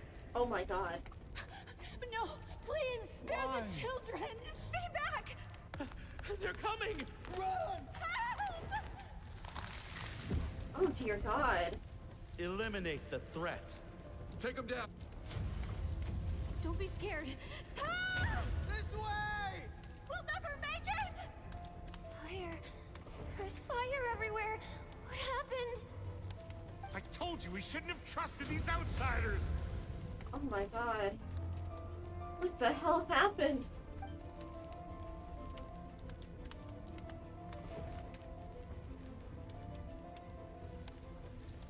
Why are you doing this? What did we do to deserve this?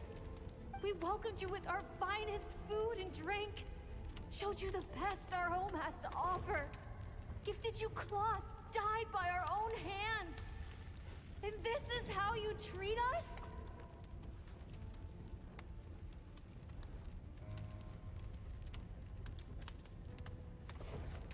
Run! Save yourselves!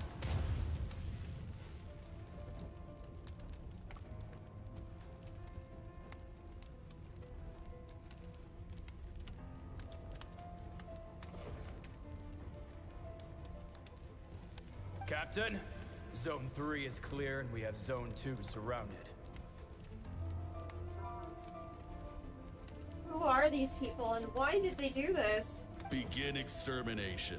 Remember the orders from upper command. No one is to be left alive. Dear god.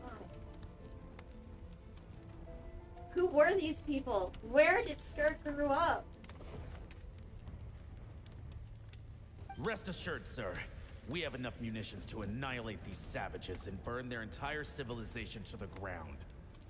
Oh dear god. Good.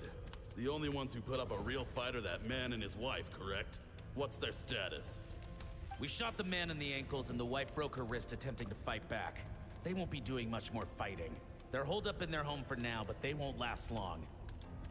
To prevent them from making some kind of last stand, we're planning to clear out the other zones first so we can send a bigger squadron to surround them. Well, well. Turns out some of these beasts do know how to use their claws. Now the threat these savages pose will be undeniable. Oh my god. Let them cling to what's left of their lives for a little longer. Once the other zones are cleared, I'll cut off their heads myself. What barbarism. What cruelty of these horrible people.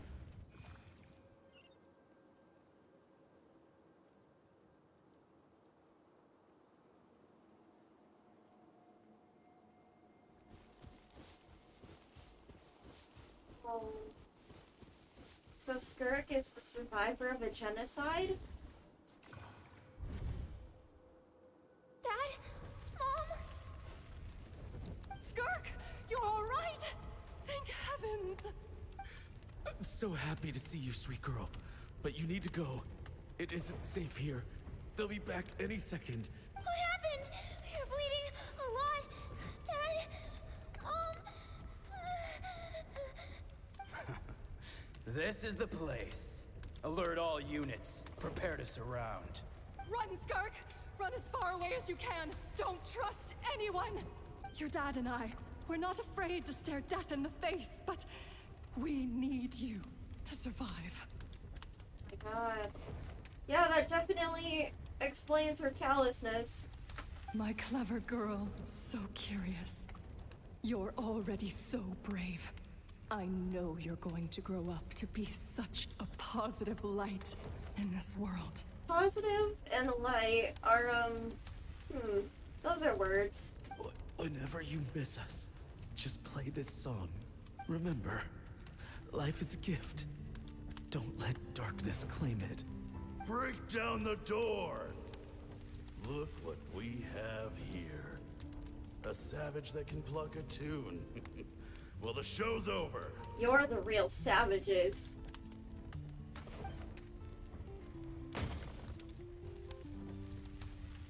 You! Stop singing! Shut it! I said shut it or I'll make you! Fine. Have it your way!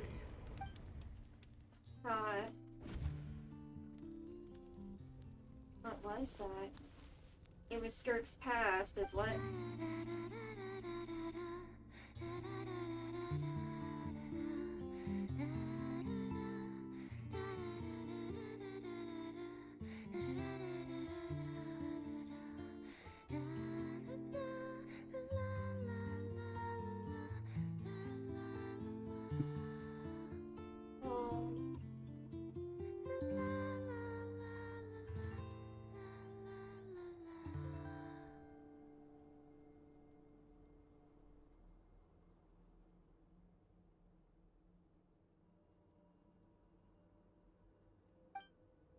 Oh, you're awake.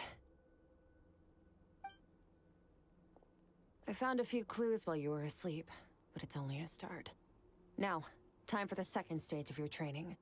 This time, the focus is elemental energy. Come find me when you're ready to begin.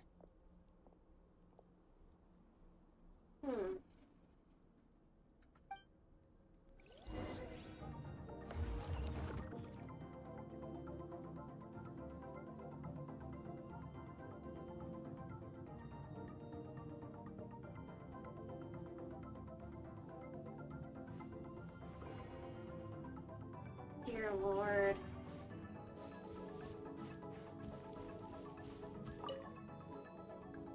Man, staying in the abyss feels so surreal, don't you think? Yeah, I do think. No day and no night. It's like time hardly exists. If we weren't careful to keep track, it feels like we'd have no idea how long we've even been here. Well, except for the fact that Paimon still gets hungry like clockwork. You go do your training. Paimon's gonna grab a bite. They can always rely on your stomach, Paimon.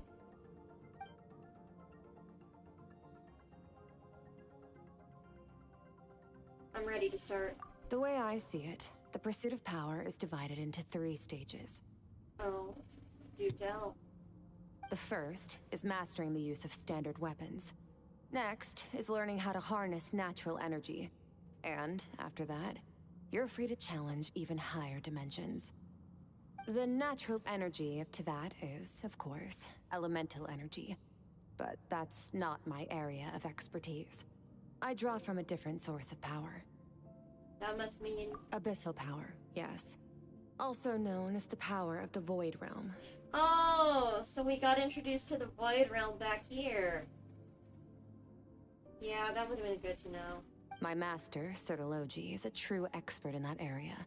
After all, he was one of the group of 5 that infamously stole the all-encompassing power of the Abyss.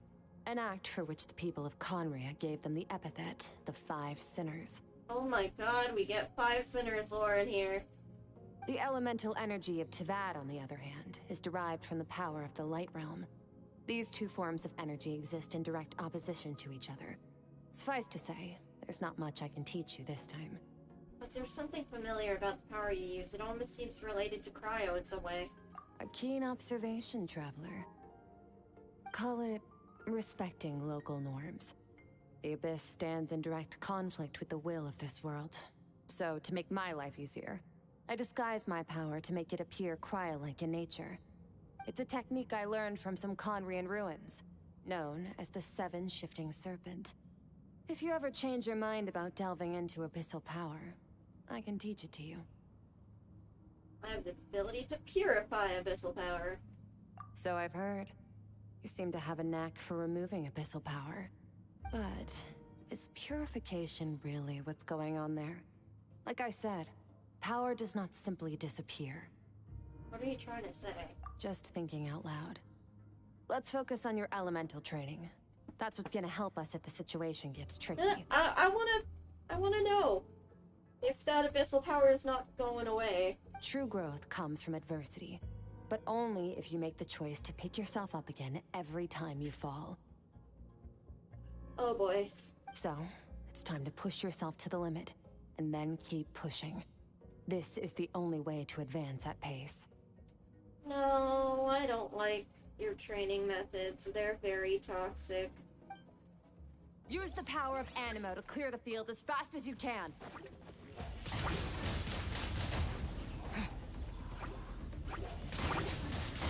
Windblade!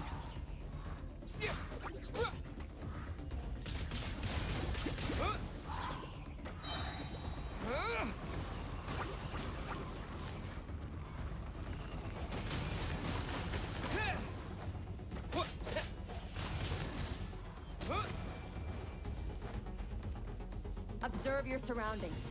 Look for things you can use to tilt the scales of success in your favor. Oh heck. Windblade!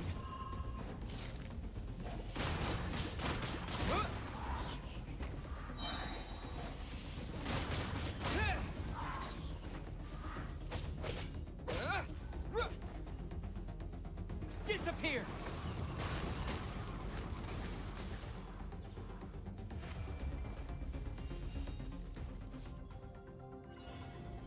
Aw. Hydro. Use the power of Hydro to destroy the spikes.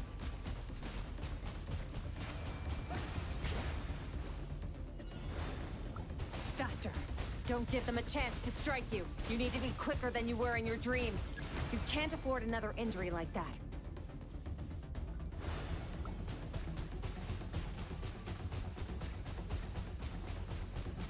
Go!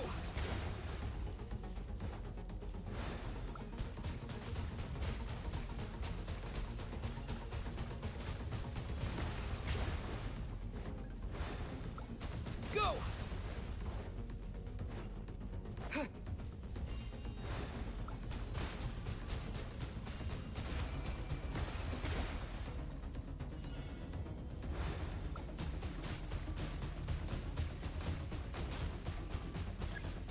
Water jet! Water jet!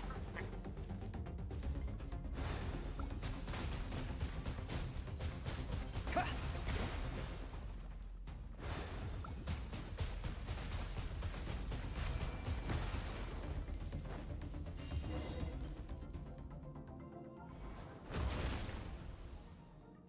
Along my journey, I've gained different elemental abilities in different lands, but I've never trained them all at once like this. You need to understand what makes you special. The ability to wield elemental energy without a vision and switch between the elements at will. I can't switch between at will. I have to go all the way to a statue of the Seven. Lord, they really need to change the Traveler. It means your aspirations need no approval from the gods. Your power is not bound by the rules of this world. So be bold. Do not be afraid to chart your own path. Graceful as the wind, tough as stone, nimble as lightning, flourishing like foliage, swift as the coursing river. You must be swift as the coursing river, with all the strength of a great typhoon. Or no, with all the force of a great typhoon, with all the strength of a raging fire, mysterious as the dark side of the moon. I can feel the power of the elements flowing through me. Sometimes it's a peaceful and flowing stream. Other times, surging like a raging river. If I close my eyes, I can almost hear their voices. But it's not like some wild beast battling me for dominion. It's more like saying hello to an old friend. Huh?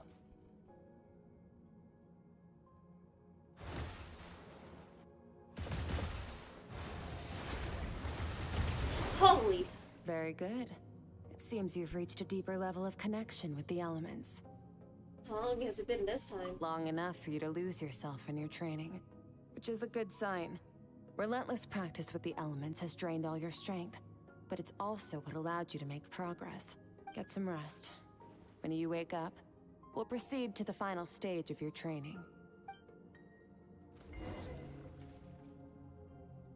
God. If you wish to master the elements at a fundamental level, you must see the entire natural world. Nature in all its places and forms. That is part of what it means to be a traveler.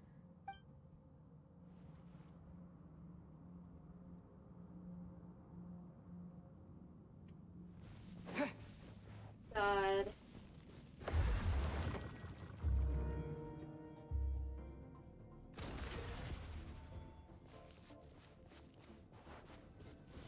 Time to eat again. Sleepy, sleepy, sleepy time. Please go back to sleep.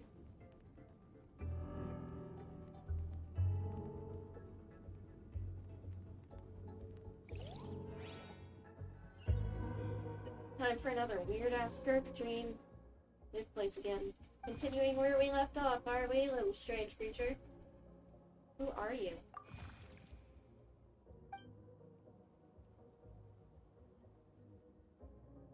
No response. The strange creature just floated away. What is that thing? What is it doing in Skirk's inner world, and where is it taking me this time? It showed me a genocide last time.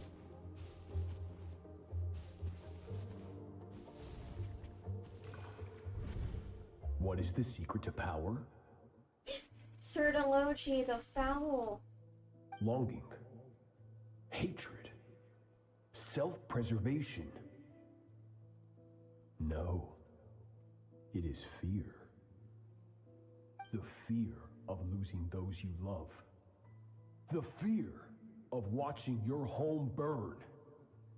Fear of loneliness. Fear of death. Oh. Fear is the source of evolution. It forces humanity to adapt to their environment and overcome hardship. It is in the process of prevailing over our fears that we surpassed first ourselves and then the rest of the world. Not incorrect, sir. That fear is now part of you. It calls on you to evolve. And it is time to answer.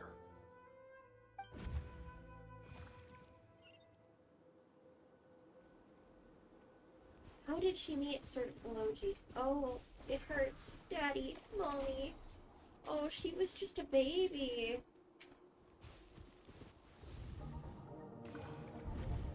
Any minute spent missing home is a minute wasted. Practice your sword work instead. Do not make me tell you twice. Ugh. So, he was a cruel teacher as well. But, Master, I can barely lift this sword anymore. If I keep going, I feel like my wrist is going to break. So it has not broken yet. Then pick up your sword and keep practicing until it breaks. Oh my god. I want to hear the cracking and splintering of bone. After all, bones can always be reset. Oh my god, you cruel, cruel man. No. Bones can be reset, yes, and you can heal from it, but it still leaves it weaker than before, does it not?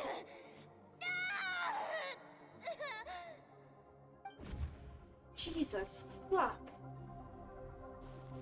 I can't breathe.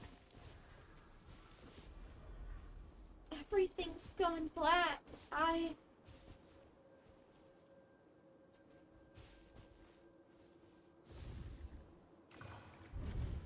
good, Skirk. Once again, you survived.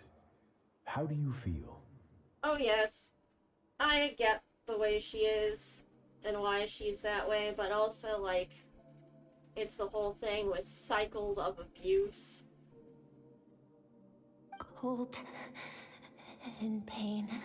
These are signs that you are adapting to the abyss. Yep. Each time the flesh is torn and the spirit crushed, each time you claw back from the brink of death, you become stronger. Jesus fuck, Cernology. No. No, you don't always... That is so fucked up. You are fucked up, sir. I now understand why these people sought to destroy your homeland. Your potential goes beyond even what I could have anticipated. Oh, the poor girl. But you still have much to learn in your pursuit of strength. Your mind is rife with distractions. From now on, I shall show no mercy in your training. Jesus fuck, Cernology. Fuck you. You must learn to shut out all the pointless emotion. Crush the self that makes you weak. And become master over your physical form. Fuck you. Holy shit, you are so toxic and abusive. Get up, Skirk. Wipe the blood off your face. Cut away the rotten parts of your flesh. And mend what is broken. Then take up your sword.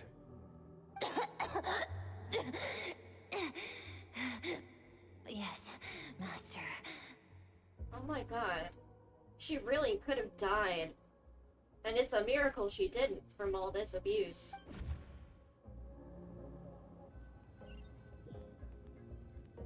That's not breaking the cycle. That is, like, marginal reduction of harm. There's still harm being caused. Her actions and behavior is still very much not okay, even if she is better than her master was to her. That's like saying, oh, but my mom treated me this way and I turned out fine. You have it easy by comparison, yada yada yada. And as we know, abuse doesn't work that way. It's still abuse, regardless of the past experience of the abuser as being abused. But man, you know, I see why she behaves like that. I still don't like her. The dream is over, but I can't get that suffocating, oppressive feeling out of my head. I have so many questions about Skirk's past. Where did she come from?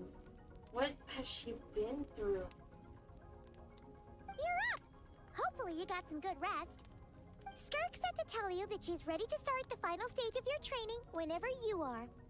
So, want to head over now? Or did you want to wait a little? Yeah, that part is understandable. And I really hope she's able to heal through that even... But Cernology, he denied her that healing process and she has all of this unprocessed trauma in favor of turning her into a weapon. Jesus, fuck, is he so toxic.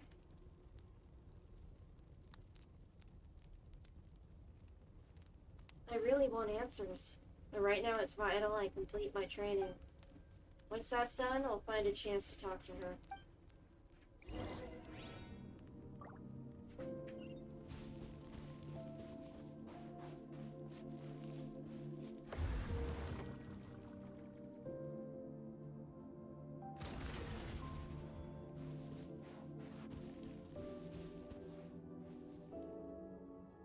Oh. Oh boy. We gets even worse. From your training so far, you have gained better command of the sword, and more control over your elemental abilities. It gets worse in regards to Surdologi or Skirk. Does Skirk get worse? Or does Surdologi get worse? Or both?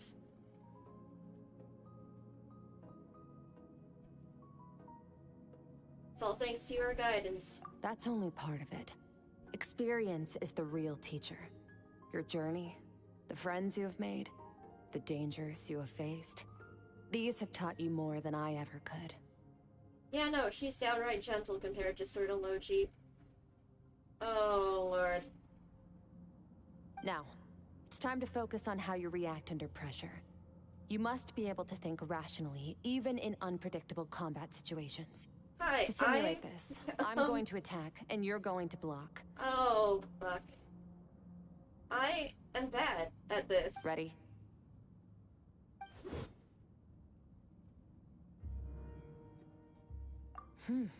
Not bad. That defensive stance looks near unbreakable. I mean, most people are better than Surdologi.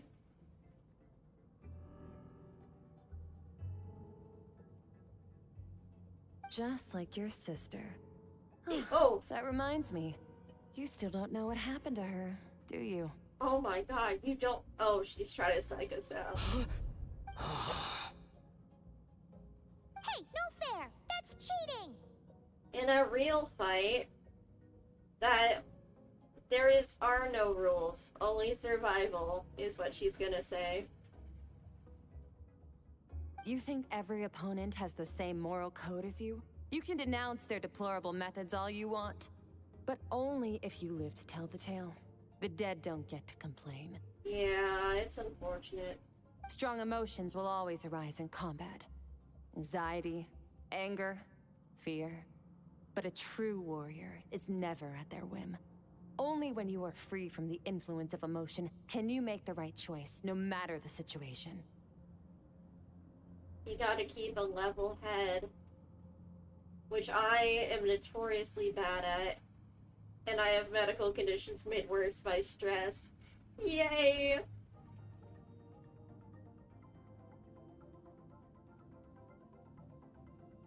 But yeah, definitely much more gentle compared to Surdologi. How amusing. But anybody would be. Sounds like you think you know me.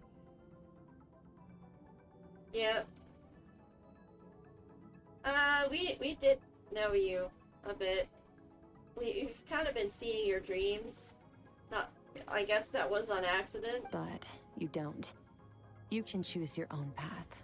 We are not the same. Let's begin. Try to use reason over emotion. Make the most rational and advantageous decision in any given moment. This is your final training session. Look alive. Same drill as before, but this time I'm going to interfere. Hold your focus.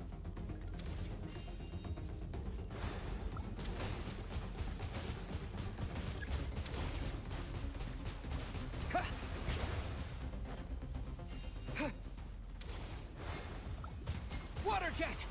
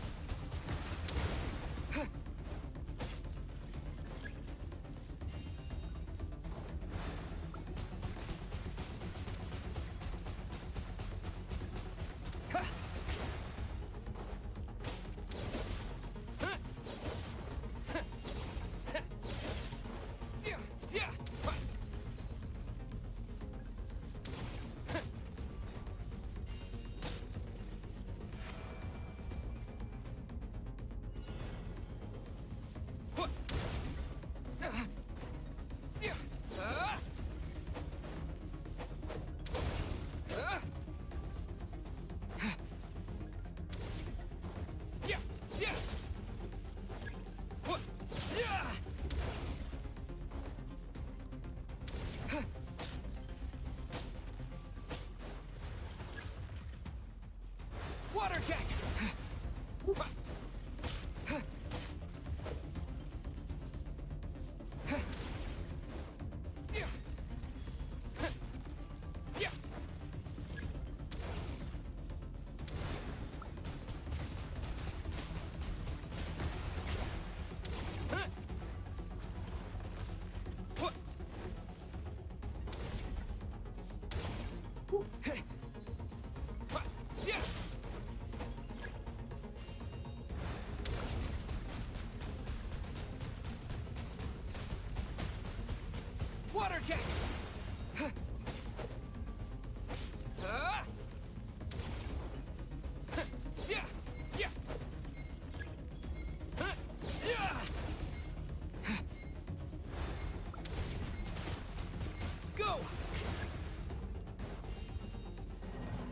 Dang it!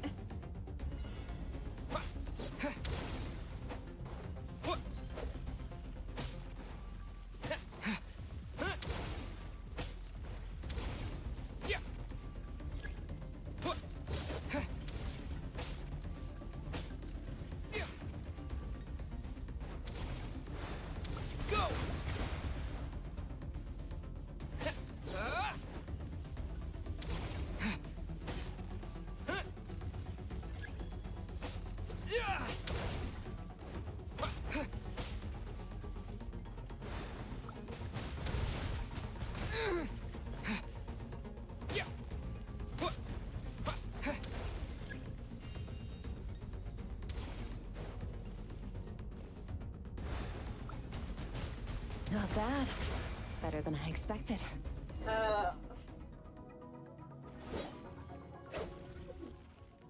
It's not easy to control my emotions. The battle is overwhelming, but if I can just focus all of my attention on what my opponent is doing and how I should respond, it's almost like my emotions take a back seat. You're getting the hang of it.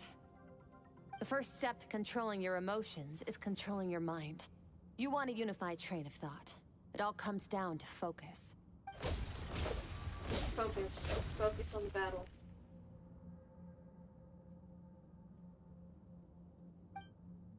I think it's working. I can choose to tune out anything that isn't relevant to the battle, but I think I'm still pretty far from having full control over my emotions.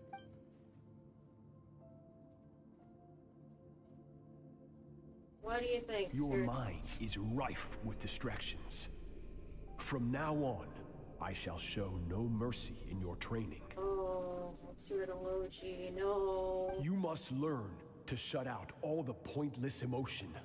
Crush the self that makes you weak, and become master over your physical form.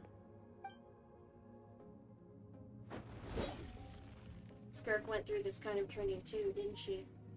How merciless does the training have to be to make someone substitute all emotion for pure reason? Stop. Let's pause here. One look, and I can tell your mind has wandered. That's to be expected. There's a limit to how long a human being can concentrate on one thing. Staying calm and focused sounds simple in theory, but in practice, it's more demanding than sword work or elemental abilities. Skirk is right. Now that I've stopped, all the emotions I was suppressing are rushing back to the surface. Pain, exhaustion, frustration, doubt. But exhaustion is the main one. I feel like I could fall asleep on the spot. Get some rest. No point training further if you're already dead on your feet. Like I said at the beginning, the only goal of this training is for you to reach a point that you're satisfied with. You managed to push past your limits, which is a good start. You can be proud of that, and sleep well knowing that you've earned it. Oh damn, she's actually praising us. I thought she would be one of those cold types who refuses to give out any praise. But I suppose that's what she wanted to hear when she was little. Just a genuine job well done. And she didn't get that, unfortunately.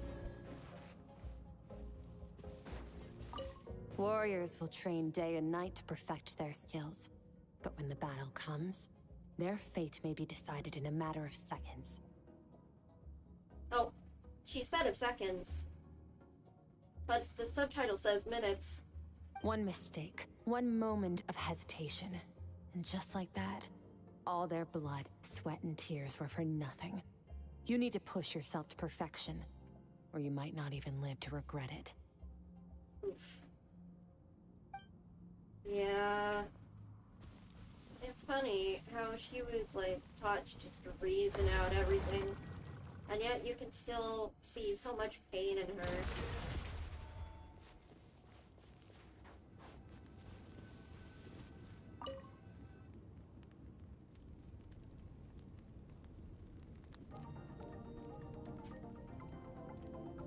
She's very much reactive, a product of her circumstances.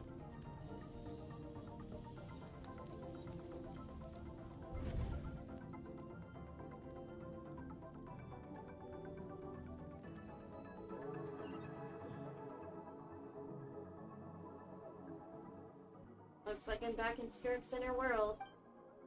I don't see that strange creature this time, but I think I can navigate the space on my own now, even without it here to guide me. I don't know how to leave, so I'm stuck here until I wake up. Can't hurt to take a look around while I wait.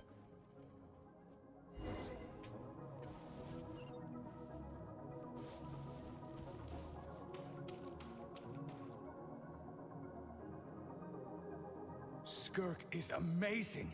She faced down that terrifying giant and cut its head clean off. Oh, she got hurt though, didn't she? I heard it was pretty bad. Yeah, well, that's a given. But the moment she was on the mend, she got right back to practicing her sword work. I heard Master suffered a grave injury once too. Lost an arm and a leg and still came back stronger than ever. Skirk's becoming more like him by the day. I see. So this was back when Conrio was still around. Incredible! I wonder if I'll ever reach their level. They're always so resolute, so unshakable.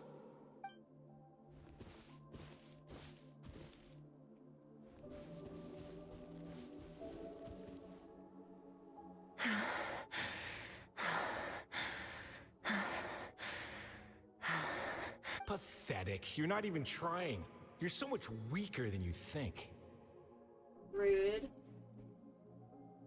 Skirk, have you become a positive light in this world?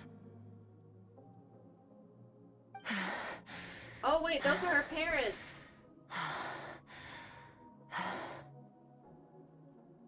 Do you even remember how many of us perished in that fire? How many bodies were left to rot on the scorched earth? Yet you alone live on. Keep your gaze fixed on your blade. You don't deserve to rest. Oh my god. Yeah, this shit haunted her so bad. I have so many questions. I just want to jump in a spaceship, explore the whole universe, and get answers from the stars. I just need to wait till I'm grown up. Then, I can do anything. Now, you must bid farewell to who you were in the past and become someone stronger. Run, Skirk, run! Only death awaits us here. Keep running, and don't ever look back. He's haunted.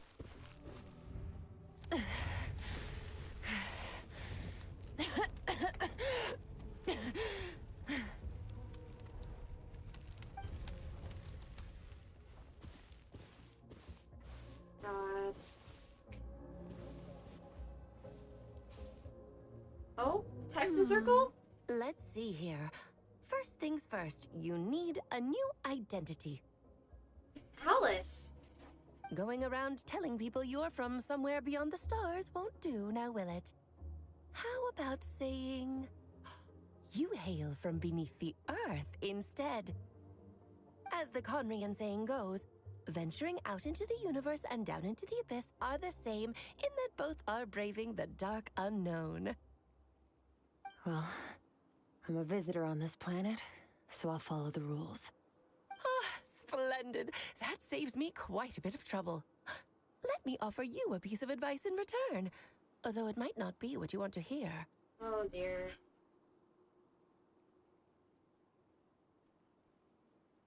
I know the pursuit of strength is important to you, but taking a moment for yourself every once in a while is never a bad idea. Ignore her existence for too long, and there will come a day when you can no longer hear her voice. Oh.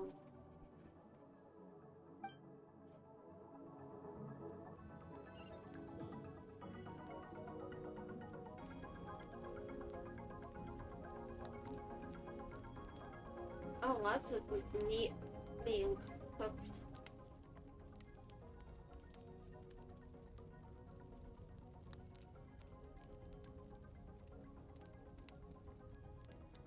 And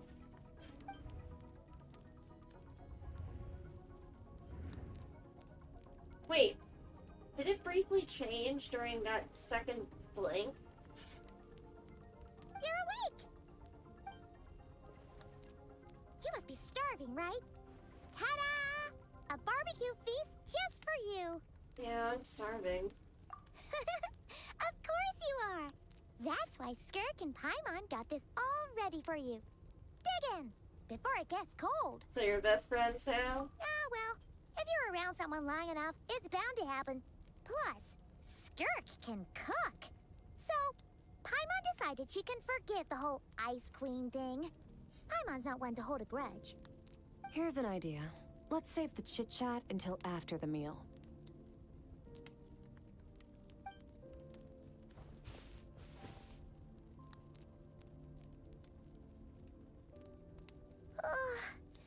So full. Okay, it's Paimon's turn to sleep now. Wake her up when it's time to go.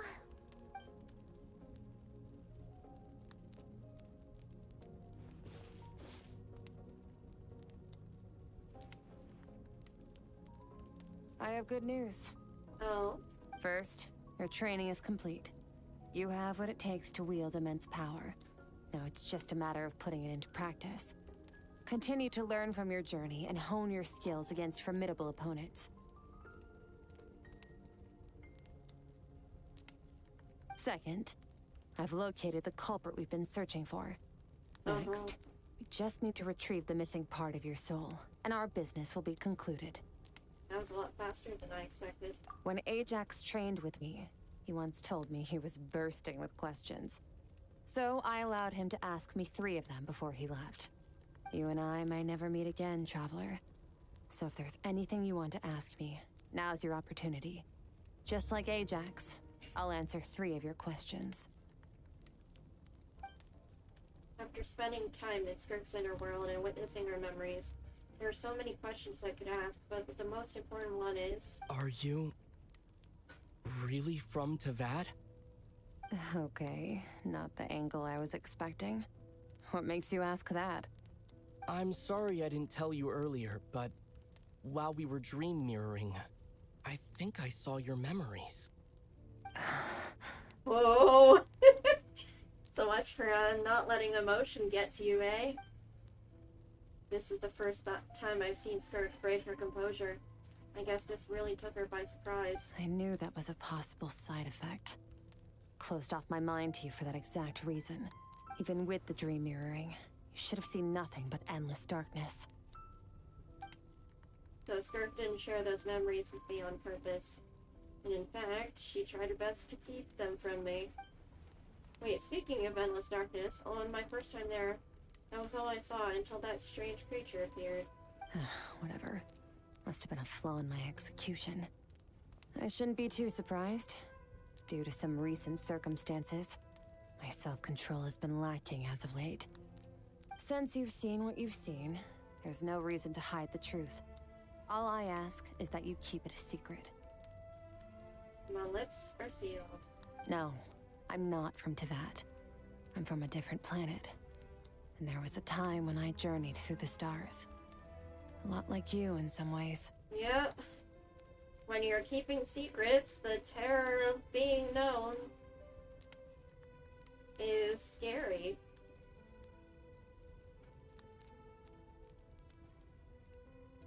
Really scary. And even when you're not, it's still, depending on somebody's intentions, it can be awful. Like me? Do you mean you're also a descender? No.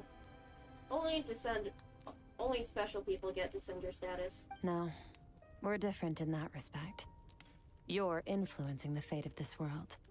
But me, I'm just passing through. Several hundred years ago, my master, Sertologi, opened the border between worlds and sent me here. But this is not my home. And one day, I'll return to the vast unknown of space. So, there you have it. On to your second question.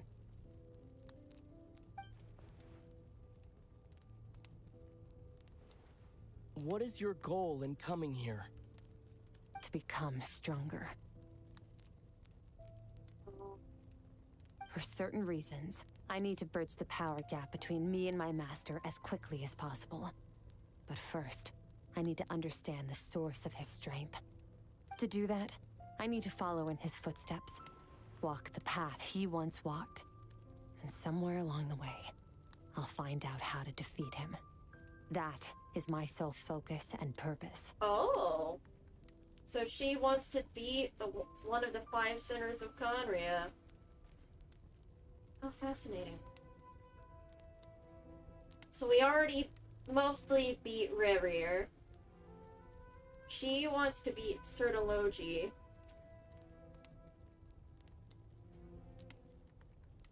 And then Rhine-Daughter is a shade. Now,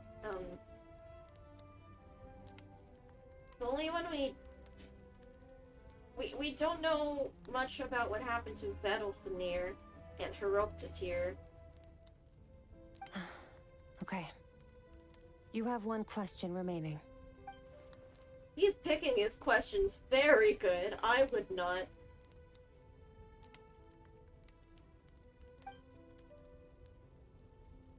I doubt she wants to talk about it. Child? You make it sound so easy.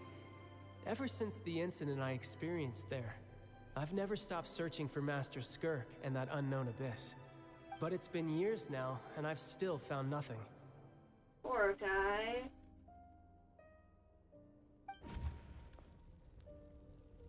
Maybe I should take this opportunity to get Child some answers.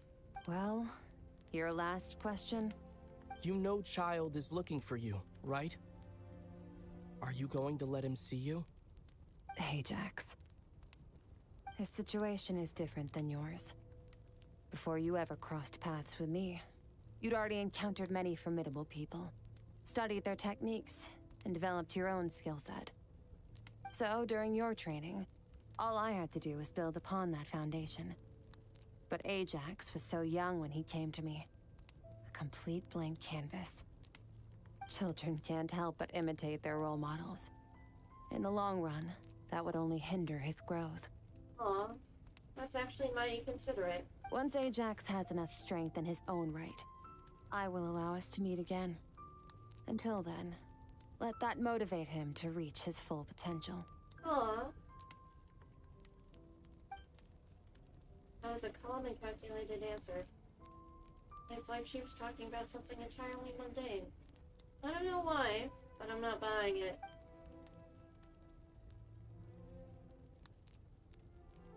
She makes it sound like the decision has everything to do with Child and nothing to do with her. But what does she actually feel about it? The abyss is completely silent. This domain must get lonely after a while. Not to mention, she said it's been hundreds of years since she arrived in Tibet. And even longer than that if you account for how slowly time passes in here. Unlike you, I have no desire to establish a connection with the world. The weak and the lowly have no right to remember me. They're lucky they only have a few missing memories to show for it. In all that time, she never established a connection with this world. Was it really just because she looks down on the weak? No, it's because she's afraid of loss.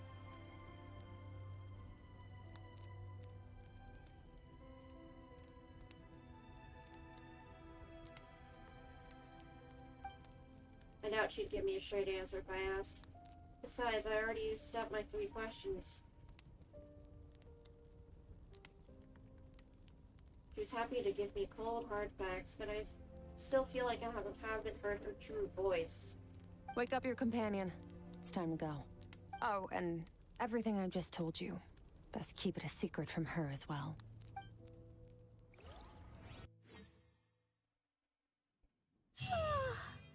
Time to go. Oh, finally. Where are we headed? Just follow me. I'll open an abyssal rift close to the culprit's location. It will take us to where he's hiding.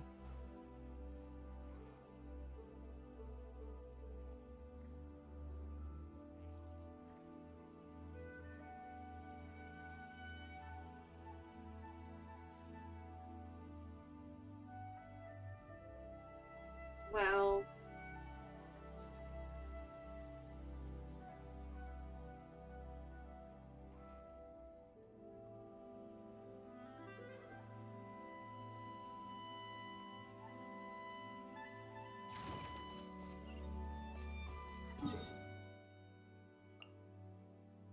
All the way over there, huh?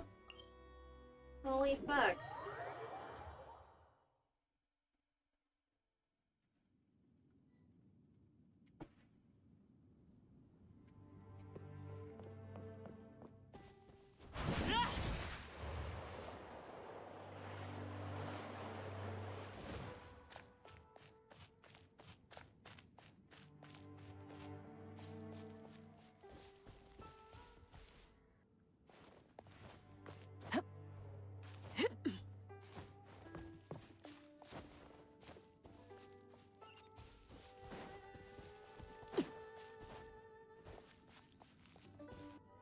Wait, this is near the chasm, right?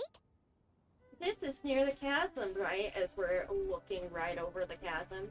Yes. If we enter from here, we'll be able to reach that place from your dream. You have some experience with abyssal domains by now, but still, this is someone else's territory. Best to proceed with caution. Oh boy. Don't worry, Paimon's an expert at hiding behind other people for safety. Honestly, yeah, you are by now. That means you need to stay safe, traveler. Let's teach Steve a lesson. All right. Remember your training. Time to put it to use.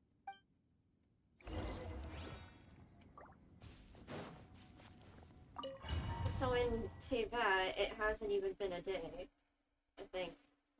Oh, this is gonna be...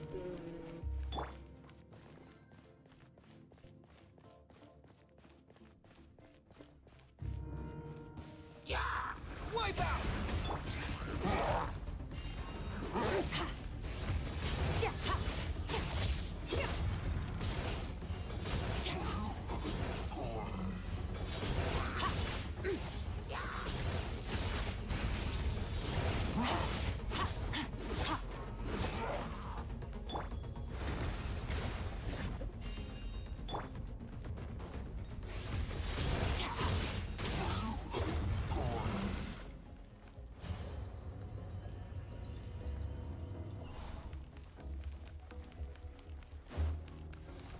Whoa! Look at all these spikes! Careful! Don't get hit! You know what? Paimon's just gonna float behind you. Come on, you got this.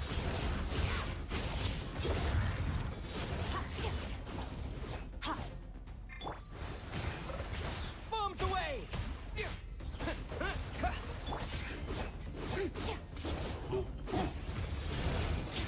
Hey, what are you two doing?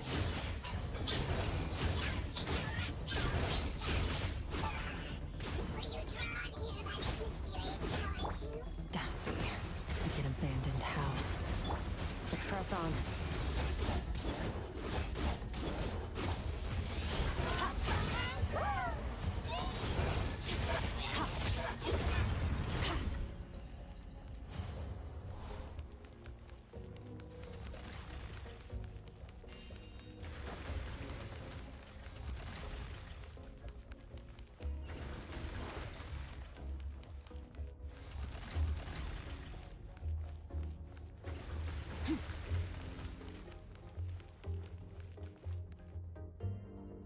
Oh, looks like this is a dead end. Did we make it to his hiding place? Oh, this is where I saw the dream. This fog is making it impossible to see anything! This should be the place where you were attacked, Traveler. The missing part of your soul should be nearby. Can you sense where it is? If I close my eyes and focus on the light that came from my wound back then, yes, I can sense something, and it is nearby, but I can't tell the exact location. Nothing exact, but I know it's nearby. Our opponent must have covered his tracks just in case. Otherwise, you should have sensed it much more strongly. Hold on! Look! The spikes are back! Stay calm. Let's hold back a little. Give our enemy some wiggle room so we can see what we're dealing with. If you're too reckless, we might be playing right into his hands. Our enemy took part of your soul for a reason. It's likely he integrated it into his attack somehow. If we're smart about this, we can track it down. Gotta be careful. Oh.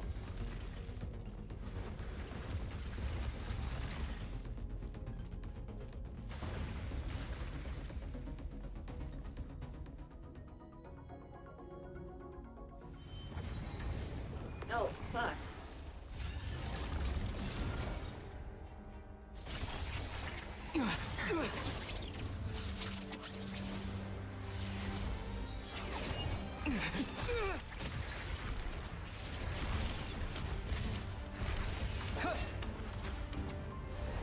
From the start, the attacks have been focused on me.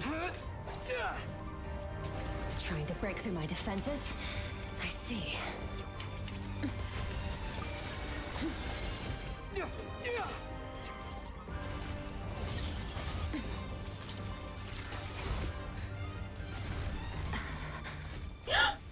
Oh no! Oh god!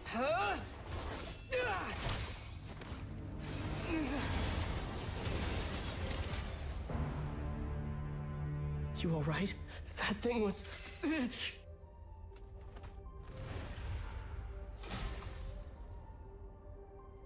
There it is, the bit of your soul.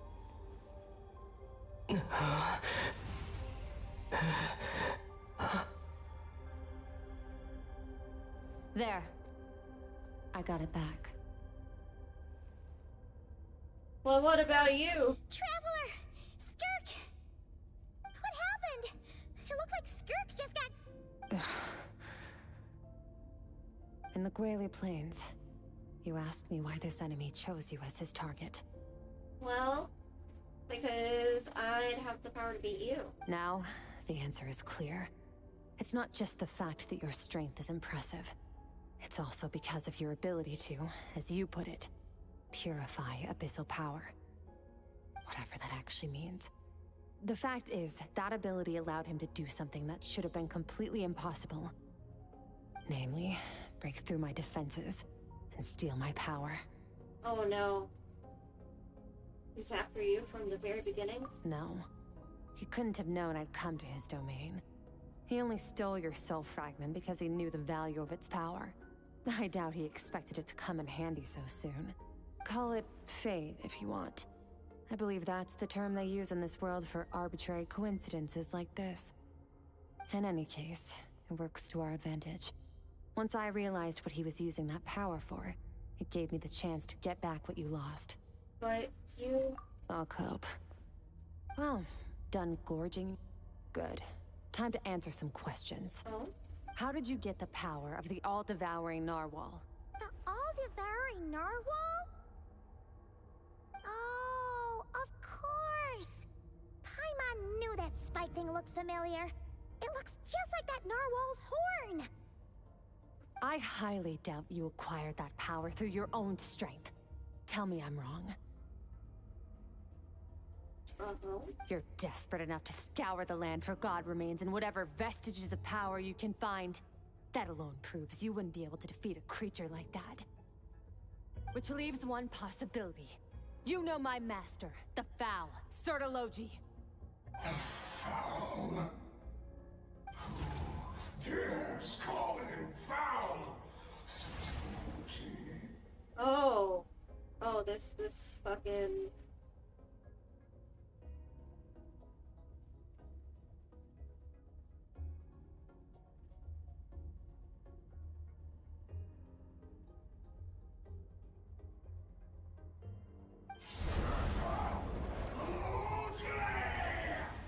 Oh shit, what?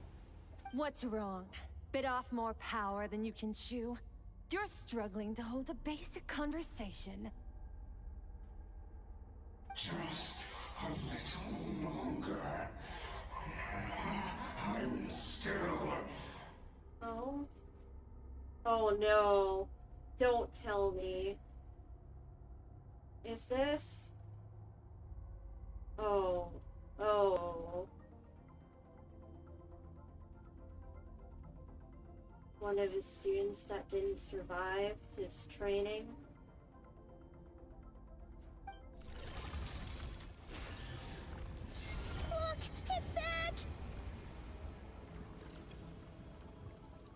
Those obsessed with power will let it devour them before abandoning their pursuit.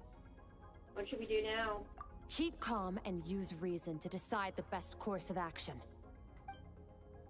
Skirk was stabbed by one of the spikes while retrieving the fragment of my soul, and in the process, some of her power was stolen. The culprit is hiding somewhere beyond the fog. I have a good understanding of his attack pattern from the fight just now. If we pursue him, our chances of winning are high. But Skirk's breathing is weaker than usual. If we attack now, I can't guarantee her or Paimon's safety. It's a hard decision to make, but I think we should get out of here. Wise decision. Final victory doesn't always come after a single battle. You've got your soul fragment back, so we both got what we came for. Let the enemy draw breath while he can. It won't be for long. Get us out of here, Traveler. You'll need to lead the way this time. Got it.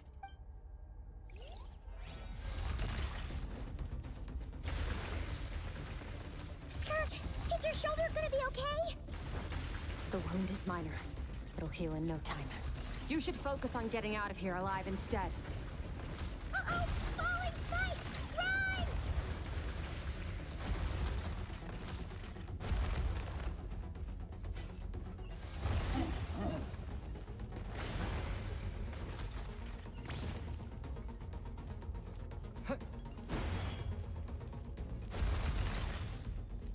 Watch out!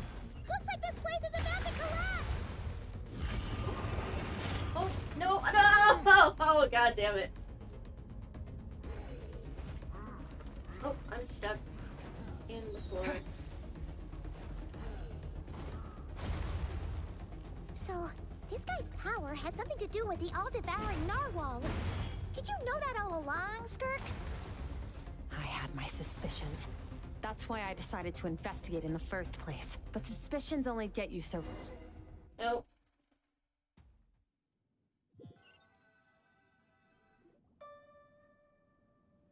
Phew. Oh, we should be safe here, right?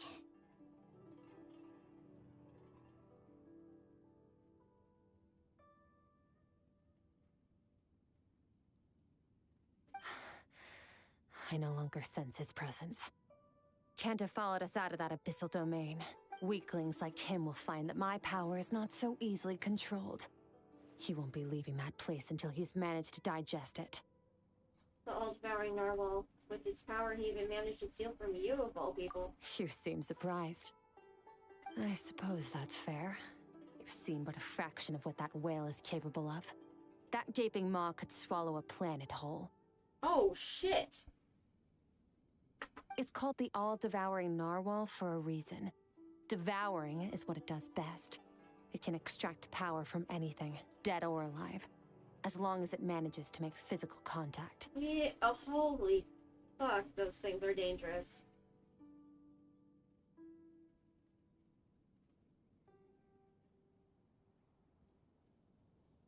Yeah. When we had our run-in with that thing, Neverlet mentioned that it has an instinct to devour. Your dragon friend recognized the nature of its abilities and used the power of Hydro to protect you. That worked because it was in a satiated state, so it was somewhat less aggressive than usual. Holy shit. It's a different story when it has no more power to feed off of. That's when its true voracious nature kicks in. It could devour everything on the planet in that state, which is why I cast it into that void space.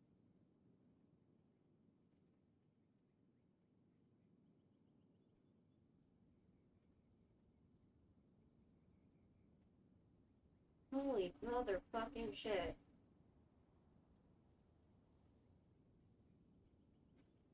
But I hadn't counted on there being anyone left on this planet capable of wielding its power. To me, that says he must have encountered the whale a long time ago. Meaning, he must have known my master. Yeah, hearing you say the foul definitely got a reaction out of him. Exactly. It told me everything I needed to know. Hence why I said we both got what we came for. And I believe that brings our transaction to an end. Now that you're whole again, you can get back to your own journey. I'll handle the rest of this situation myself. Are you sure? No way! We can't leave now! Something was stolen from you because of us! We have to help you get it back. This isn't my first taste of failure or losing power. When you fall, you get back up again and become stronger. That's how it is. But what if that monster finds you before you're all better? Plus, how are you gonna get home? It's not like you can just go swoosh and open a door to the abyss again. Not without your full strength. So, sticking with us for the time being doesn't sound so bad, does it? Oh, I did not mean to. It's not out of pity. Fair enough. Then take this. What is it? A bag of Mora. Nothing in this world is free. I know that much. What would even be better than Mora is you answering some more questions. I'll leave the planning to you. Hurry up and decide where to go. We shouldn't linger.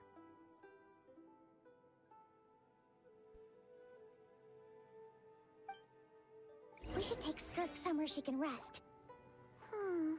But where? Shu-in? Or Paimon gets the pharmacy. feeling Skirk wouldn't like being around a lot of people. Oh wait! Baishu said we could rest in the back room of the pharmacy, didn't he? Let's head there! He'll know something about Master. I'm sure of it. Next time, I need to be ready. How's the shoulder? Fine. It was just a scratch. It'll take time to recover my strength, of course. But adapting to situations like this is nothing new for me. Your outfit looks different. Oh, this? It's a star crystal suit. Abyssal energy is scarce in Teyvat. Wearing this helps me access it more freely. It stores concentrated abyssal energy that I can draw from on the go. When the energy runs out, it reverts back to its original form. Let's go. Found somewhere to rest. Well, lead the way then.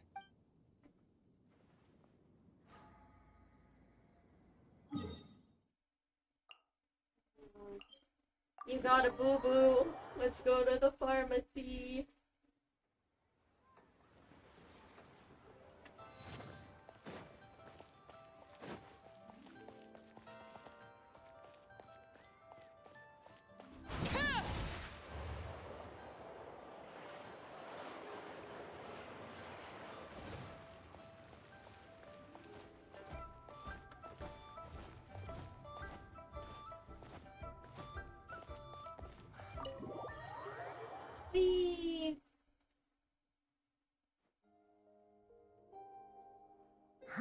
This bag from Skirk has a ton of Mora in it.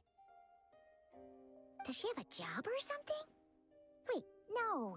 After what we saw at Wamin Restaurant, that seems impossible. Can you imagine? It would go something like...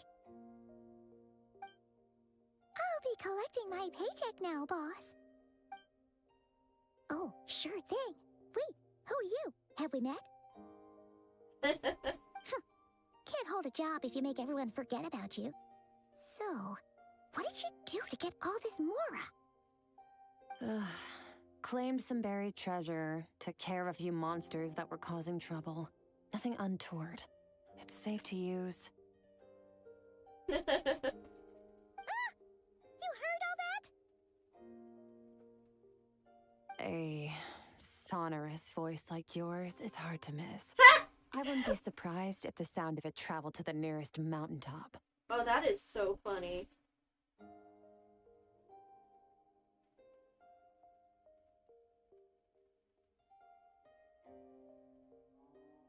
Then, did you by chance happen to hear Paimon's little, joke earlier?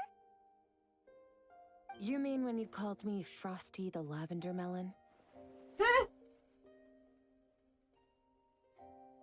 No, sorry. Paimon totally misspoke just now. She didn't say that at all. It was, a Paimon lookalike. Yeah, she's a piece of work, that one. Always impersonating Paimon and giving people weird nicknames.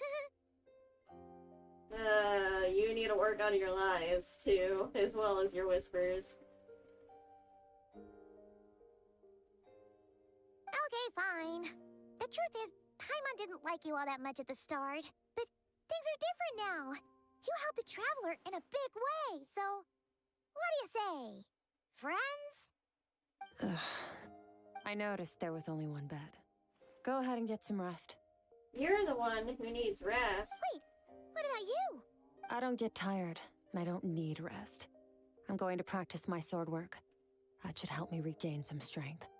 What do you mean? But your shoulder... Hey, don't just leave! Ah, whatever. Let her tire herself out. She'll come back eventually.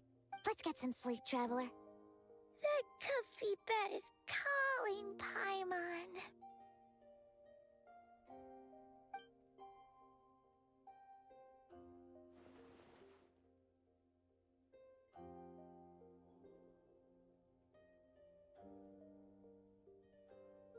Skirk is stubborn. Even if I tried to convince her to take it easy, I doubt she'd listen. Paimon's right. Skirk will stop and take a break once she gets tired. I hope. I should just get some sleep.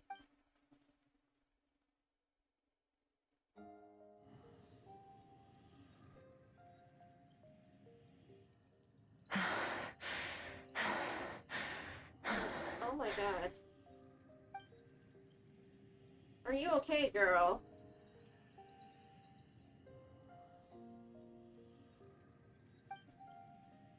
Of course she's acting like she didn't just get stabbed in the shoulder. Huh. Something seems off with her, though.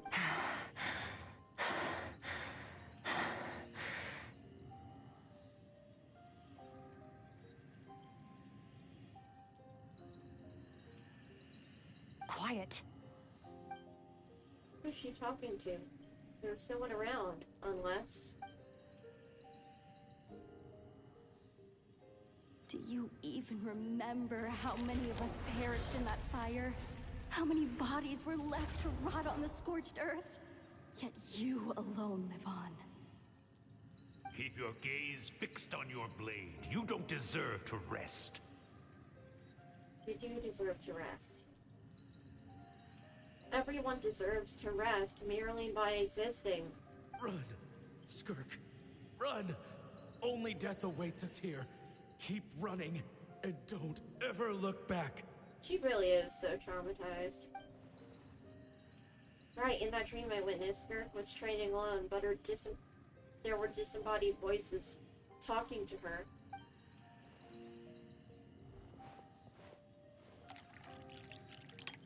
One of them mentioned a fire. I wonder what happened exactly. If only she could just talk to us.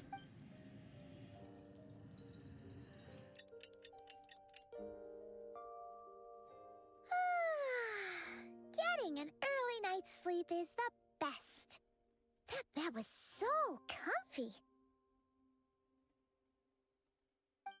Wait, Skirk? Have you been sitting out here the whole night? The bed's all yours if you want it.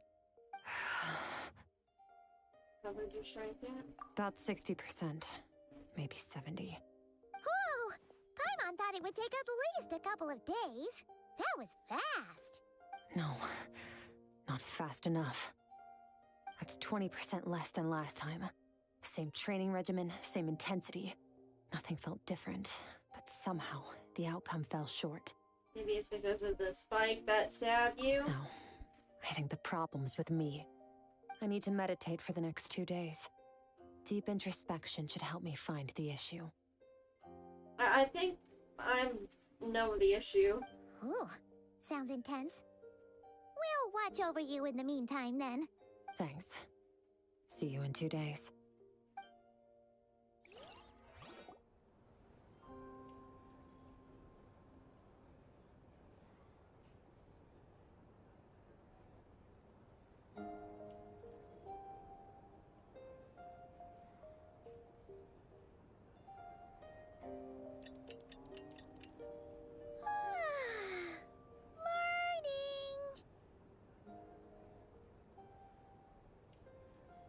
Skirk is still meditating, huh?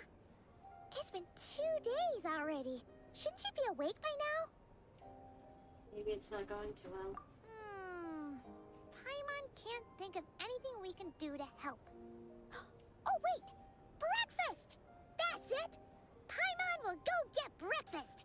Skirk is gonna be starving when she wakes up. Be right back.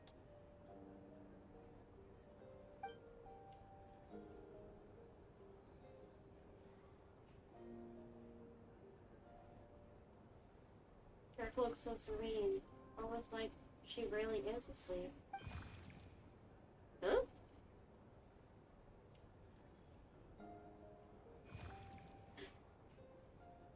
You again? What are you doing here?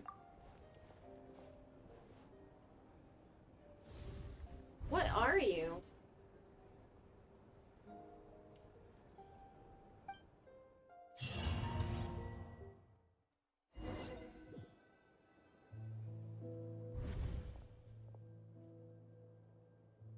This place feels familiar, but where am I exactly?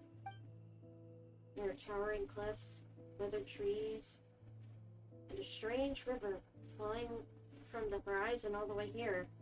But it's broken up several times along the way with a waterfall at each breakpoint. On closer inspection, the color of the water is changing. The closer I get to the lower portion, the darker it becomes, almost as if... Did you bring me here? Then that must mean this is... That's right. This is Skirk's inner world. Oh! Think of it as the threshold between the soul and dreams. Hi, baby Skirk. This isn't your first time here, but what you remember is probably a space covered in darkness. I only managed to illuminate a small portion for you back then. So you can speak. Actually, it's my first time talking to someone like this. I only managed to break free and bring you here because the injury weakened her power. I guess that's why I can speak again, too. Call it fate, if you want. I think that's the word they use in this world for lucky coincidences like this, right? Now, before I take you to her, I gotta ask. You're the first outside visitor to ever come here, so what's your impression of this place? What is that river? Oh, you noticed. This river represents Skirk's strength. Strength accumulates over time. It is the summation of a person's lived experience. So this river is where all the fragments of Skirk's life should converge into a single stream of memories and emotions, flowing forward as one. Except that's not what happened. But, as you can see, this river has been severed numerous times. It's because Skirk doesn't like who she was in the past. And all she sees reflected in the river is a disgraceful shadow of who she was.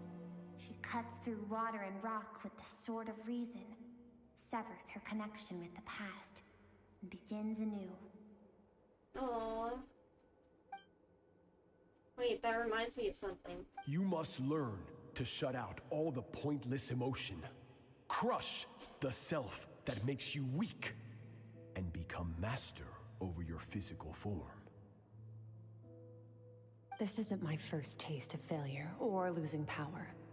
When you fall, you get back up again and become stronger. That's how it is.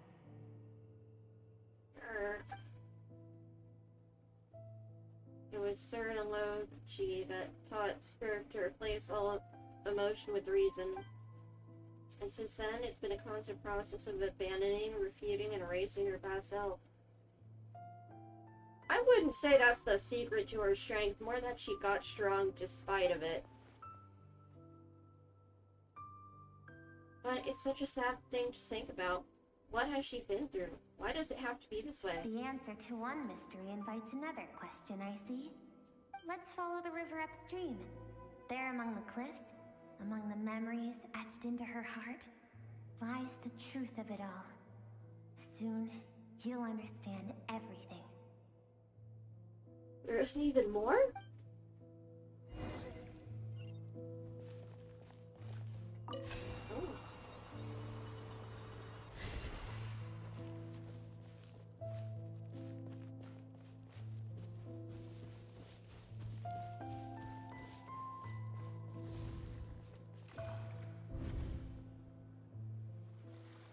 This looks like a coastline. Huh. I recognize the drawing on the sand. I literally drew that. Wait, isn't that the picture I drew for Paimon? Why is it showing up in Skirk's memories?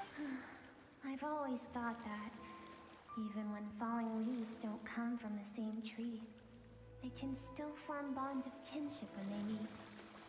Like meteors, you both made a journey through the stars. Both travelers who have landed on a planet that is not your home. Yet, when she first noticed your presence, although she hesitated for a moment, she still chose to walk away, indifferent as ever. Why? If I think about it, it's not surprising at all. After what happened at Wanmin Restaurant, it's obvious she prefers to disappear from other people's lives.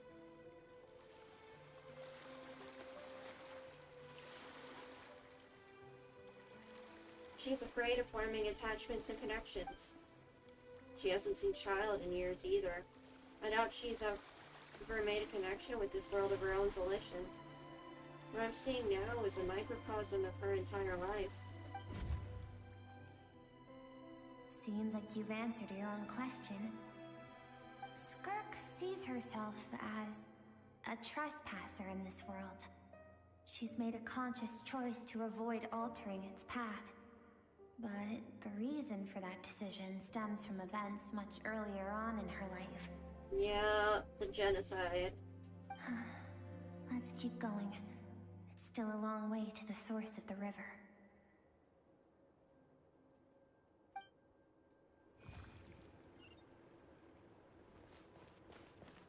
It's so icky and tainted now.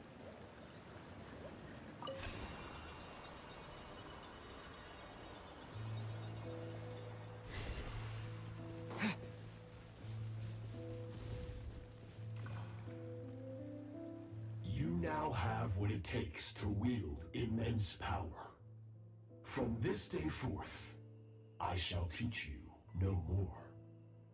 No one can become a worthy warrior through imitation alone. I have given you fangs and claws. Now, you must learn to hunt. You wish me to travel the world beyond on my own, Master? Indeed. Make new friends. Embark on your own journey. And piece together a new future from the shattered remnants of your past. Aw, she did not make new friends. We will still have contact through the abyss. But know this. One day, I will take the life you worked so hard to rebuild and reduce it to ashes. Oh, fuck. Just like the fire that haunts your mind. That's why. Oh, that's why she refuses to form attachments. Oh dear God, and that's also why she needs to kill him.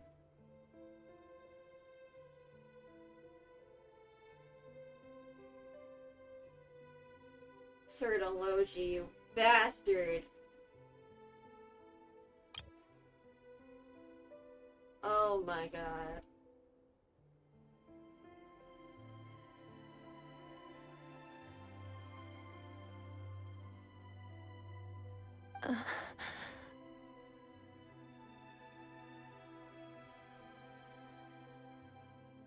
I hate him.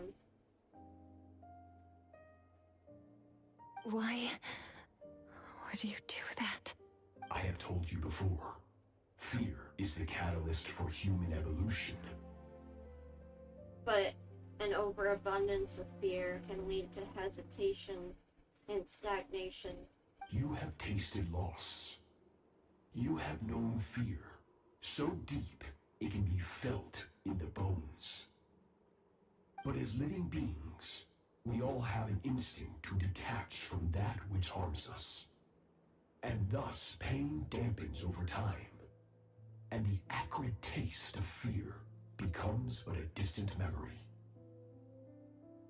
Yet now, I have bestowed upon you the gift of fear eternal. It will drown you in the nightmare of your childhood, or it shall drive you to defeat me, whatever the cost. Cruel bastard.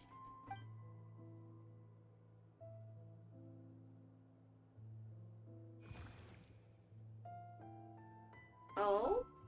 That is what Skirk's master, the foul Sertology, looked like at one point in time. So he can change form? Of course. As a higher being, physical form is a triviality to him. Uh-oh. We are fucked.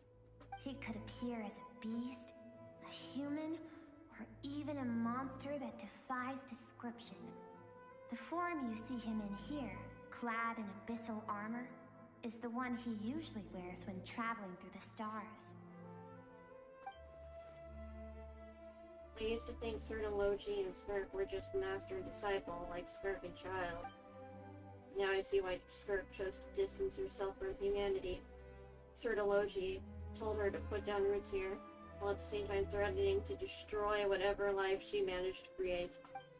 For certain reasons, I need to bridge the power gap between me and my master as quickly as possible. But first, I need to understand the source of his strength. To do that, I need to follow in his footsteps, walk the path he once walked, and somewhere along the way, I'll find out how to defeat him. That is my sole focus and purpose. So that's what she meant. But I still don't understand why Logi would do that. From what he said, I didn't pick up on a conflict between them. Oh, that's simple, Ether. It's his philosophy he developed. I'll let you in on a little secret. The real Logi is terrifying. Oh, yeah. The scope of his power is impossible to understand until you experience it firsthand. It is absolute. The power to crush all things. The center of space. Shall we keep going? Let's see. We're about halfway there.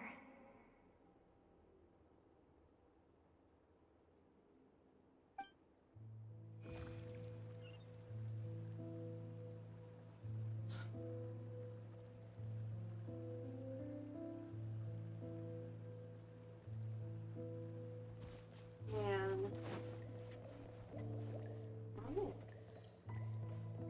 That is actually really pretty. Very ASMR.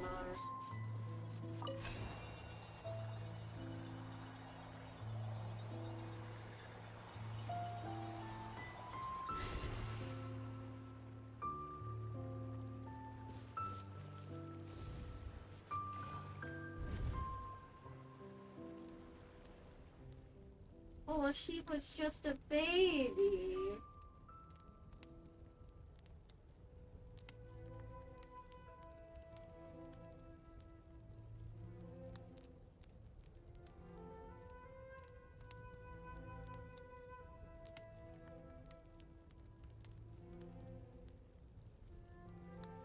We've made it quite a ways already. This is Skirk, when she first began training under Logi. He was a baby. I have set your broken wrist. Oh. Tomorrow, you're to train twice as hard. What? With a broken wrist? No tears this time. Good. Attempting to garner sympathy through tears is a habit of the weak. A pitiful, useless ploy.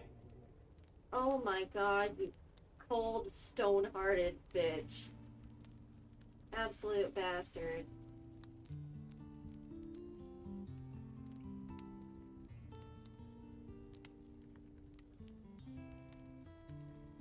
Also, tears aren't attempts at manipulation. You sound like one of those frickin' like 13-year-old jaded incels or whatever.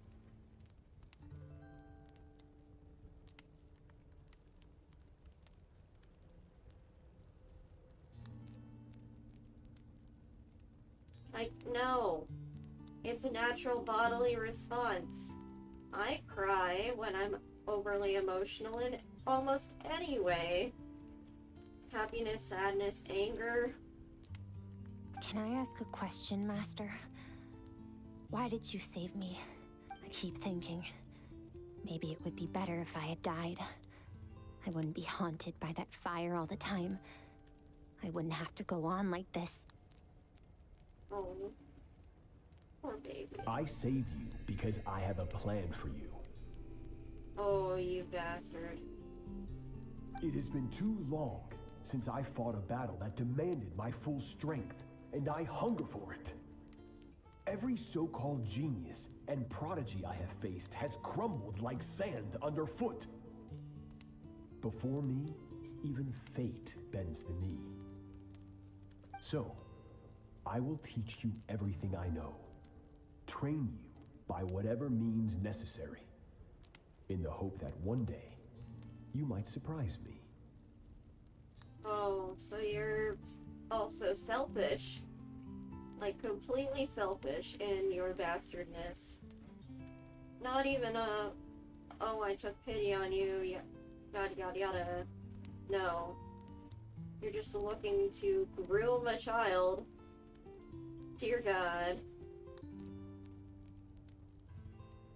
But I don't want to draw my sword against you, Master. What you want matters little. Yeah. Among the boundless sea of stars, the cries of the weak are but faint murmurs that disappear into the void. You of all people know that well. You are so cruel. Yes, Master. From that day forward, all she knew was grueling training, emptiness, and fatigue. After some time, her talent bloomed, and she gained control over her emotions, like her master. How should I put it? It was not that human emotion disappeared from her heart, but that reason came to dictate all she was allowed to feel. I suppose it was at this point that she became the Skirk you know today.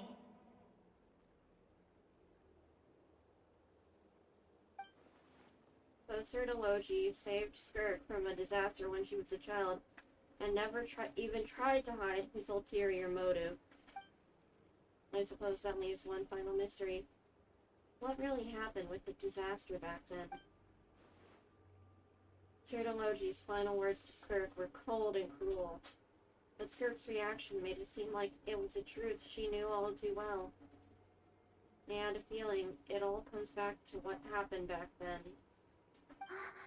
We're nearly there. I almost don't want to reach the end. Well, shall we? This is the final stretch.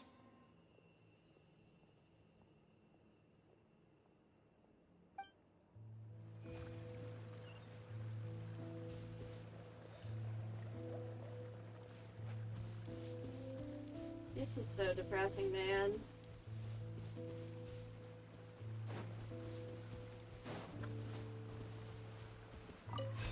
I also think I definitely overestimated how much I would get done this stream.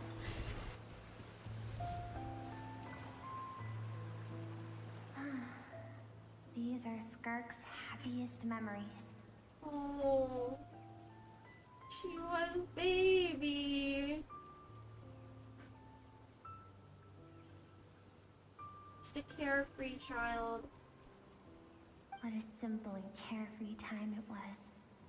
Wisps of clouds dotted the sky. The sun bathed everything in golden light. And when song filled the air, not even the shyest of flowers could resist swaying along.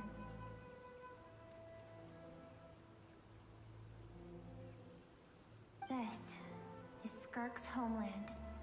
She was so curious about everything as a child, always skipping school to go exploring instead.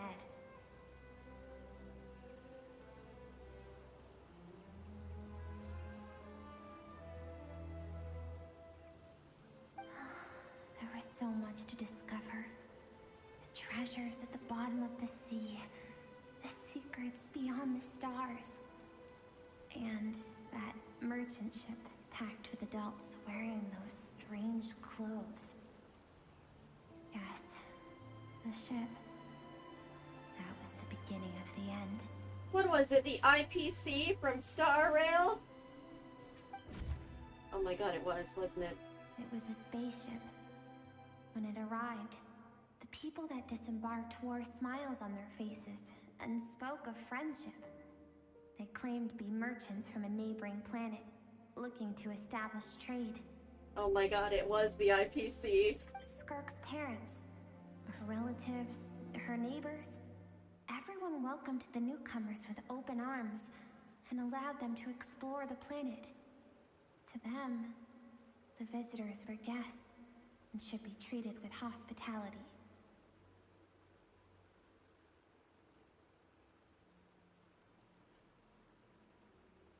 No one had any idea of what was to come. Several months later, an army of unknown origin arrived without warning and carried out a ruthless campaign to destroy everything and everyone on the planet. Yep, it was the IPC. Skirk had skipped school that day, like so many times before, so she was not caught in the immediate wave of destruction. But when she came home that day, only fire and ruin awaited her. You should meet Boot Hill. Oh my god. Countless people cried out to her for help. People she knew and loved. Friends and relatives. The little girl who lived next door. The shop owner with the bad leg. The bad-tempered teacher she had made fun of just that morning. God. And all of their souls. It weighs on her. Their lives were discarded like worthless trash as the fire consumed one life after another. Skirk was helpless. All she could do was run. And so she did. She kept running until an unexpected figure crossed her path. Oh. She has the little wing here in this. If Sertology hadn't been there in that moment, the fire would have claimed her life too. And there she would have remained, left to rot in the scorched earth, with no answer as to why any of this was happening. Why did those people destroy her homeland? Because she and her people were seen as a threat. A threat? As the initial merchant ship explored the planet, they discovered that it hadn't always had the condition to support life. Yet there was evidence of human activity, even during the periods of extreme heat or cold in the past. Further research revealed that, over time, the people of this planet had evolved the ability to adapt to any type of environment or energy source. Oh. For that reason, the outsiders viewed them as a potential threat, and decided to eliminate them before the threat could rear its head. And so, the army was called, and the so-called danger was wiped from the face of the planet. All those innocent people. Senseless, isn't it? Deemed a threat because of a gift they didn't even know they had. Perhaps it was their own innocence and kindness that doomed them. But in the end, that was lost to the blaze as well. Genocide isn't just about the actual killing of a group, but the complete destruction of their culture, their way of life.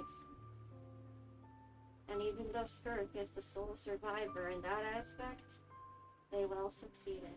If those with power get to decide good and evil, then all you can trust in is the sword in your hand.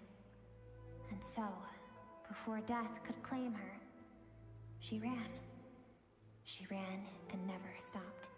Now I see why Sertology's threat is such a terrifying prospect for her. And now I see why she distances herself from the world. No one wants to relive their most painful moments. Well, that brings us to the end of the story. This is as far as we can go.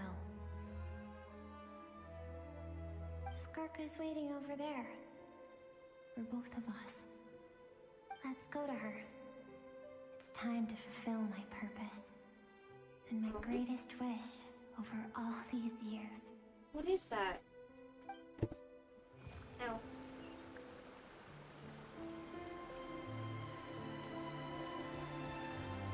What is it, baby Skirk? Oh. Real Skirk is here. Modern Skirk.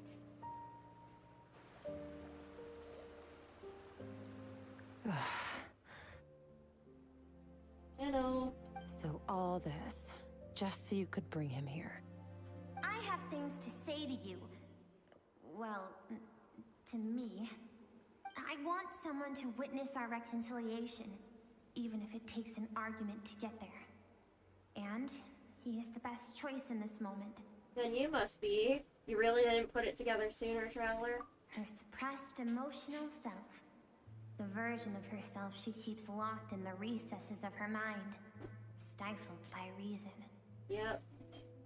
All those rejected impulses, those discarded aspects of your past selves, they are a part of me now. Baby Skirk. I am who you used to be. Someone you have refused to face for too long. So, I came to face you instead. You're wrong. I've faced you all along. And that's exactly why I keep you locked here. No, wrong. Your existence makes me weak. Moments of joy and longing are when we are most vulnerable.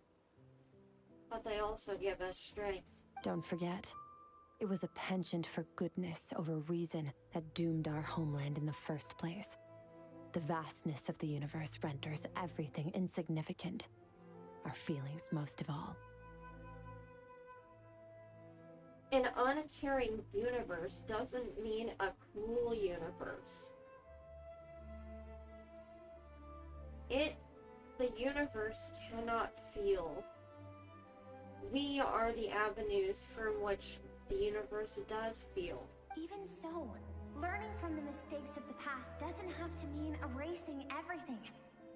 Completely true. Strip yourself of your so-called weaknesses, emotions like kindness and empathy, and what makes you any different from the ruthless soldiers who slaughtered our people. Extremely good points, little guy. The difference is that I'm doing what is right, what is necessary. And from the weak's perspective, all people think what they're doing is right and necessary for their own beliefs. And it is that kind of mindset that justifies some of the worst cruelty in the world. I allow you to exist, but with limited freedom. That is the greatest kindness I can offer. I have shouldered everything you couldn't carry. I rose above the numbness and emptiness, and it was cold, unfeeling reason that brought me this far. It was It made me who I am. It made me strong. No. It wasn't the cold, unfeeling, and cutting yourself off from all of your emotions and yourself, and disassociating from yourself. No, that isn't what made you strong. You got strong in spite of it. That is the problem. I want to shoulder those things together. On the grand scale of the entire universe, maybe our feelings are vanishingly small, but why should that mean they don't matter? Emotion gives warmth to the cold expanse of space. It gives meaning to the world around us.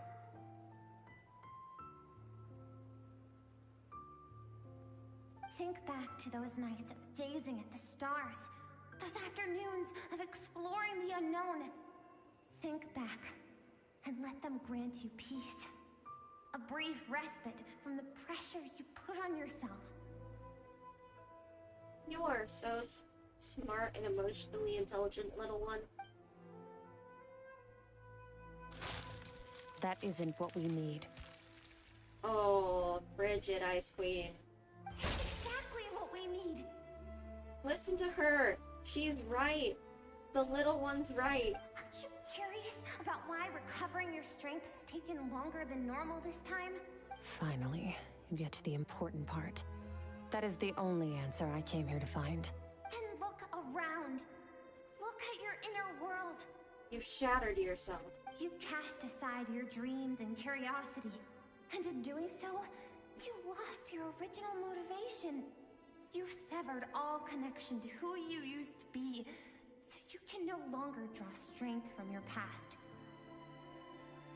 You know, playing this after you met Mizuki's story quest is really fitting. Now, the only things driving you forward are fear and survivor's guilt. But these cannot take you far enough. And so, this river, the source of your strength, grows more polluted by the day. And you think that means I should seek help from a weak little thing like you? Your emotional self isn't weak. The Traveler speaks! The fact that she transcended time and broke free from her constraints to come and face you, that proves it. Thank you for saying that. I knew bringing you here would be the right choice. To be honest, I'm not here to argue with you. This isn't about who's right or wrong. And in fact, I agree that in order to make it through the wake of that tragedy, we had to distance ourselves from the pain through reason over emotion. But what is right at one point in time isn't always right forever. I know you will never forget that fire. I know the fact that you were the sole survivor fills you with guilt. And I know that among the voices that haunt you, mine is there too. Because deep down, you know that you didn't turn out to be the person you wanted to be. Baby. All those unfulfilled hopes are like knives to the heart. And I don't want you to hurt anymore. So even if you can't accept me, I hope, at least, that you can let go. I keep thinking, maybe it would be better if I had died. I wouldn't be haunted by that fire all the time. I wouldn't have to go on like this.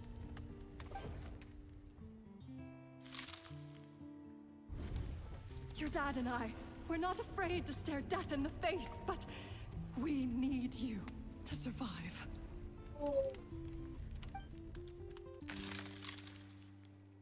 Break through the eyes. I'm sick of being a kid. There's so many amazing things out there, and I'm ready to see them all.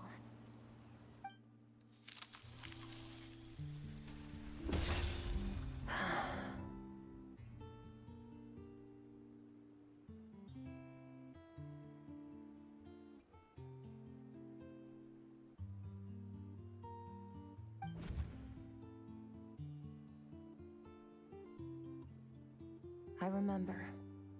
There was a song Mom and Dad always sang when we went out to fetch water.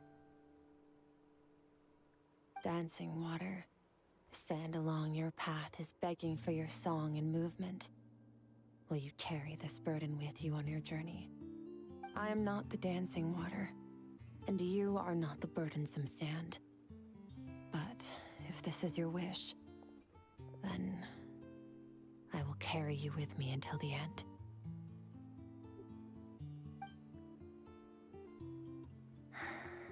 Thank you. I should be thanking you. Like her emotional side. The other self.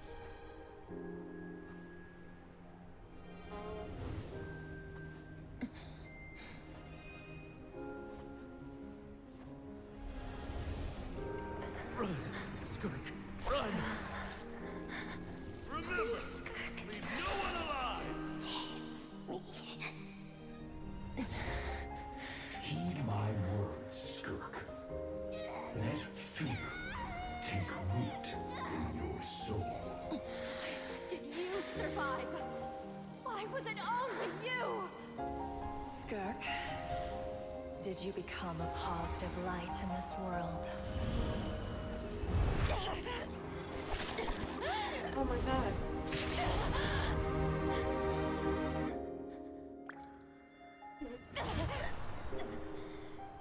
Hey, this doesn't have to be the end.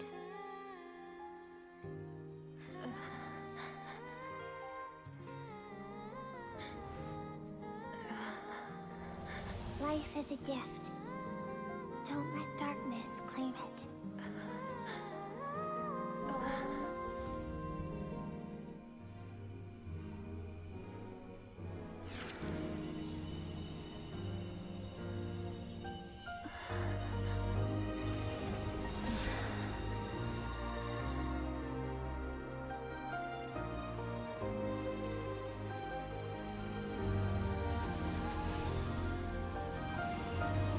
Finally able to flow freely again.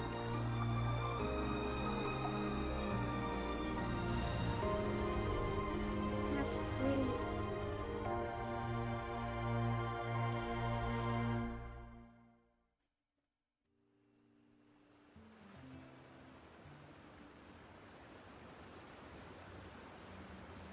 So, you saw my memories then? A lot of them. I once asked my master if survival of the strongest was the law of the universe. Nope. He said no. But in a world without order, those with no moral boundaries tend to be the ones who survive. That isn't true strength.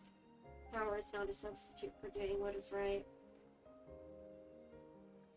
That's why, after hearing his answer, an idea came to mind.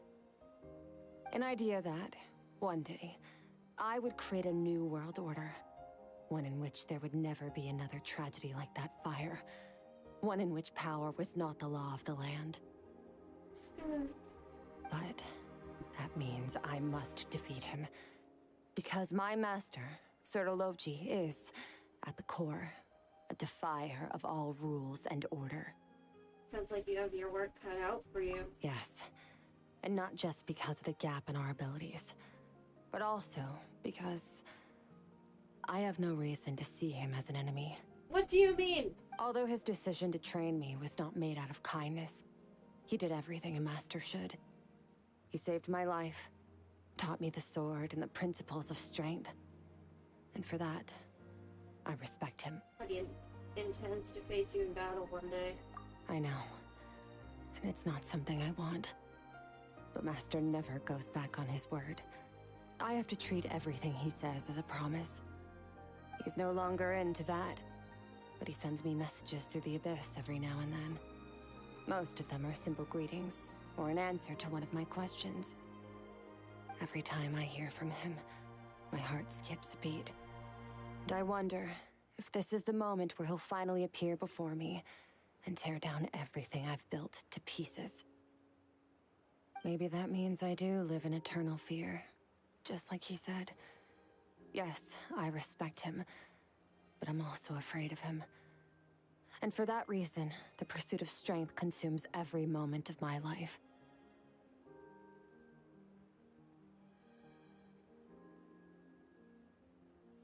True respect is incompatible with fear. I don't know what Master has planned, but I have to be ready. If he does attack you one day, I'll help you. Help me? Why? This isn't your fight. I mean, he is one of the 5 sinners of Conria, but actually, I'm gonna fight Reverie in the future. That's also the past, because I already played that. So I'm likely gonna go and fuck up the 5 sinners. Because if we want to build the world we both want to see, everyone has to be willing to fight for it. Aww. If we all do our part, we can make the entire universe a kinder place. Yes, that is the exact thought to have. I hate people who say life isn't fair. Well, why are you making it crueler? Why are you making the world a crueler place? Make it fair. Make it as fair as you can within your power. If we all did that, the universe would be a much kinder place.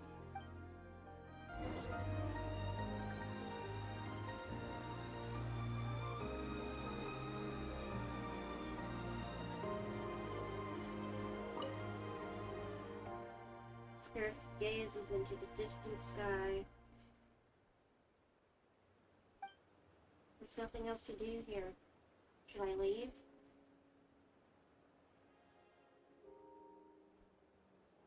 Let's go.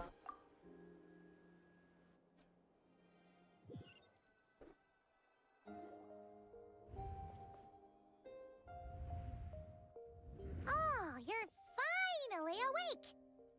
Honestly, Paimon was gone for like 2 seconds and then she comes back and finds you both unconscious? Oh, you scared Paimon half to death! Sorry, Paimon.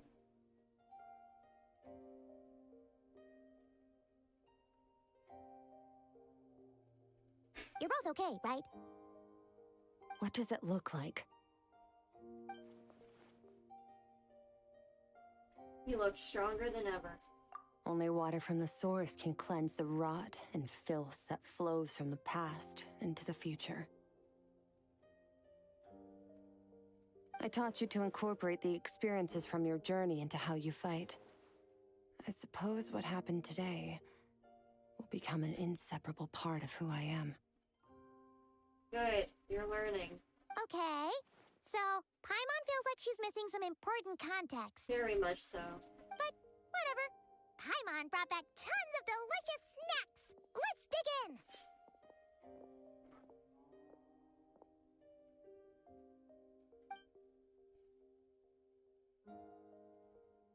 All right. It's about time we finished what we started.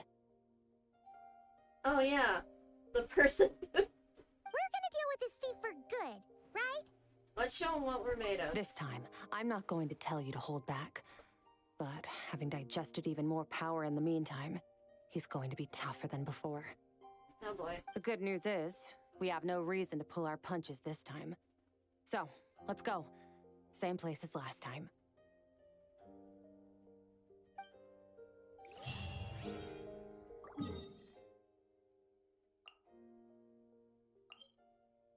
Ugh, gotta climb again.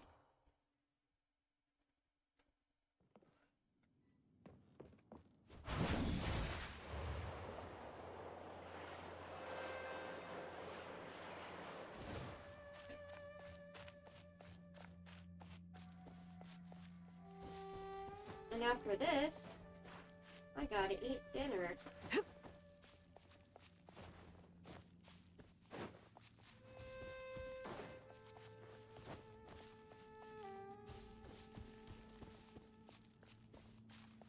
Whee! Into the void.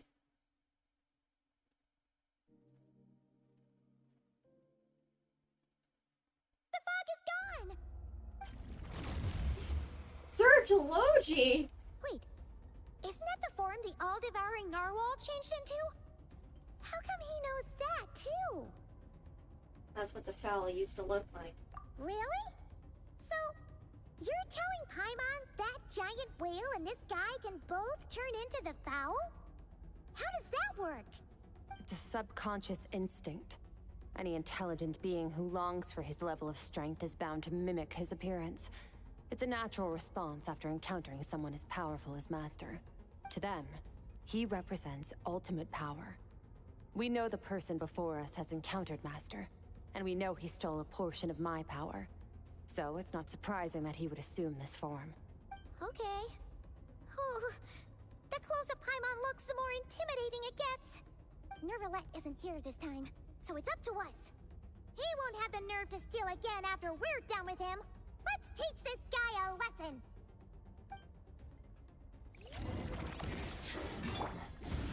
Go! Yeah! Bombs away! Extinguished!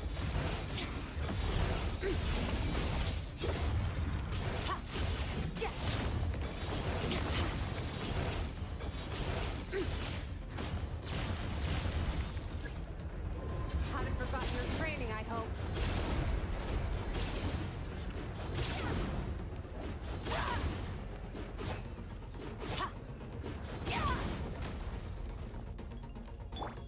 Go!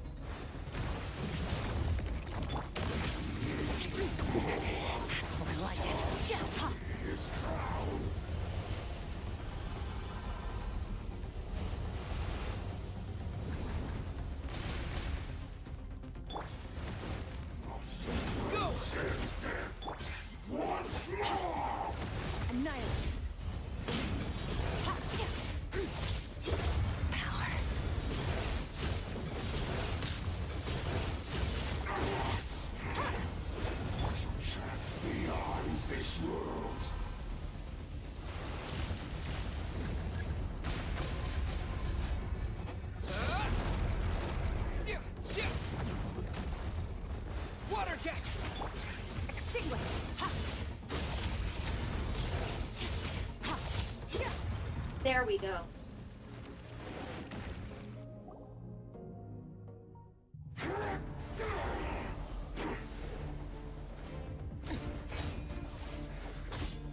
Oh.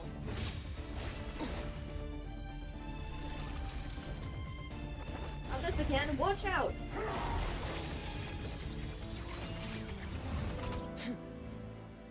Haven't had enough of my power.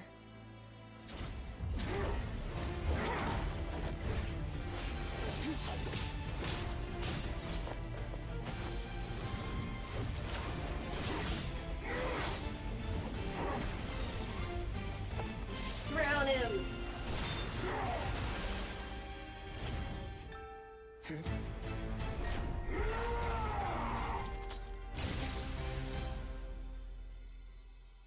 Well then, let's see how much more of this power you can handle. Oh shit. Purposefully feeding him her power?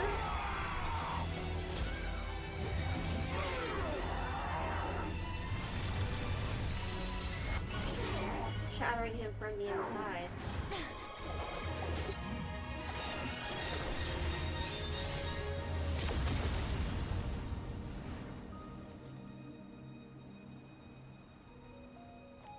Who was that even? Just hands with pepper sword.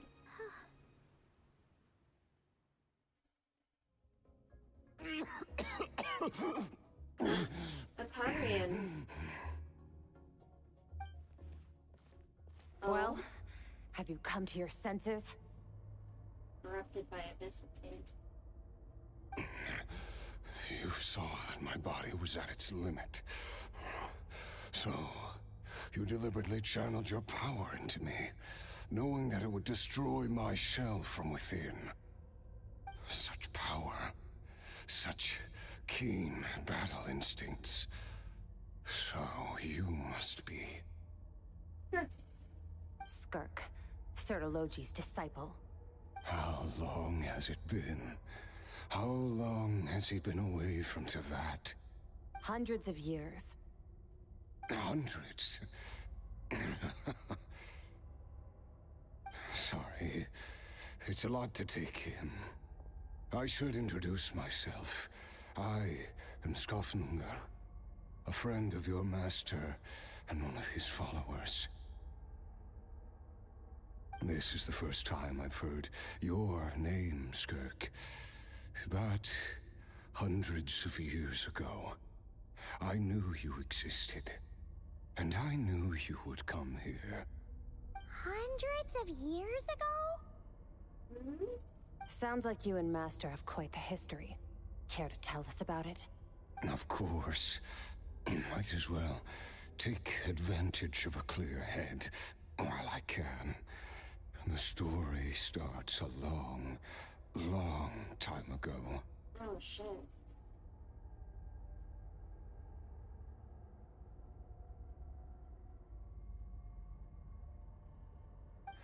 I was born into a noble family in Conria.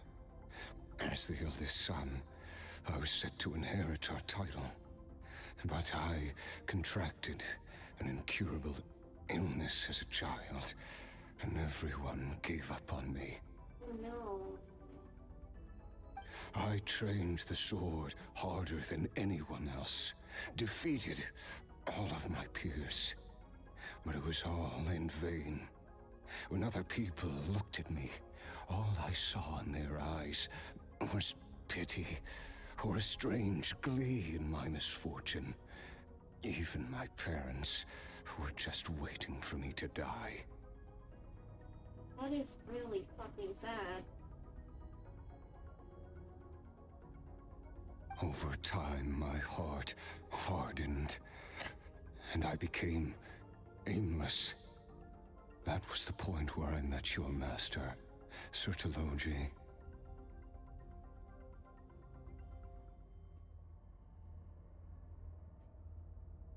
We were similar in age, but different in background. He was born in prison, the son of criminals who had been sentenced to death. He spent his childhood wandering the streets, facing more criticism than the literary works in the Universitas Magistrorum. Yet, he always wore a smile on his face, as if kindness and malice were one and the same, and he could not see the difference. Jesus, fuck. Cycle of abuse goes on, and on and on and on.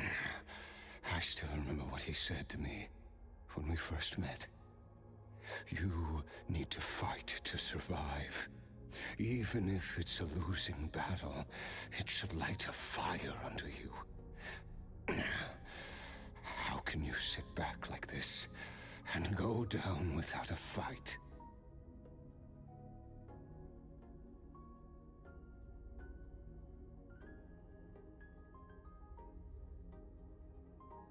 That does sound like something he would say. He was the first to acknowledge that I was worth something, and he inspired me to keep going. When we sparred together, it was the first time I'd actually felt the thrill of combat.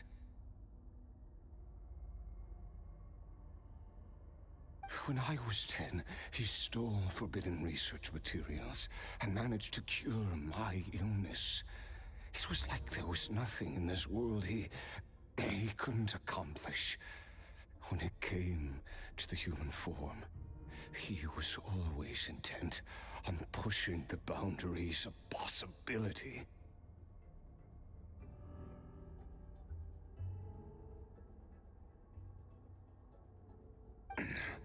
But somewhere along the way, I fell behind.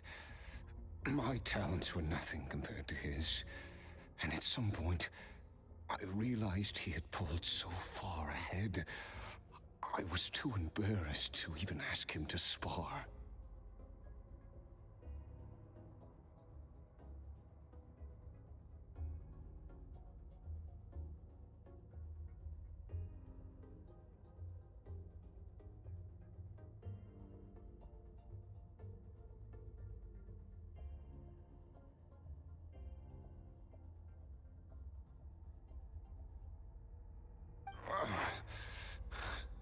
After his grand endeavor was successful, he sought me out and said to me,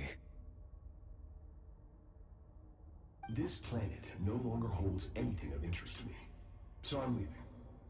But first, I have an offer. I can use a power I have just refined to break the curse of immortality for you. Your death was once what we worked so hard to prevent. But the immortality you now face is a different kind of pain altogether." I'll pass. Immortality doesn't sound so bad to me. Since I can't die, it means I have an infinite amount of time to get stronger. Maybe I'll finally catch up to you one day, and we can spar like we used to. Are you sure? I cannot say when I will return. Your body, or rather, your soul, might not be able to withstand this curse.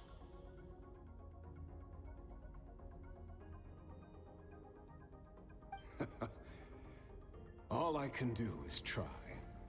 After all, a wise man once told me, people need to fight for their own survival. Wise indeed. Nevertheless, if you grow weary of the pain of immortality and wish to experience a good sparring match before you wither away, seek out my disciple. Disciple? Never thought I'd hear that word coming from you. Nor I. But Vedifenir said I was destined to find a disciple out there in the universe and bring her to Tibet. You know as well as I, Vedifenir's prophecies are never wrong. Well, now I'm curious about who this disciple of yours will be.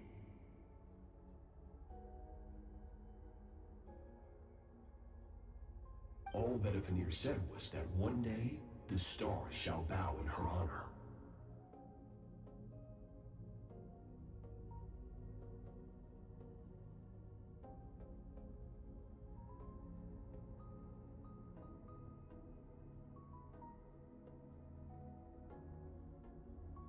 Sounds pretty impressive. Of course. Only the most outstanding people would have the right to become my disciple. Still self-assured as ever, I see. But you're not wrong.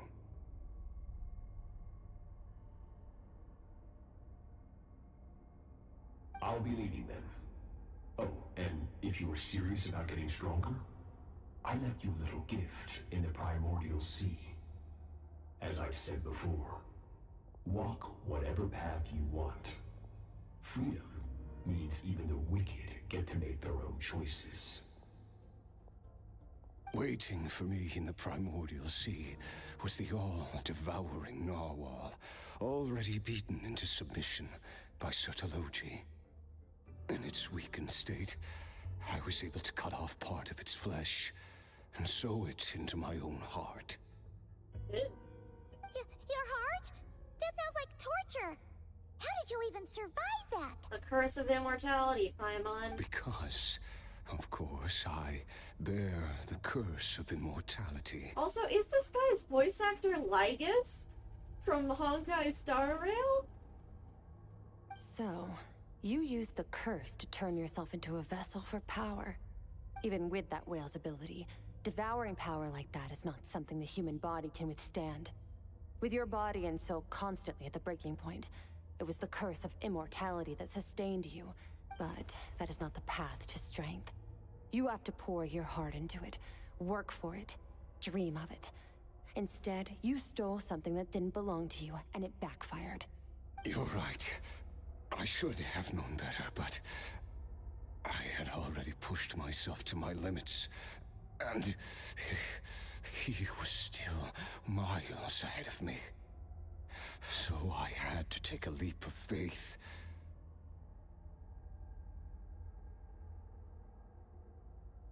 I miss your master. I miss the days when we were all together, troublemakers without a home. I don't regret the choice I made. But if you'll allow it, I do want to apologize. To both of you.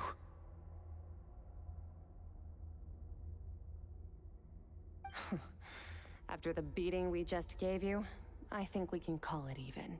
I think we can call it even. You're an interesting one as well.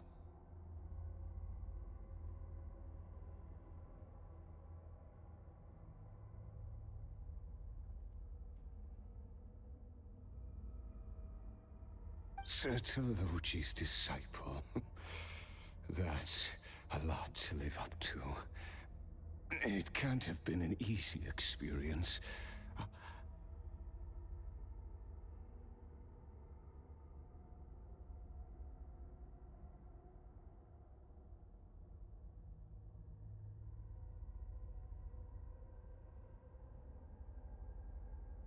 I know what he's like.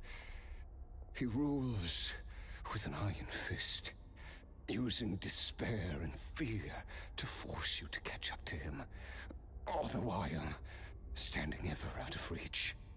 Ooh. We're like mountain climbers in the dark, never knowing how much higher we have to climb, or when we will see the sun again.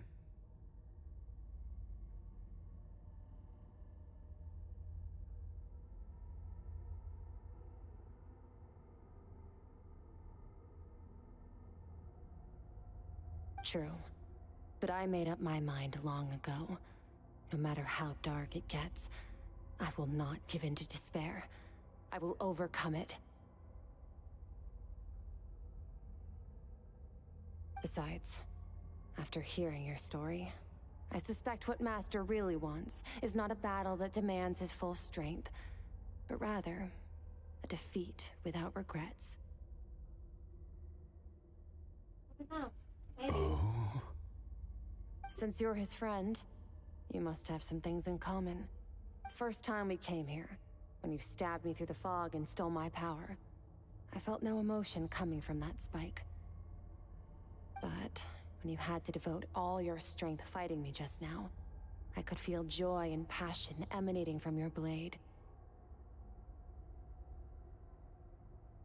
It was the joy of a researcher discovering the truth of the world, the joy of an artist uncovering a temple of wonders. Interesting. I'm certain I didn't express those emotions outright. Yet you were able to read them from my blade, like a glimpse into my inner world. You're right. That battle brought me an unbridled sense of joy, and my defeat brings me no regret whatsoever.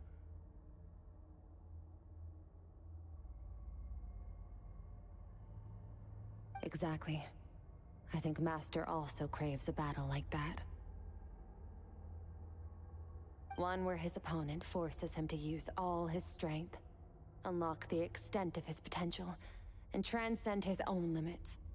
A battle to end all battles. After which, all can come to an end, including, perhaps, his life.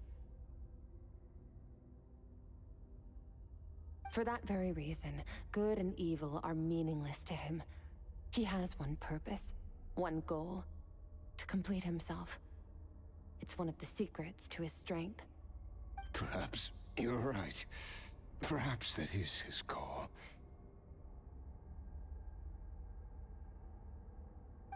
What a battle that would be. Oh, to witness such a... Oh no. Goodbye. Are you okay?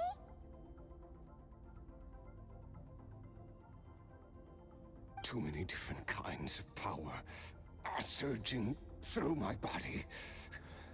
The curse of immortality allows it all to coexist, but it does not remove the pain. I won't be able to hold on to my sanity for much longer. What a shame. I would have loved to witness that battle.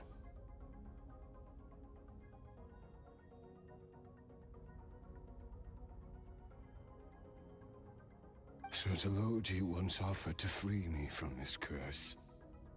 Now, I must ask that of you, Skirk. Can you release me from the pain? I can, but not through death, if that's what you were hoping for. It's not a suitable punishment for your crime. As an alternative, I can take your consciousness, along with all the power you've consumed, and smash it to pieces. Oh, what? The impurities will dissipate, and under the curse of immortality, your mind and body will regenerate. When that process is complete, you will be back to who you were before, no longer tortured by powers you can't control. What the fuck? But it will be a time-consuming and painful process. The decision is yours to make.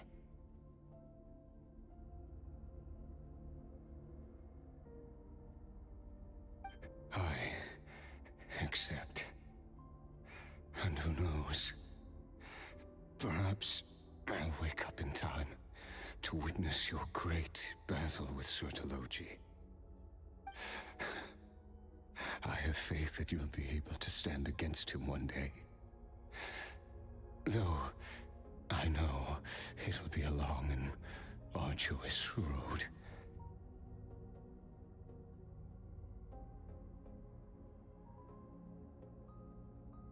If we are climbers in the dark, it appears the dawn has finally broken for me. But your ascent continues.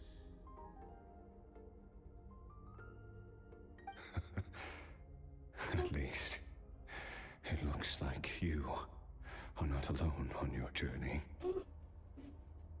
Yeah, If she'll let us. I will reach the top of this mountain, no matter what it takes.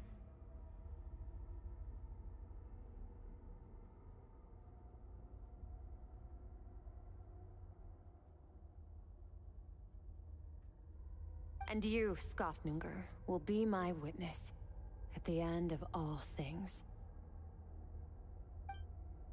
That's finally over. Let's get out of here. I know, right? Huh. At least we don't have to make a mad dash for the exit like last time.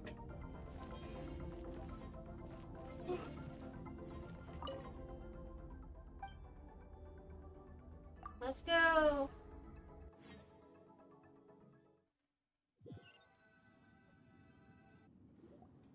We did it! Oh, it's only been a few days, but it feels like forever.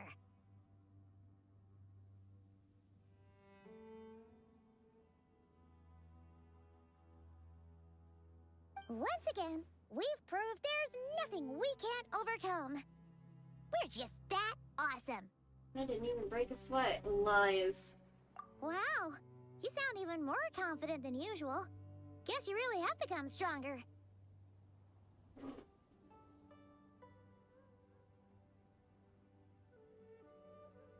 Today sure went by fast. It's night already. Oh wait, that reminds Paimon. The stars you mentioned, the ones that died out, are they back now? Yes. The power Skofnunger stole has been returned. So, the stars have regained their light. Whew, that could have been bad. Great! Huh, it's crazy that you even noticed their light was gone.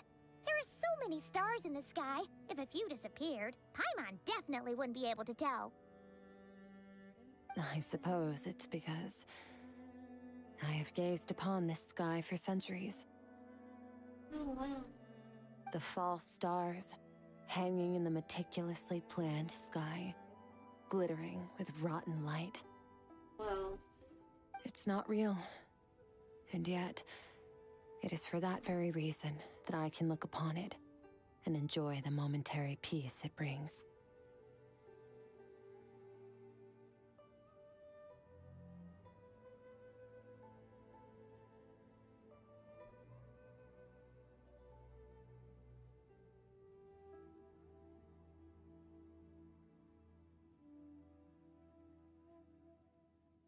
Even the most beautiful of bubbles has to burst.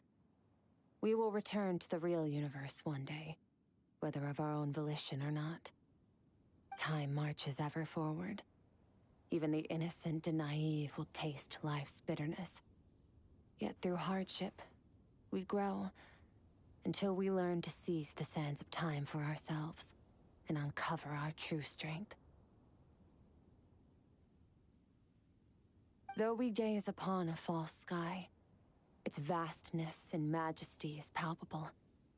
One can only wonder, what is it going to take for kindness to reign supreme in the vast expanse of the universe?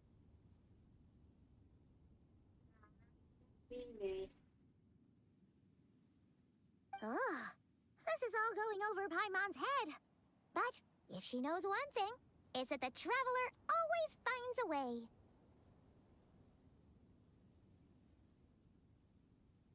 Ever since we met, he has filled Paimon's days with happiness. No matter how tough things get, he always finds a way to make it better. Aww.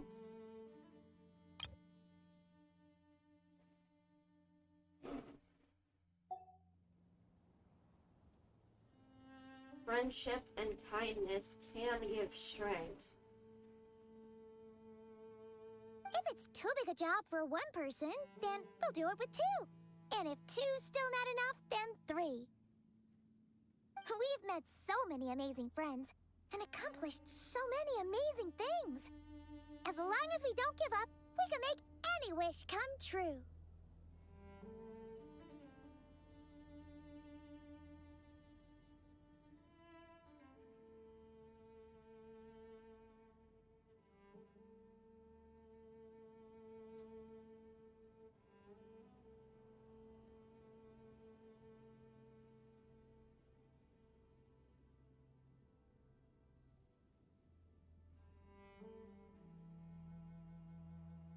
I suppose when it comes to you, anything is possible.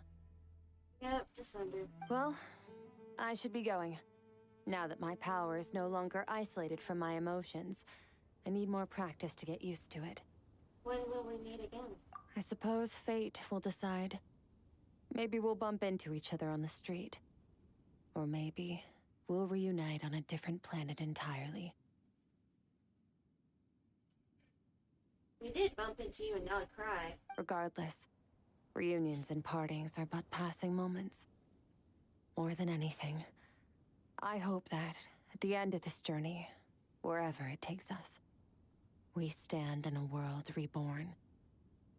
One without war, pain, or forced partings. One where new life can bloom, even where there was once nothing but scorched earth.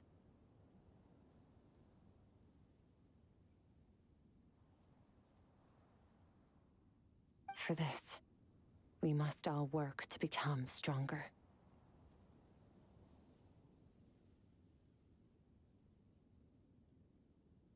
Of course. Goodbye, traveler. Remember your training. Make sure to put it to use. Bye-bye. Take care.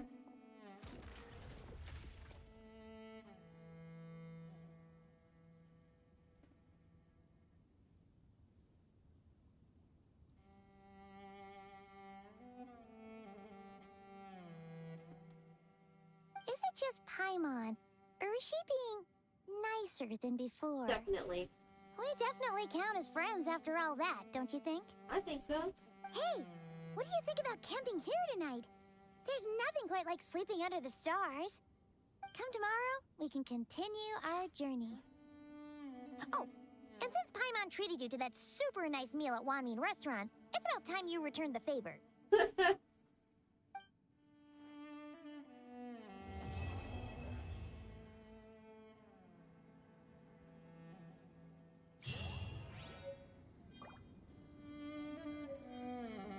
Oh wow. We even got things.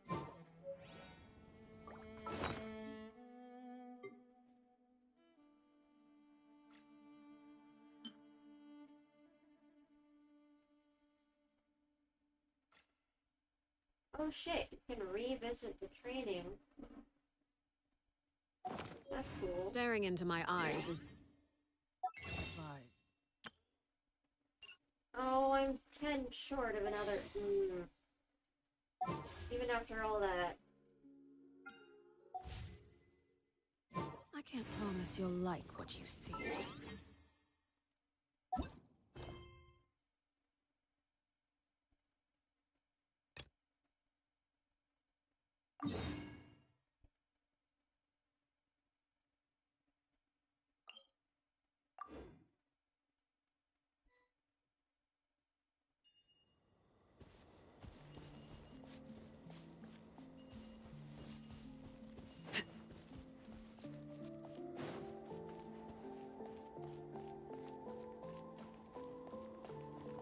I already cleared this one and lit it up, so I don't know why it's still highlighting it.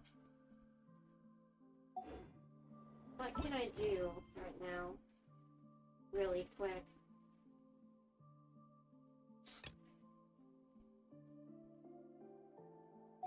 Heck, I need to eat and take my meds. So that'll be all for tonight. It's a good almost, like, 6.5 hours of streaming. Oh boy. How much time do I have until Columbina's banner ends? I have 4 days, 18 hours, and 23 minutes. Oh dear God, help me. Bye!